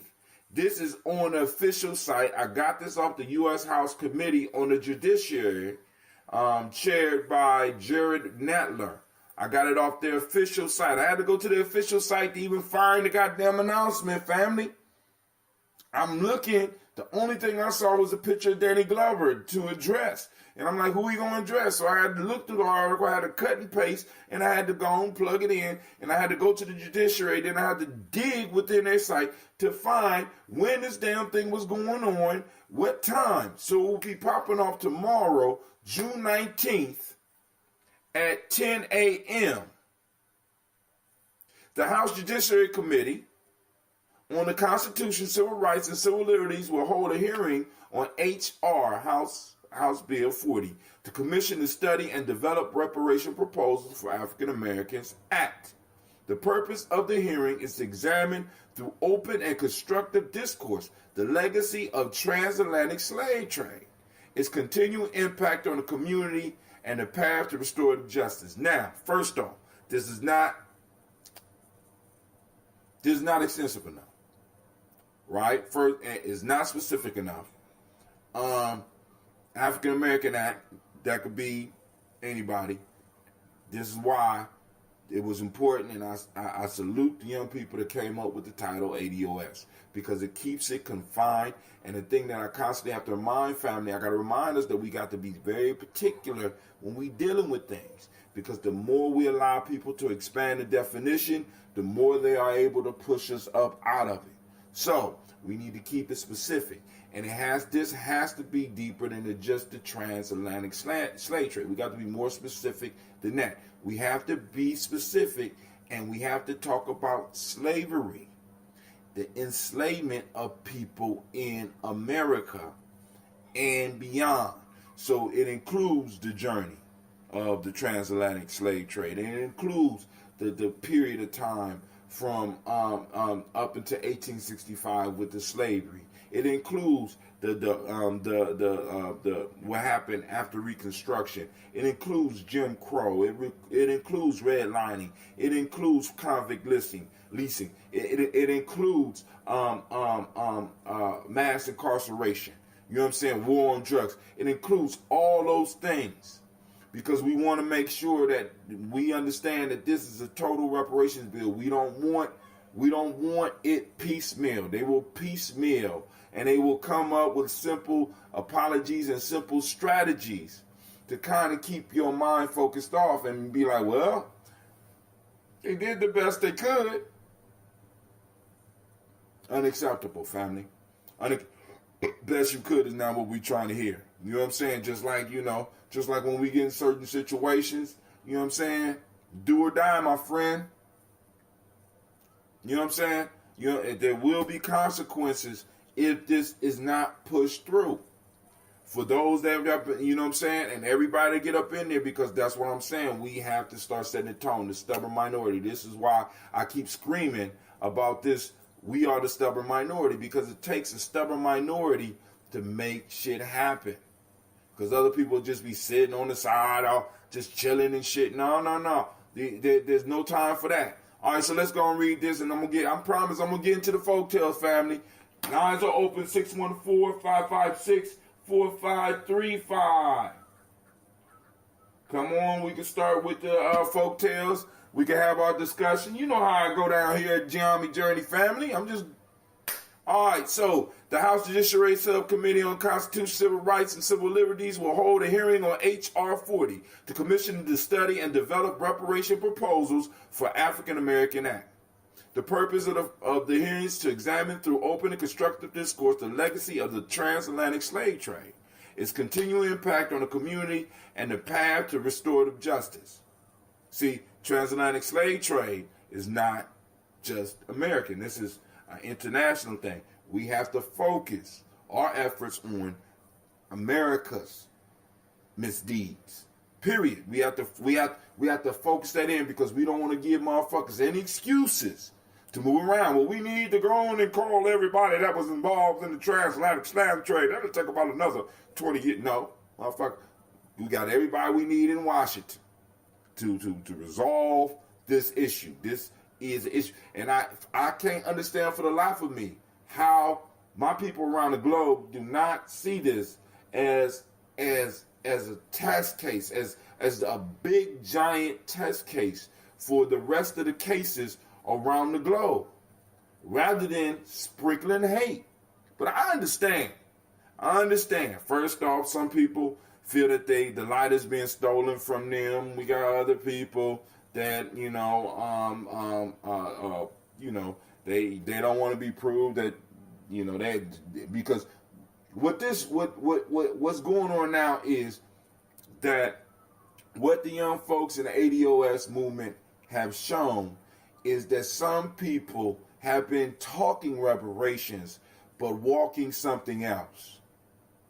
This has exposed the fact that motherfuckers have been talking reparations but have not been moving in reparations. Have not been doing, they've been doing this, but they haven't been doing that work. They haven't been putting in that research. They haven't been using that creative thought. The very principles that we stand upon as far as Gye-Nyame. You know what I'm saying? We ain't using that Kuumba. They ain't using that Kujichagulia. They're not using that Umoja. You know what I'm saying? They ain't been using that shit. They've been using something else. So, what these young people are exposing is that some motherfuckers ain't doing their thing right now. Let me say why I believe this hearing is done in private. Because this is the bald man trying to get rid of the fly. Who they perceive as the fly. Now, family, in this specific instance, I'm going to go to the folktale in a minute, but in this specific instance, the bald man is all those who say they want reparations, who say they've been fighting for reparations. And the fly right now is the ADOS. Because we have to learn to look at these folktales from both angles, right? From all angles. Because you know what I'm saying? It's crazy because right now, this shit is getting out of hand because family, the reason I looked this up because I wanted to see who was invited to represent you. Represent your interests. Represent the fact that reparations need to be taken seriously. Right? You would think because in these things, what's going on is they have to justify and push this whole proposal to another level. So it's almost like you got to bring in your top guns. Every time you come to the table with this, if you're serious, you're coming to win. Do you understand? Right? So you come with your big hitters. Now let me tell you the lineup because you got the Democrats, you got the Republicans. The starting lineup to carry forth the possible future of reparations. And maybe even hold the destinies of your babies, at least in this country, in their hands. Up first, Ta-Nehisi Coates.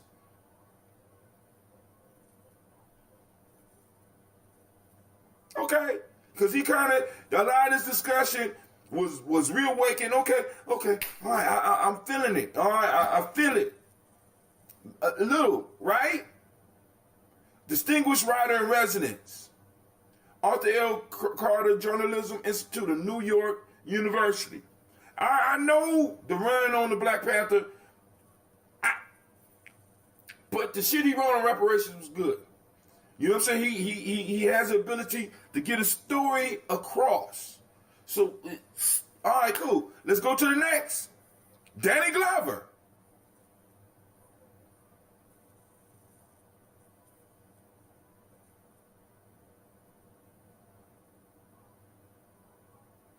One of my elders. Listen. And like I said, so after I heard Danny Glover was speaking, I went to Google and searched up reparations in Danny Glover.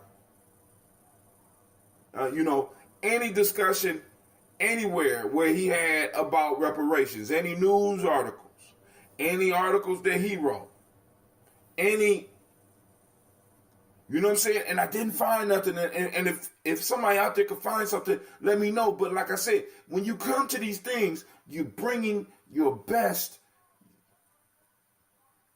And no shade on Elder Danny, but is he the best representative to go and have a discussion about reparations?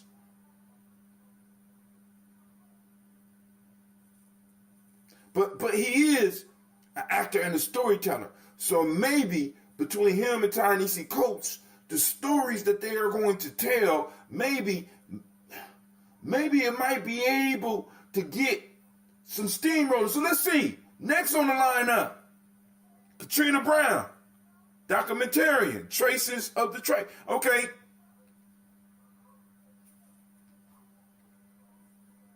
Never heard of her. Okay. She's a documentarian, another storyteller. So maybe they're going to dazzle him with stories about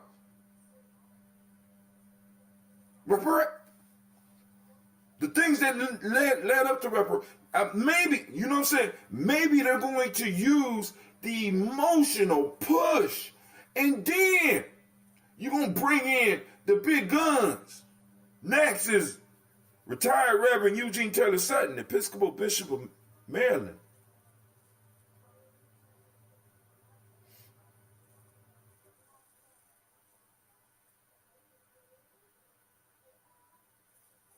All right, we got 3 storytellers and a pastor.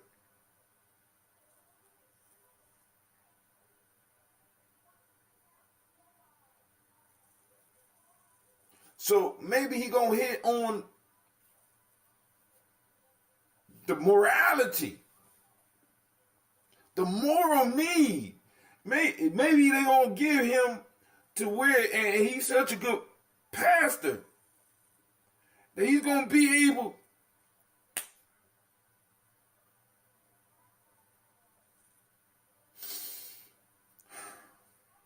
Okay. All right. Dr. Julianne Malveaux, economist and political commentator. All right, economist. Look up Dr. Julianne Malveau's stance on reparations. I haven't heard anything in recent time about Dr. Malveau's role in the whole reparations discussion recent. All right, but hold on. But she a doctor. She got her doctorate. That means she got some expertise. Maybe. Then we got Professor Eric J. Miller, Loyola Marymount University. And I don't know what he's a professor of. But maybe it'll help. But this is, so y'all heard the lineup. But this is where it get problematic, family, and you have to start wringing your hands. Republicans witnesses to be announced. Let me refresh because it's tomorrow. And the Republicans still ain't announced who they gonna have, who they bringing, right? We got individuals who've been studying this whole reparation thing, and I'm just like,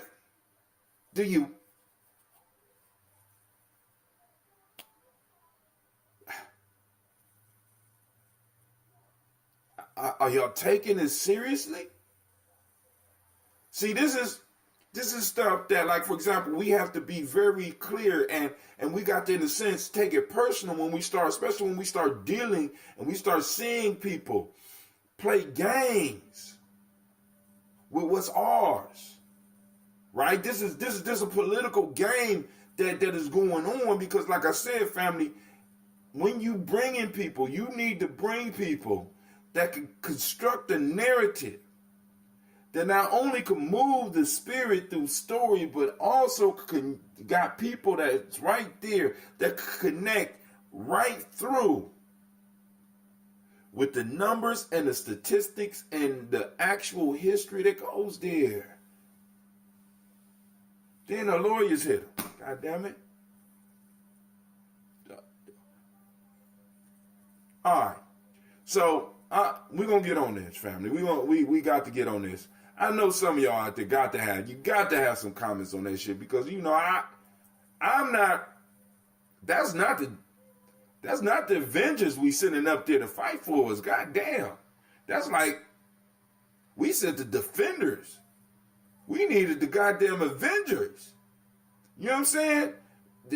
We need the Justice League. We sending the Teen Titans up to this motherfucker. They still got superpowers, but it's just not the same. Damn. All right. So we sending the Defenders to fight Galactus. God damn it.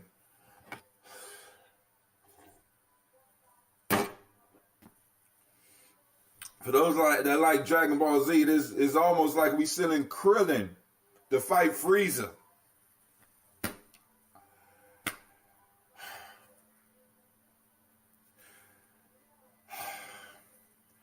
Fuckery alert, fuckery alert, fuckery alert, where you at? Fuckery alert.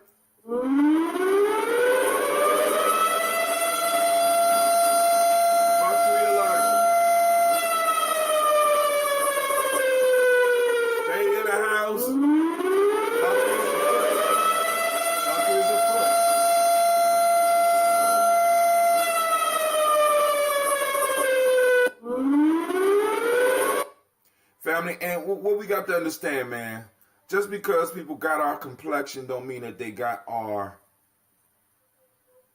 best interests at heart. We got to grow up past that. We got to get past that. Just because they look like us don't always mean that they got our best interests like in mind. And just because they don't look like us don't mean that they don't have our best interests in mind. But family, I'm just trying to tell you, when you start seeing shit like this, and you got to have some questions, you like, damn, this bill been in the House for what, 30 years? 30 years? Over?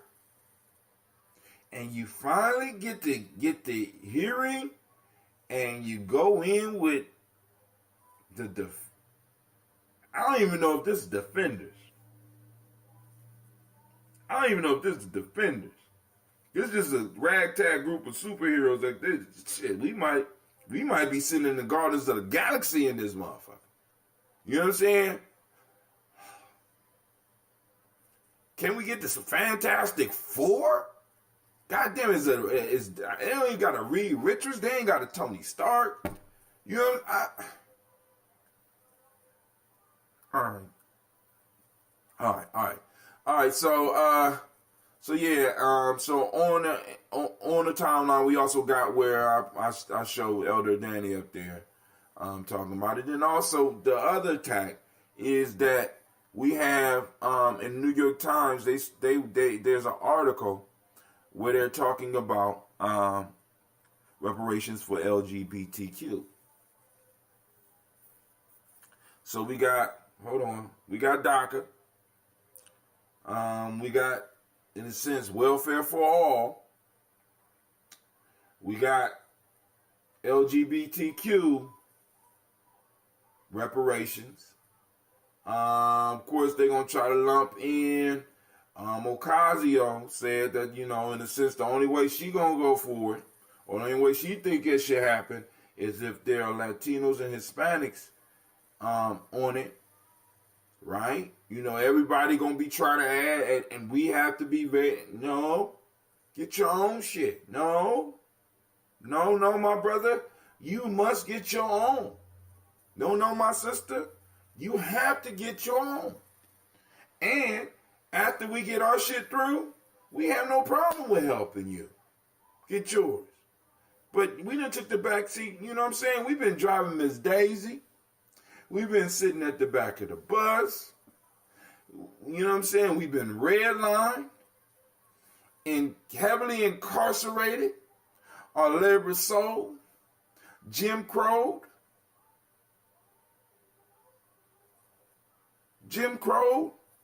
hung, robbed, raped, burnt, and enslaved. No one's history runs as deep as ours with this country, and it is so troublesome that when you try to have real conversations with people about it, it's almost like they get over it. They don't tell rape victims that. They're not even going to look at the LGBTQ people and be laughing and shit when they talk about reparations.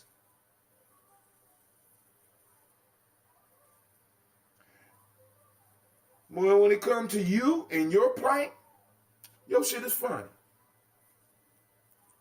Your shit is something that you need to get over. Come on, family. How long we going to allow motherfuckers to treat us like the Fredo of people? They treat us, those that like the Godfather, they treat us like the Fredo of the human family. Fuck that. No. You don't know. You don't send me out to some little out of place hotel to be a manager or something like that. This is how they treat us. They treat us like the Fredo of people. And a lot of us is cool with it because we're getting benefits from doing it. On some stuff, you gotta get off of it. We gotta get off the sucker shit, family. That's we on some straight sucker shit as a group of people, and we have to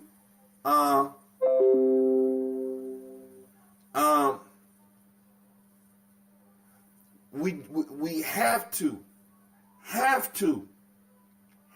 to start demanding respect and start checking.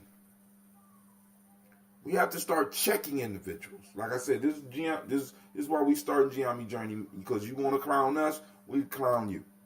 We can take it how you know what I'm saying? We can take it however you want to do it. And we need to start getting because I told you I start doing these briefings in the morning on Google, right? And it's like there's none specifically for us. There's briefings about everything going on around. And if anybody know any news outlets that's directly for us that will keep me in tune with what's going on in our community nationwide, first and worldwide, I would love to plug in. But if there's nothing like that right now, I would love to be the one to go on and throw that up and get it running.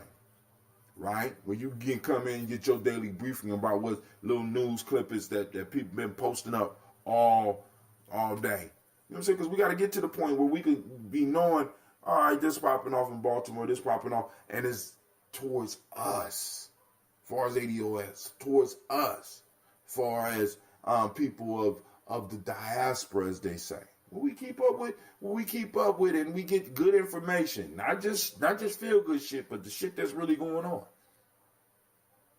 Right? But all right, so let's get to the folktale. A fly bit the bare head of a bald man who, endeavoring to destroy it, gave himself a heavy slap.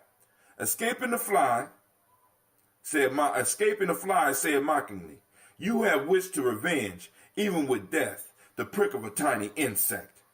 See what you have done to yourself to add insult to injury?" The bald man replied, "I can easily make peace with myself, because I know there was no intention to hurt.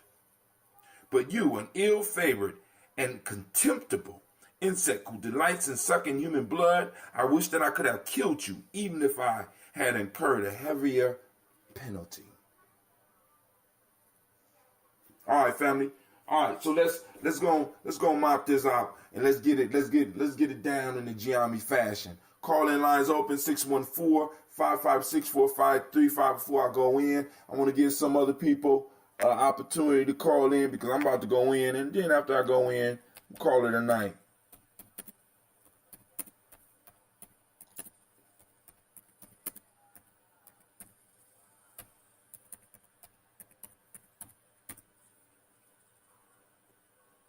Let's see.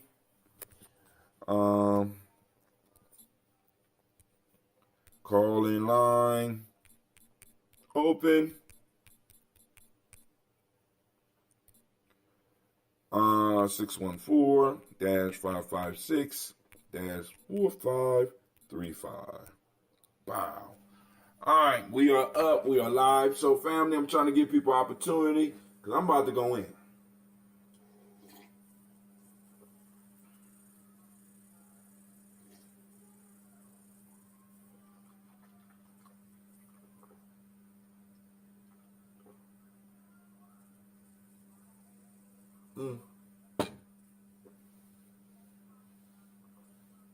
So be it.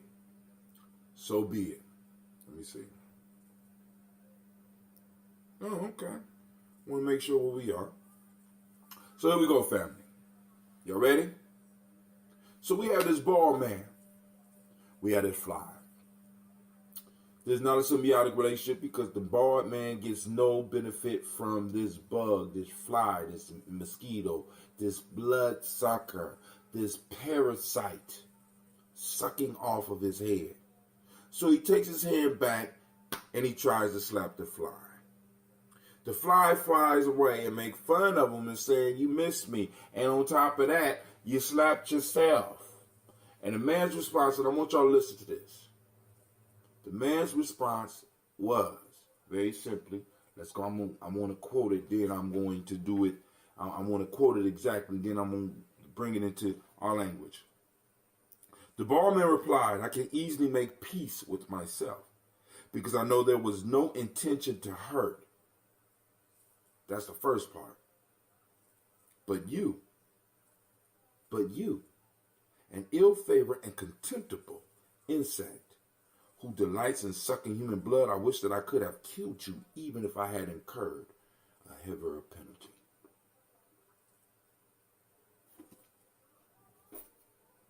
This man sought to destroy something that was small, using more force than it even required.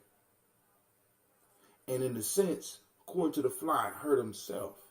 And the man turned around and said, "Listen, I can make peace with myself because I know my intent. My intent was not to hurt me. My intent was to protect myself. And sometimes in order for us to protect ourselves, we have to hit ourselves. We have to slap ourselves sometimes.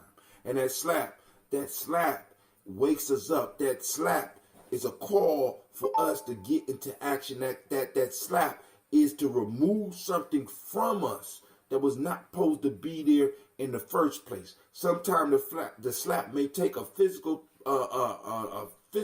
manifestation like your hand trying to kill a fly, or it might take another form as you slapping yourself with changing your diet. You slapping yourself, swatting away some motherfuckers that don't deserve to be in a relationship with you. You or your group slapping away people that don't deserve to be part of you because they're just bloodsuckers. We are surrounded by bloodsuckers that are trying to take away our progress, that are trying to stop our steam, that are trying to take away something. And it might be just insignificant, but the fact of the matter is, it's yours.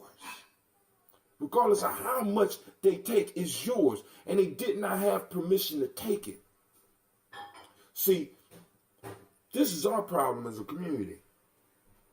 We got so many tiny, small insects that have infested us, that have infested our community, that have infested our tribes, that have infested our cities, that have infested our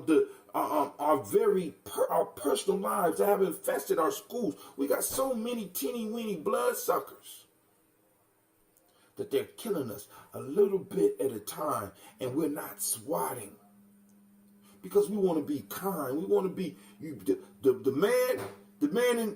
man didn't care whether or not. As a matter of fact, the man said, "I wish that if in order order to kill you, that if I had to pay a higher price, I would.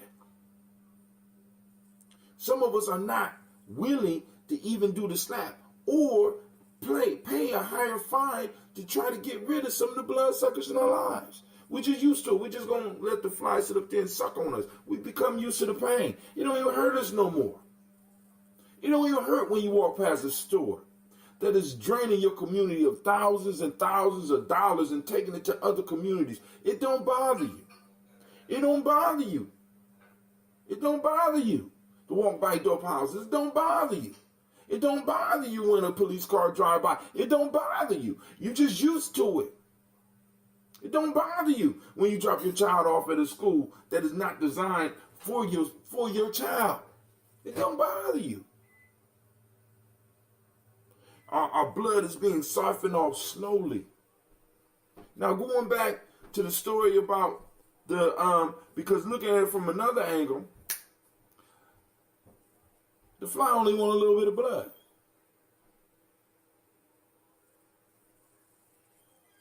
So we have this old school mentality as far as this whole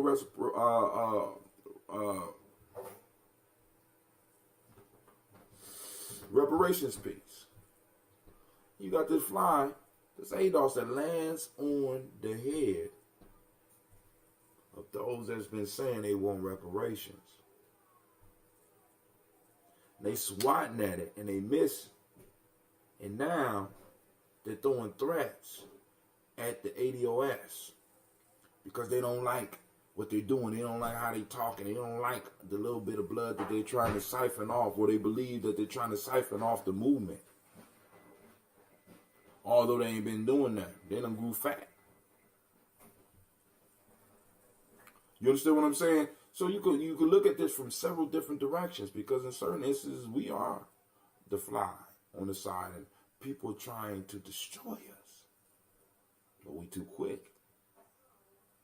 But we have to understand, as that man said, they're willing to pay a higher penalty to get rid of us. Higher price. But now going back to the other side, family, what price are you willing to pay to get some of them bloodsuckers up out your life? Are you willing? Or you just going to accept it and allow them to drain your lifeblood, your spiritual, your mental? I mean, we're constant. We got leeches. We got all types of leeches on us and in us as individuals on all 5 levels of our being. Intuitionally, mentally, emotionally, spiritually, and physically. Sucking on us. And we cool with it. Remember, that shit is not cool. That shit is not right. And we need to start making adjustments. We got to get some of these vampires up off of us. They're not big. They're flies. They're not big. And we got to be willing to pay a higher price sometime. You know what I'm saying? Because right now we being swarmed. But I'm telling you, once one or two of them, we swat them off, we in business. But yo, I ain't gonna hold y'all up. We've been on for over an hour. Unbelievably, I don't even believe it. And I want to thank y'all. I want to thank everybody that took time to chill with us here at Gye-Nyame Journey. I'm gonna go and dry some more fruit for my kids, myself, and then I'm gonna go to bed. I got a busy day tomorrow. I'm feeling a lot better. I gotta eat. I think I might need to make me some. I think I might need to make some soup. I think that's what I'm gonna do. Make a little bit. Make my little mixture of soup. And yeah, I think I'm gonna do that. This is Brother Hatim. I want to remind you that you are now in the home of the congregation of the mighty, the home of the stubborn minority, and the place where your hustle builds muscle. This is Gye-Nyame Journey Media. This is the Heart of a Simple production, and we did another folktale for grown folk. Strive, strive, strive.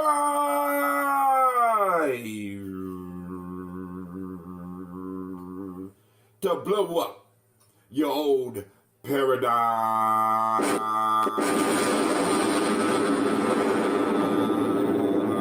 Hey, I'm out.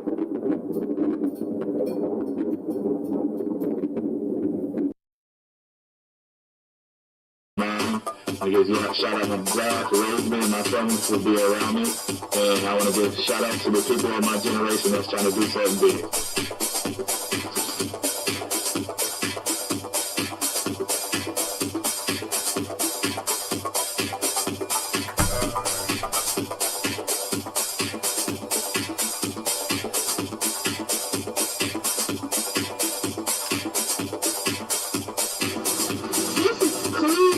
You're listening to Gye-Nyame Radio.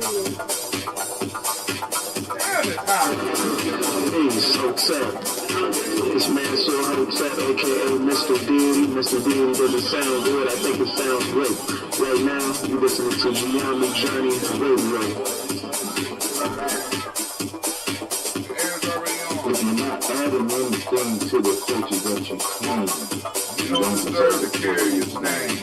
This is what I tell coming at you live, and you are now listening to the Gye-Nyame. Get up on that app, family.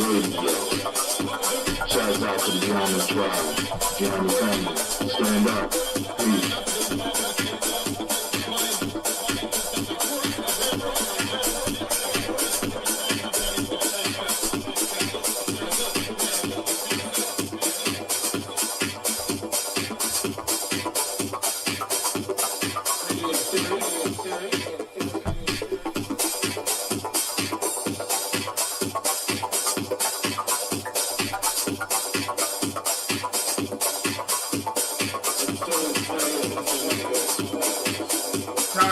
Time to brew. I haven't started brewing yet. I'm gonna get the brew.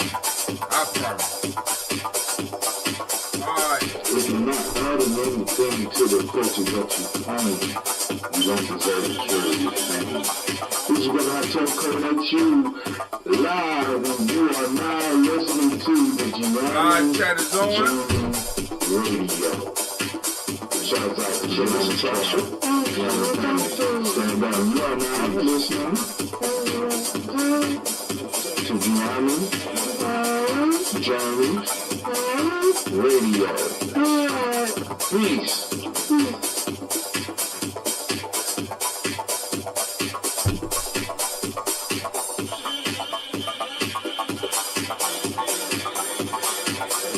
This is Gina. And you are now on Gye-Nyame Radio. Peace.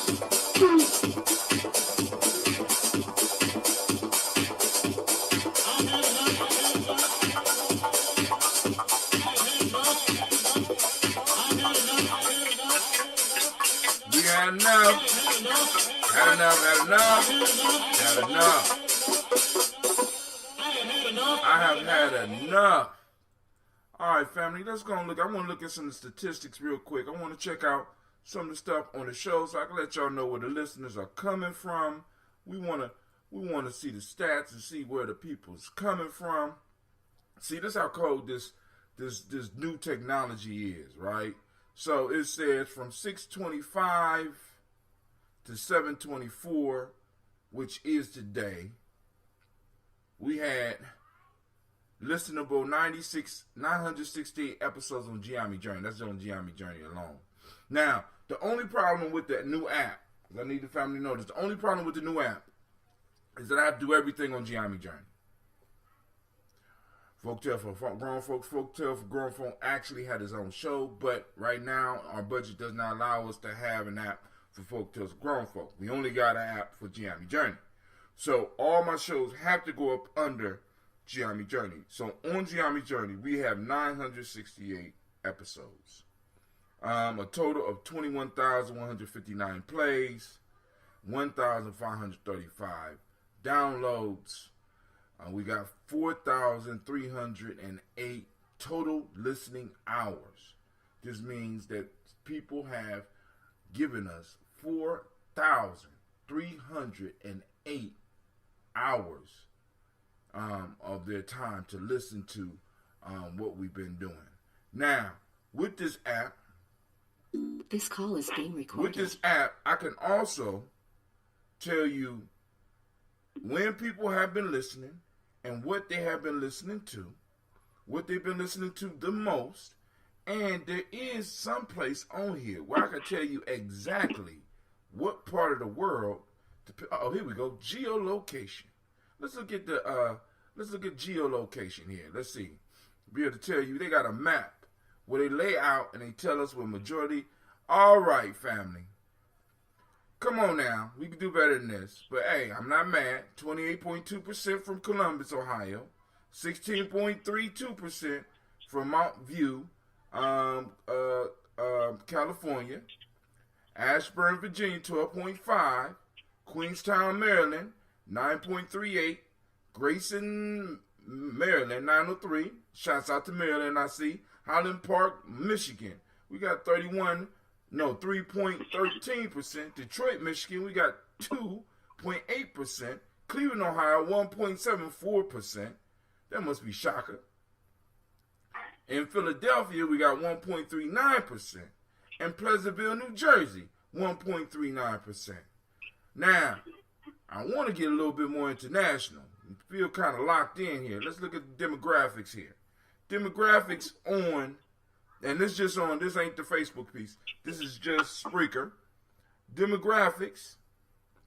I'm not going to read that there. All right, hold on. Damn, according to the demographics, it say that we got 100% males listening to the show between 45 and 54. All nation builder age. But that's wrong. All right. It tells me exactly where everybody's coming from, and it even point out what devices. And I know a majority of the people is listening. Well, damn, I got 32.1% listening to me on iOS. 85% listening to me. Well, this don't make no sense to me. All right. Operating system. Mac OS, 2.47%. Windows, of course, 32.1%. I didn't know we had this many Linux users. 65.3. 85% is Android. 14% is iOS. We got a small amount listening on tablet. A majority of the people's listening on mobile. I don't know what others. All right, but who on the line? Somebody on the line. What's going on? Who on the line? Talk to me real quick. Lady J. What's up, Lady J? You was all patient with me and stuff. What's going on with you today? Not much. All right, so you ready for this folktale? I am. All right. Did you hear it? Did you hear it this morning, or you don't know which one it is right now? No, I didn't hear it this morning. No. All right, cool. This one is gonna be a good one. Now I'm taking a shot of this ambrosia. This is that strong phoenix blood, and we're gonna go on and get right into this discussion. But I want now in the news that I've been covering for the last couple of days. In the last few days, we have had violent attacks against black folk. So I need everybody to be vigilant in what you do. You know what I'm saying? Be vigilant in what you do. California and Florida, you know what I'm saying? Pretty far from us, but you know, the media makes everything kind of, you know what I'm saying? The media makes everything close, right? So we never know what type of fuckery is going on in Ohio. So please beware. I mean, y'all see where we got people listening. So please beware. We're going to try to get this little piece all over the world once again, because we was a little bit more international last year. So I don't know what I did. I must have pissed some people off, but that's what you do. All right, here we go. Folktale today.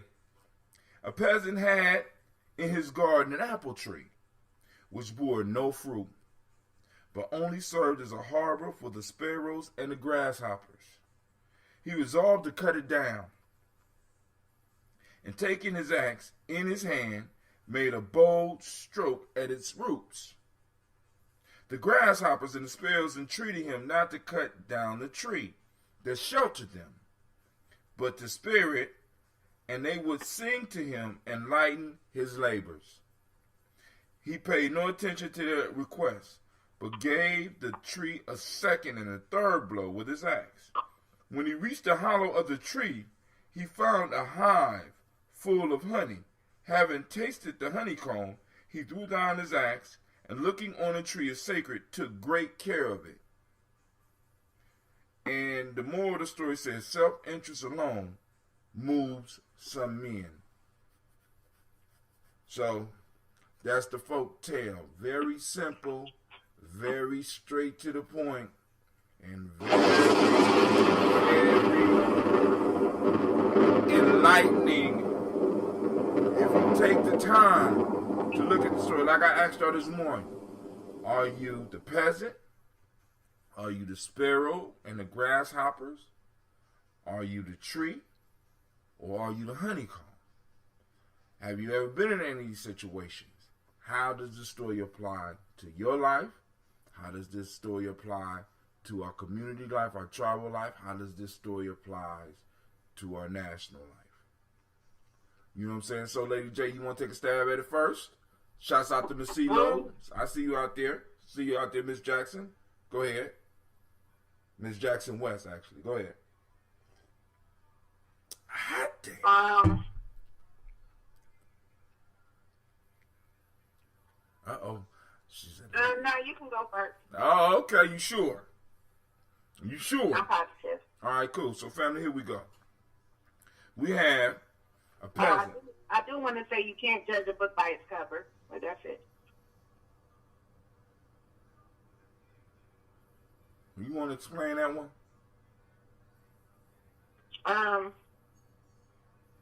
Yeah, he just said that he was looking at that tree and he was looking for it to bear fruit and not realizing that it was providing it was providing that honey. Providing it for who? It says bees, right? But now that's something he could use. He was looking for it to bear fruit and was upset when it bared no fruit and thought it to be useless. Right. But here it was providing honey. Now, and now the piece we got to look at is, because you mentioned bees, it didn't say anything about bees. It just said that when he reached the hollow of the tree, he found a hive full of honey. Now, if it was bees in the hive, he would have found something else. He would have found pain and suffering. He found a hive. Well, it said, I'm reading it, and I apologize, but it says it contained a swarm of bees and a large store of honey. Delighted with his new find, he threw down his axe, saying, the old tree... Hey. Get on the translated by George Fallon Towson. Don't come with no other translations. I'm telling, I just read the story. Mine don't got no swarm of bees. Mine says he found a honeycomb.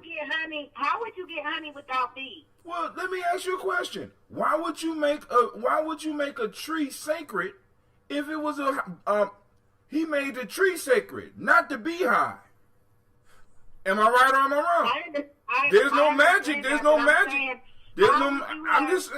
How would you have honey if you didn't have? If you didn't have bees, I'll give you an example from my life. Even with the bees, even if the bees were there, he still said that the tree was worth keeping after all. Right, right, because he made it sacred. It says in my translation, he said the tree, looking on the tree as sacred. Now, that was for me, in my version, because they didn't mention bees or a swarm of bees, because my issue is, I have heard of bees, what is it when you leave something? Abandoning a hive. Matter of fact, I remember when I was younger, a gentleman found, him and a crew of dudes found a beehive that had been abandoned by the bees, and they snatched all the honey. As a matter of fact, he gave us enough honey that I was eating honey for about about 3 months. So it is possible to find honey without bees. I'm just saying. And it don't rot, so it can sit there for years, and you might not even know that it's there. See, because I'm like this, how could you have this tree in your yard and not notice that bees was in it? He noticed the swallows. He noticed the grasshoppers. As a matter of fact, they spoke to him. Right? Said nothing in my story about the bees, but go and read your version. Let me hear your version. It's the same. No, it's not. It's not the same. Okay, you want me to read my version? Yes, ma'am. Yes, ma'am. Because you come on with different stuff all the time. Starting trouble. There you go. Young Pisces. Can't help yourself. Go ahead. Okay, hold on. It's called the what? What? The peasant. It pulled me out of it. The peasant and the apple tree. The peasant and the apple tree. Yeah, I'm at 2%, so if my phone cuts off, I'm going to call right back. A peasant had an apple tree growing in his garden, which bore no fruit, but merely served to provide shelter from the heat for the sparrows and the grasshoppers, which sat and chirped in the branches. Disappointed at its barrenness, he determined to cut it down and went and fetched his axe for the purpose. But when the sparrows and the grasshoppers saw what he was about to do, they begged him to spare it and said to him, "If you destroy the tree, we shall have to seek shelter elsewhere, and you will no longer have our merry chirping to enliven your work in the garden." He, however, refused to listen to them and set to work with the wheel to cut through the trunk. A few strokes showed that it was hollow inside and contained a swarm of bees and a large store of honey. Delighted with his find, he threw down his axe, saying, "The old tree is worth keeping after all." And the moral is utility is most men's test of worth. Wow. So, hey, is there a translator on yours? Does it say anything about what version is that? Because mine. It says Aesop. No, what I'm saying is because like there's different translators. So if you look on there. Vernon Jones. Okay, cool. New translation by D.S. Vernon Jones. There we go. So mine is translated by George Fowler Townsend. Now this is another lesson for us, family, because they were looking at the exact same story and came up with two different, I ain't gonna say totally different stories, but the different nuances within the story. Hers says he found a swarm of bees. And then it don't say anything about making the tree sacred. You know what I'm saying? Because, you know, when you make something sacred, it's sort of like, I ain't going to say worship it, but you're going to take care of this thing. You know what I'm saying? Rather than just take the honey out. He kept the tree and made the tree sacred. The tree was a major part of his life after that. Right? So, in my story. But in your story, they don't mention anything about him making it sacred. And they talk about utility is what man like about things. And this one is like self-interest alone moves some men, right? So now for me, we'll go. Why don't you hang up and call back in? I'll start talking about what I see. Well, you just gonna hang on. Okay, you're not the boss of me. What I'm going to do is I'm going to walk in my house and put my phone on the charger. I'm not the boss of you. That's what you think. All right. So y'all see the hard times brother go through on here, right? I'm trying to help people, and I'm not the boss and stuff like that. But here we go. So the peasant and hopefully we all got a general idea. It's just like me and her story is different, and we basically all got a general idea what a peasant is, right? And we know that a peasant got a hard time. A peasant is usually below the lowest class in a group. You know what I'm saying?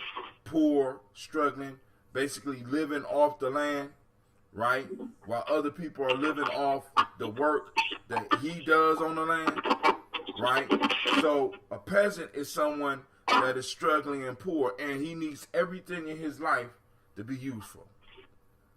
Everything. So if he got an apple tree in his yard, he needs this apple tree to be producing, right? This apple tree has been sitting here for a couple of years, and this dude has not been able to get any production up out of this tree, right? So the only ones that's able to benefit from it is his neighbors, you know what I'm saying, which are the grasshoppers and the sparrows. These the small birds that's probably eating up shit around his farm, you know what I'm saying, and the grasshoppers. You know, grasshoppers will attack your crops because they become locusts if it's too many of them motherfuckers. They're the ones that's gathering around the tree talking about they need the shade. So for the grasshoppers and the sparrow, the tree is an important thing. Why? Because in the heat of the sun, it provides them with shade. It's probably one of the only things around that will provide them with shade from the sun. So when he decides he's going to cut it down, the sparrows and the grasshoppers are begging him not to. Why? Because it's useful to him, but to them. But to the peasant, that is not useful at all. There's, or as Lady J's version say, there's no utility in it for him. Why should I let this damn tree stay? It provides absolutely nothing for me, right? It's not producing apples, not doing what it's supposed to do. So I need to get rid of this damn thing. Maybe I could put another tree up. It's taking up some space. I ain't got a lot of land anyway. I could grow crops right here. There is no usefulness for this thing for me. Hell with y'all. You know what I'm saying? We'll you know, and the sparrow and the grasshopper feel that what they do is of value or should be valued by this man. You know what I'm saying? They say, hey, we will sing to lighten your load. But hell, if you poor, you know what I'm saying? You don't care about no goddamn singing. You don't care. I need somebody helping me with the load. I don't need nobody singing to me while I'm out here basically slaving, because a peasant is pretty damn close to a slave. A peasant can't lead a land because he definitely ain't got no money to lead a land. He lives off the land, and every aspect of that land has to produce in some form of fashion so that they can eke out a living. Right? So he needs this tree to be productive. The tree is no longer productive, so now he has to start cutting it down. So he starts cutting at the roots. And he strikes it once, he strikes it twice, he strikes it 3 times. He finds out that the tree is not producing fruit because the tree is hollow. Now, according to my version, they don't mention bees. Now, because I work with honey and because I've been studying honey, I know for a fact that you can have honey without bees. Now, the bees can make honey, but there are counts of bees leaving the hive. And the honey can sit without going bad. Honey does not go bad, right? Unless it's a little less, unless it's water that gets on it, it might turn into mead, alcoholic beverage. But other than that, honey is cool. Honey could sit there as long as it's dry, right? Honey could sit there. Don't matter how hot it gets. Don't matter how cold it gets. The honey could sit there. Now, in my story, they talk about it being, he kept the tree sacred. Why? Because inside of this empty tree, he found a treasure. That treasure was honey. So obviously that whole inside of that tree was full of honey. Now, for a peasant, that is a great find. One, it's rare that a peasant will be able to get something sweet in his life, especially since the sweetest thing in his yard was not producing. So he's able to get something up out this tree, and then he also able to turn around and sell it. You understand what I'm saying? He's able to turn around and sell it, so it's useful to him. So he's gonna let the tree stand now. So until this honey runs out. But then again, let me say this: in my story, they say he made it sacred. Now eventually the honey's gonna run out. I don't know what he's gonna do with the tree after. Well, I do know what he's gonna do with the tree after the honey runs out. After the honey runs out, the tree will no longer be sacred, and he's gonna finish tearing it down. That's my prediction. But one of the things that we have to understand is, if we want to maintain something in our lives, and we want to maintain something, like for example, in our community, in our group, we got to find and show people how it's useful to them. Many of us want to hold on to shit for sentimental reasons. We want to hold on to stuff for reasons that it makes us feel good. But what is the utility behind it? What is the usefulness behind it? What is the the self-interest that others have for this thing, right? So if we're trying to convince somebody of something, we got to make sure that we're hyping up the aspect of self-interest to them, right? So that they can see the value in it. Because the grasshoppers and the sparrow, and in many cases, family, we got to understand when we asking for stuff here in America, we got to understand we're usually attacking stuff from the standpoint of the sparrow and the grasshopper. What do I mean? I mean, oftentimes we're telling people about how something is useful to us, but we're not really looking at it from the angle. See, because if the grasshoppers was there and the sparrows was there and they was around this tree all this time, there's a good chance that they knew that the tree might have had something that this man could have used. Rather than say, hey, our songs, let us sing, we'll sing for you and lighten your load. No, nigga, tell me something. Tell me something good. Tell me something that I like. Tell me something that, give me something of use that will make me want to keep this tree. I don't want to just keep this tree because it make you feel good as a grasshopper, because as a grasshopper, you do nothing for me. As a sparrow, you do nothing for me. As a matter of fact, y'all pooping all over my yard. Y'all eating up some of my crops. You taking up space. I need y'all to go anyway. What is the usefulness? So when we're approaching people and we're talking to people and we're talking about ideas and we're trying to bring things into our lives, we're trying to bring things into our tribe, we're trying to bring things into our city life, our community life, our national life, we have to look at the self-interest of everybody else around us. How is what I'm asking for? How is what I'm asking you to keep? Or how is what I'm asking you to bring to the group, to the world, how is that going to benefit me? Not just the altruistic. How are you going to make what you're talking about sacred to somebody else so that they can keep your idea, so that they can make your idea their own and help you bring it to fruition? Many of them just saying, it makes me feel good, so I want it. And it's just the right thing to do. It's moral. But motherfuckers are not moved by that.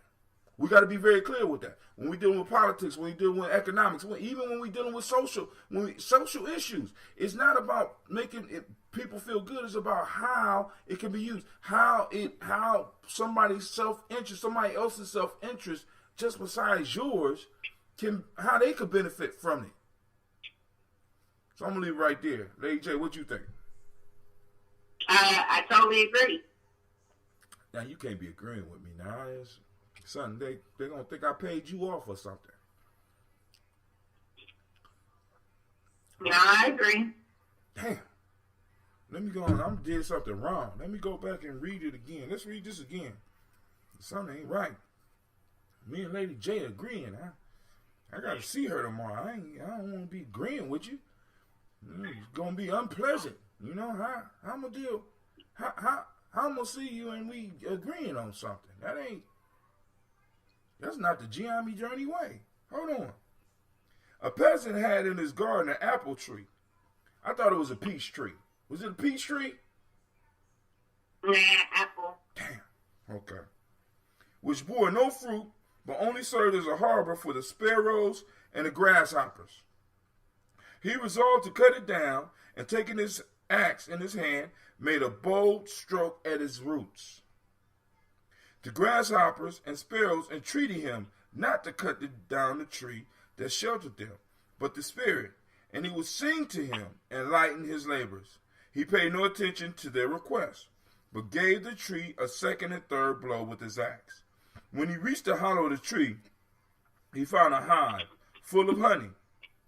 Having tasted the honeycomb, he threw down his axe, and looking on the tree as sacred, took great care of it. Self-interest alone moves some men. Self-interest. Self-interest. Like, for example, family, I'm constantly up here talking about this whole concept of reparations, right? Reparations, right? the great repair, right? And it's like, in many cases, we talk about it, how it's the moral thing to do. But one of the things that I learned a long time ago, and one book that I think a lot of us need to invest some time into reading, is called The 48 Laws of Power. 48 Laws of Power. I read this book, and it kind of blew my mind, because in the 48 Laws of Power, one of the laws, I can't remember exactly which laws, so don't quote me on this, but somebody out there does, and they could post it up. But one of the laws talks about, it says, never remind a man about a debt, because no one ever wants to repay a debt. You let them know how what they owe you will benefit them by paying, right? And the question that we have to think about as human beings is, how would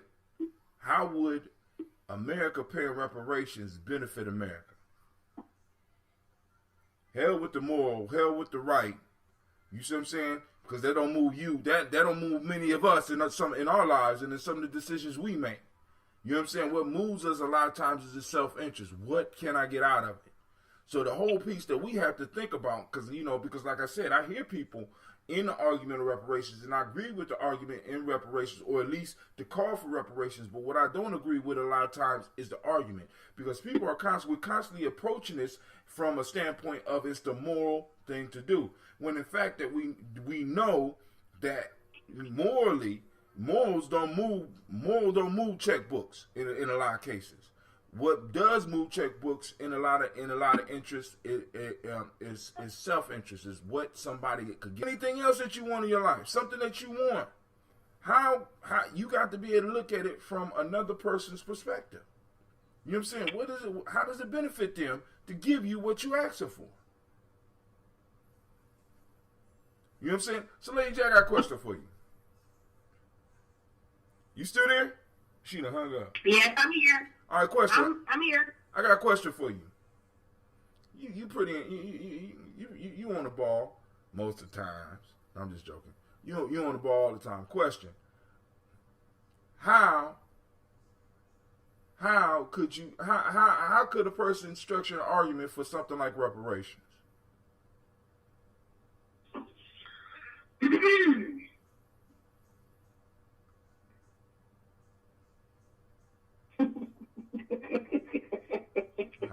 Why are you asking me this? Well, I mean, because it fits in with the story, right? I mean, maybe. Oh, you don't think we deserve reparations? It's not what I think we deserve. It's not about what I think we deserve. But I do have. I don't even want to say what my view is on reparations, because I don't want you to disconnect the call. I sure will hang up on your ass, but I'm just asking. But I'm just joking. I won't hang up. How would we structure? But hold on. That's not a fair question for you then, because I kind of thought that we was in the same mind frame on that. But if we're not, then you wouldn't be able to structure that. But I got a question for you. If it's something that you want, like for example, if it's something that you want, so my reparations. Hold on, wait! Don't be switching it. Now you don't want to let me. I'll let you go, but I don't want you to force it, because you got a different view of reparations. If you're gonna take it out to the left field and be on some unreparations, but you want to make it sound like reparation shit, I don't want to do that. You know what I'm saying? So let's reverse this argument. Let's take reparations off the table. Let's say next year you want to take 100 girls to Simpson, right? Hello? Yes, I'm here. Let's say you want to take 100 girls to Simpson, right? How do you get people to see their own self-interest in helping you get young people to Simpson? Give me a second, Miley, please. Give you who? Miley, she's bugging me. And so you said, how do I get people to help me get girls to Simpson? I mean, because the whole piece is this whole folktale is about self-interest. It's about helping other people see their self-interest. Where the sparrow and the grasshoppers felt was they wasn't able to demonstrate to this man, to this peasant, how this tree could be useful to him. It was just it was just by chance that this man found something useful in the tree, and that's when he decided to keep the tree. So the lesson in it that I'm picking up, and I could be wrong, is if I want somebody to do something, if I want somebody to help me, if I want somebody to change something, I have to be able to connect it to their self-interest. So some years ago, I do the whole fundraiser on the corner soliciting funds thing, right? Be clear. And so years Stop. Because I need you to clear that up. Clear that shit up. Because that don't even sound right. ago, that's what it is, though. But what do you do? I'm begging for funds on a corner. That's what it is. And so at a stoplight, because people are stopping, and that's my chance to pitch, my line. But several years ago, I was with a different organization. You're not selling nothing, are you? And I was in Graceland, right? So I'm at Graceland, and we are doing the same thing I do with my organization now. But I had this line, and I felt like it was working. And the idea was that you was going to donate to me so that I can provide a program for youth to keep them out of your homes, to keep them from breaking into your places, to keep them from stealing from you. And I can't remember exactly what my line was, but it was most effective. And the reason why I knew it was effective is because when those cars were stopped and I would give them that line, they might ask me something, I would give them that line, they donated quickly. It made sense to them, right? When we think about what goes on with our youth today, not many things have changed other than the fact that they do not, when we think about funding, and this goes back to why it's so important for us to vote for our local initiatives, for our local politics. A lot of that money, when the recession hit, they took a lot of that money away from these programs, closing down your rec centers, closing down swimming pools, making it so that certain programs which used to be reasonable are no longer feasible, right? Mm-hmm. And so that was my line. And I can't remember exactly what I said, but I knew that people were vested in what I was doing because they understood that it affected them. Their self-interest, right? Their self-interest. So by me keeping these kids engaged, I keep them from coming and being in trouble, basically. Robbing you still, and this was actually at a point where, I mean, when the youth culture was first, when the young people were first, it started engaging in like these crazy activities. I use the line too, sister. Hybrid games and things of that sort. Yes, what did you say, sir? I used a very similar line in getting young people when I was getting people to Simba. I used a very similar line to get some people to invest, and I got them to see it as an investment rather than just a donation. They saw their personal interest in it. So for me, one of the things that, like, for example, like one of the things close to my heart is the whole reparation piece, and one of the things that I've been dealing with in my mind is that when people talk about the reparations piece, even though we may have different ideas about it, the whether it's land or whether it's money or whatever, we have to be able to show others how their self-interest will be served. Because one of the key pieces I constantly go back on when I'm really sitting down talking with somebody about reparations is that once you pay into the black folks of America, once you pay them back, in a sense, you know what I'm saying, even though you don't feel you owe them, you're going to stimulate the economy. You want an economic boom? Put money in the hands of black folks. Now, someone was going to go out and save and do some great things, right? Others are going to go out there and gonna totally stimulate the economy. We're gonna buy shit that You're we not don't going to need. like what I'm about to say. I'm not gonna like it at all. But I mean, that ain't what this show's about. You're not going to like it at all. Go ahead. You're not going to like it at all. Go ahead. Go ahead. So I recently became a Republican. So, huh? Then go ahead. Okay, so I recently got a substantial pay raise, right? Well, I've been on this climb within the last couple years. 2013, what year is this? 2018. I'll get another raise this year, but I have doubled my income, right? So this year when I went to file my taxes, I made more money, right? Which means you pay more taxes. I got less back. Right.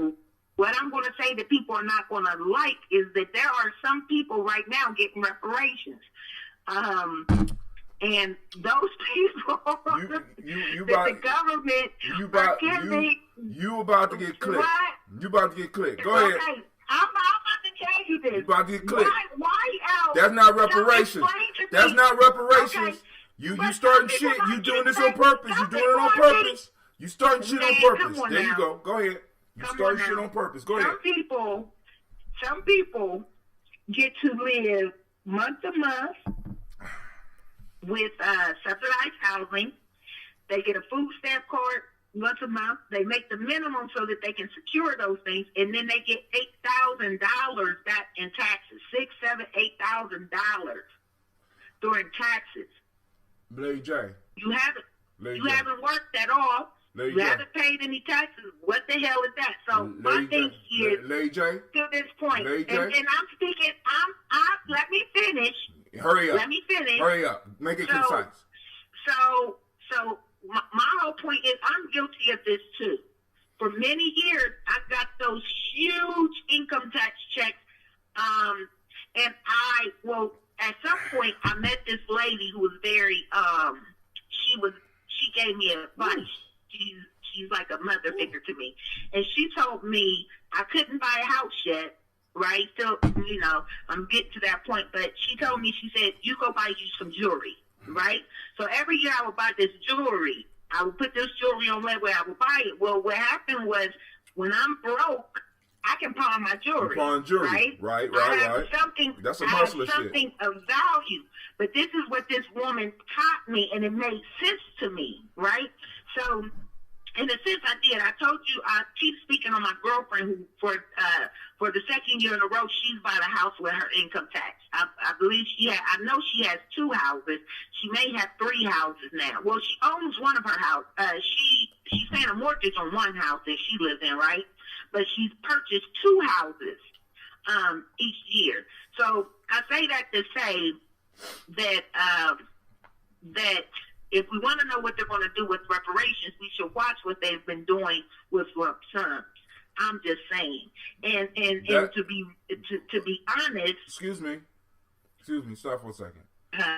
You kind of moving. I think you kind of moving away from your point. See, because this is the issue. I'm not concerned about. Wait. With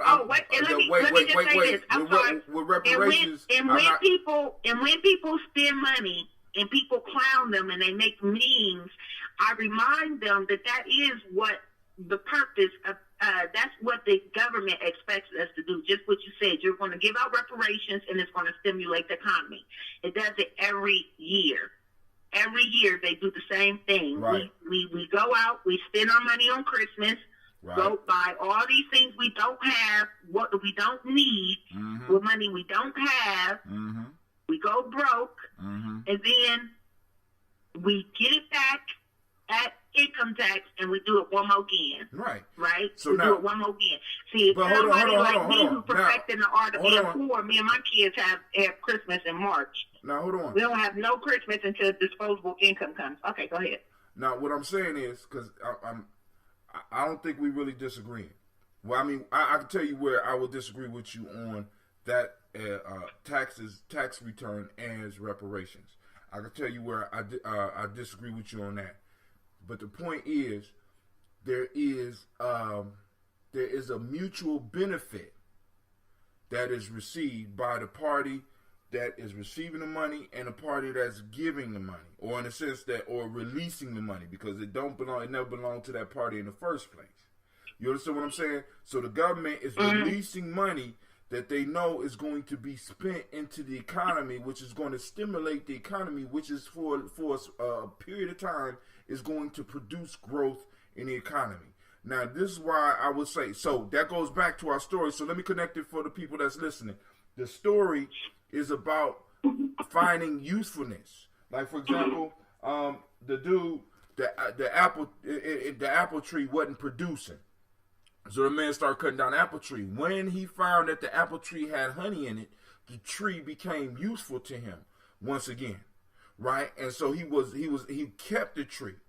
Hell with the sparrows. The sparrows still could use the tree. The grasshopper still could use the tree. But now the tree had become useful to the man once again, because even though it didn't produce apples, it produced honey for a short period of time. So now the tree is useful to the man again. So all I'm talking about is whatever arguments that we have about bringing something into our life, about bringing something new into the world, what we have to do is when we need others' assistance in bringing it, we have to show them their self-interest. So going back to the point that you said, when people got those tax returns, most people wasn't in doing investments or getting buying houses and refurbishing them, or getting jewelry that in a crunch you could trade in. You know what I'm saying? Most people was going out and buying objects that was produced in our economy, that made our economy strong and help keep the ball rolling until the next year, right? So now you know what they're doing. What? A lot of times we continue to we're making other people rich. But hold on now, see, but this is the issue. You're taking it to another piece, right? Because I agree with you. I'm not disagreeing with you, but this discussion is not about what people are doing with their money.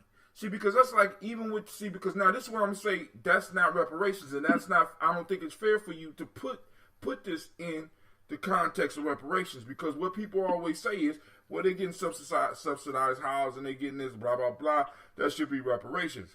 Now, that is not... I didn't say that should be reparations. Oh, no, I never said that. Oh, girl, I definitely never said that. Stop. I'm going to bring this tomorrow. When you sitting in there and I'm sitting in there, I want to play it. I'm going to go back to the part where you said that is viewed as reparations. That should be reparations. I said that income tax. I'm not talking. That's what I'm talking about. Saying that my point in bringing up their living arrangements is to say that they're not spending that money. But hold on. They're not spending that money. Who's not spending the money? They're not. Who is they? You telling me poor people? So let me say this one more time. You said the people that's getting... And I don't want to offend anyone, but what I'm going to tell you is that I have a huge problem with the fact that the system is not set up and has never been set up to help those who are helping themselves. And so what I'm saying is, someone like me why? Okay, call somewhere else. There's 10 million pizza places. Hello?